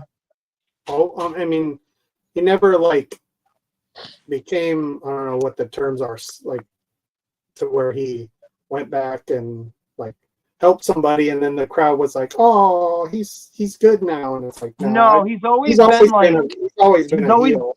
he's always been beloved, yeah, but his characters have always been like a heel character. Even when he had his short little stints in TNA, Yeah. he was Mhm. always a heel character. But again, he progressed past that like character and the fans loving just the characters and looking past it and being like, yeah, we get he's a bad guy, but we just love that man altogether. Yeah. Mm-hmm. Well, Yep. you got they get to a status where it doesn't matter if they're a face or a heel. Right. You know, Randy Orton like that, Stone Cold like that, The Rock like Absolutely. Absolutely. Yep. Mm-hmm. that. Cheer That next level. I don't think Stone Cold could ever become a real heel when he was Stone Cold Steve Austin. He was just the rowdy beer drinking, no matter what. Whoever you were when you stood in front of him, eventually he was gonna stun you, no matter what. Yeah, Just really bad. like, hey, we just won the match. Hey. I'm gonna stun you too. There you go. Yeah, And- even yeah. during the Alliance when he was a bad guy, it was hard to boo him because he was so. One, it was Stone Cold Steve Austin. Like, how do you just all of a sudden say I'm going to boo the hottest guy in the world? That's, you know, the most over dude. But then, Right. like, the way they made him a heel, where he's wearing or he's playing the guitar, he's eating Deborah's cookies. Mhm. Like, Yeah. Like fun of people. it was just Or- entertaining. So It was. Yeah. It was sad when the whole merger happened and then eventually Goldberg came over, and I was like, okay, they have to make him like somehow shut down The Rock because was supposed to be going to do his movies and whatever. They did that. And I was like, Mhm. man, I wish Stone Cold wasn't injured because then that would have been. So they ended up pairing him with Brock, Goldberg versus Brock. Goldberg beat Brock, and then Mhm. Stone Cold was the referee, I think, right? Or Yes. something like that. And I then think so, Stone yeah. Cold still stunned him, but it was like I would have liked to have seen Stone Cold being able to wrestle him and then Yeah. beat him. I mean, I would have been good with that because it's like I did like Stone Cold Steve Austin. Man, that would have been that was a great what if match right there. Yeah, the two top baldies in the business. Yeah. No. But that was a sad miss that, you know, just because of Stone Cold's like body he couldn't wrestle anymore really. So oh, like they say with Yeah. everything, it's timing, whether it's good timing or bad timing. I mean, look, when they finally got Sting to come in the WWE, they never even had him and Taker do a match, but even just do a face off. yeah, Oh man, Taker. that Like- would have been that would have been an all-time great, all-time favorite. Even just to have that moment on camera that you can replay for just that Yes. selling point of like, ooh, look what we have. We're enticing. Mhm. Yeah. There was so many moments. I remember, I forget what year it was, but whenever Taker came back during when Sting was there or something like that, I remember thinking, man, they should have Undertaker come out, make his return, and as he's in the ring and he's getting ready to talk or take his hat off, you have the crows start, you know, squawking or whatever the heck it is. Mhm. And then Sting kind of make his, and nobody talk. It's just the two desperados staring each other down in the middle of the street in, you know, the old Wild West, just something like that. Yes. Yeah. Yeah. But nothing. But we get Big Show and Shaq looking at each other at the Royal Rumble entrance way for nothing. Oh man. Hey, at least we got Diesel back in that Rumble. That was cool. That was good. That was close. That was good enough. Mhm. But I hated that Brock Lesnar and Goldberg match. That match sucked so bad. It wasn't great. It's just like Nah. it was just the I was so scared of that when you put two big wrestlers in the ring, like physically big wrestlers in the ring. yeah. They just, man, that shit sucks so bad, man. Oh, I did like. I Especially- think, wasn't it the one before? Was it WrestleMania or the whatever the pay-per-view was where Eddie Guerrero beat Brock Lesnar? It was the year before, right? so I know what you're talking about. Yeah. Yeah, think it was like here at No before Way then. Out, I think. Okay. Yeah, it's probably either one. Either yeah, I think it was No Way Out. I think. That sounds about right. Yeah, I was like, oh, that was good. But then when Goldberg and him fought, I was like, I know this is probably going to be like Goldberg's, or where they just bring him in to set the new guy up to be the better guy, and then he's going to fade into the background. But he actually stuck around a lot longer than I thought he would. But, you know, I don't know if Brock pissed somebody off and they made the change of who actually should win that, but it was all right. It wasn't anywhere in the top 10 of WrestleMania, that's for Well, sure. with Brock and Goldberg, wasn't it? Both of them were leaving the company, and they just basically bullshitted the match, and that's why something like that, right? Or am I wrong? I don't know for sure. I saw different things on it, but I just figured it wasn't. Brock, Neither of them were happy. Oh, Brock was leaving to the UFC, I think. yeah, Brock Something. No, he was going to. Wasn't he going to the NFL to try out for the Vikings or something like that? he was doing that too, but Maybe it was he was Yeah. just whatever it was. He was branching out for other things, and Vince Yeah. was like, you're out of here. Crowd dude. You were my big ticket. Now you want to leave. Right. Mhm. but the match itself was, man, I was like, man, it took him like 20 minutes just to Mm. hook Yeah. up. Like they walked around and like they would touch each other. It was weird.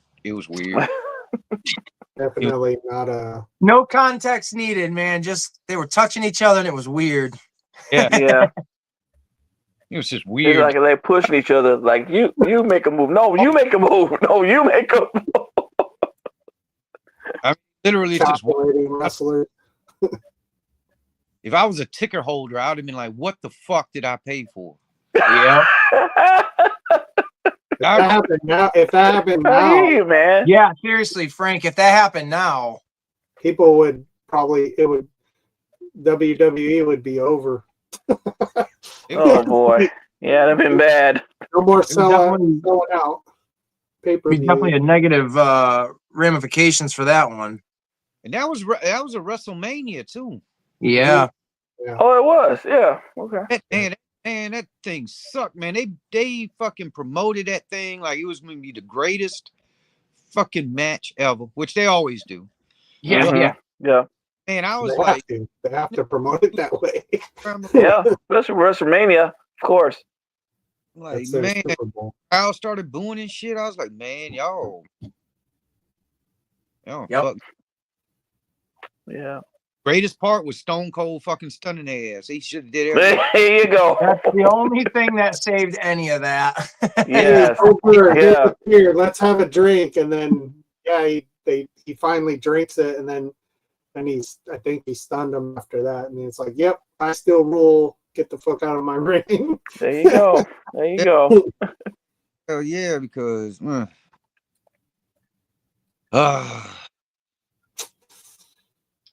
Well, I I hate that. think 4.5 hours into this live is pretty goddamn good. I remember And, seeing jumped off, and I Cool. was like, shit, it's too early for me. Oh, yeah, come Frank, on. you got a whole different time slot than us. Yeah, very much. It's only going on 10 o'clock though. It's not too late. You guys still have a few hours of the night. You can enjoy yourselves, but I think we are going to end it right now because It was a great time. yeah, I had It a was really awesome. great time. I'm glad that the StreamYard, it actually went through, and for Frank and Derek, you guys didn't know at the beginning, I was having a lot of difficulties because my brain was falling out of my ass and I didn't know what I was doing setting this up, but I'm glad it was able to set up. I'm glad Roughshod, you were able to jump on and advise me on some stuff, and I'm glad you guys were able to be part of this. And Derek, I'm glad we were able to talk and kind of meet each other, because Frank, I met you in a video already, and just it's great to be able to meet everybody in this little, like Roughshod says, the alliance. Yeah. Absolutely. And I appreciate you having me on, Ace. Yeah. And Frank, definitely is good to meet you as well, Frank. Thanks. Awesome to meet you in person. Yeah. Oh yeah. And I'll probably see in a few minutes, probably an hour. Yeah. 40. Friday Flex and Throw Wait, off- is there another video? Is there a live going on with someone else? Yeah. Kaz. yeah, Friday and Saturday. casual normal show on Friday What night, time did it just start at 9:30? 10:30 on Oh, Friday. well, I'll be there. I'll be there too then. Yeah, he only does 9:30 on Wednesday night. Okay. Well, I'll But on- definitely be there. Gotta get to bed early. Middle of the Cool. week. No, I love coming on like your show Ace and Roughshod. When you get around to doing yours, I like jumping on there too. I do need to ping you, Roughshod or Virgo, to send me your address so I can do some shipments. Wrist size. I need the wrist size. yes, I already figured that out. I told her we just need to get a strip of paper and wrap it around our wrist, and then just measure the paper. Yeah, that's a good way. And then I usually add, so do actual size, and then I'll add usually like a 1/2 inch because then it's not going to be super tight. We got it. Yeah, we'll give you actual size. Yeah. Always a pleasure, Ace. Derek, Yeah, man. Thank you. see you in the future. Yeah, Roughshod, near you guys future. are always. I'll Eric- always have the link in the chat, Yep. so you guys can always jump in and chat it up and hijack the show and talk about and show off whatever it is you guys want to do. So, Appreciate that. Thank of you. course. Not a problem. And we're about to say Roughshod. Oh, I said we'll see you tomorrow night. Oh, most definitely. I'll see you tomorrow, Roughshod. Bye, Derek. Bye, Virgo. See you Have a guys. good night, you guys. All right. Bye. Good night, everybody.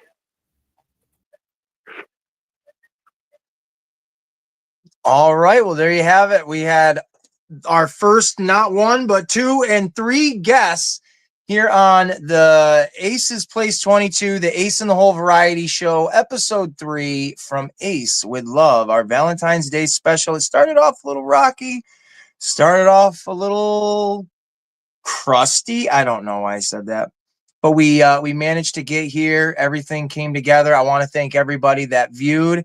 4.5 hours. I did not expect it to go that long, but the chat was just super fun. I absolutely enjoyed all of it, every second, every moment. We will do it again next Friday. I already know what the theme is going to be, and I hope you guys stay tuned. I hope everybody's enjoyed. Thank you again, everybody that watched, and let's see if I can close this out the right way. Have a good night, everyone. Stay safe.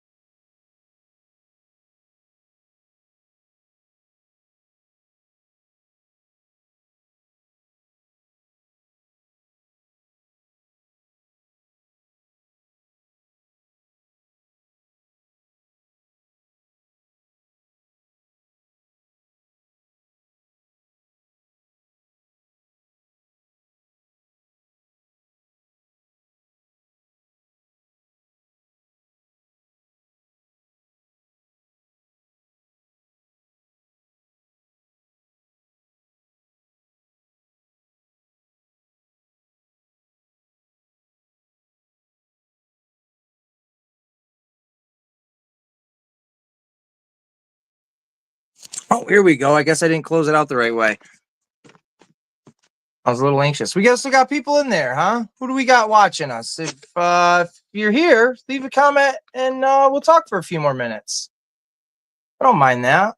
I got to figure out how to close this out anyways, so we got a couple minutes together.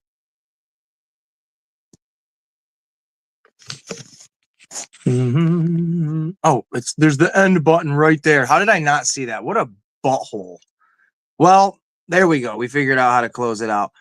So thank you again, everybody, for watching Ace's Place 22, the Ace in the Hole Variety Show, Episode 3 from Ace Would Love, the Valentine's Day special. Head over to Casual Toy Collector. He will be doing Figure Flex, is that what he calls it? At 10:30. That's Casual Toy Collector with a K for the casual. What else should I say? Audience 21 and older, definitely he'll have a advisory thing there. And on that note, thank you guys so much for watching, and we'll see you in the next one. Stay tuned.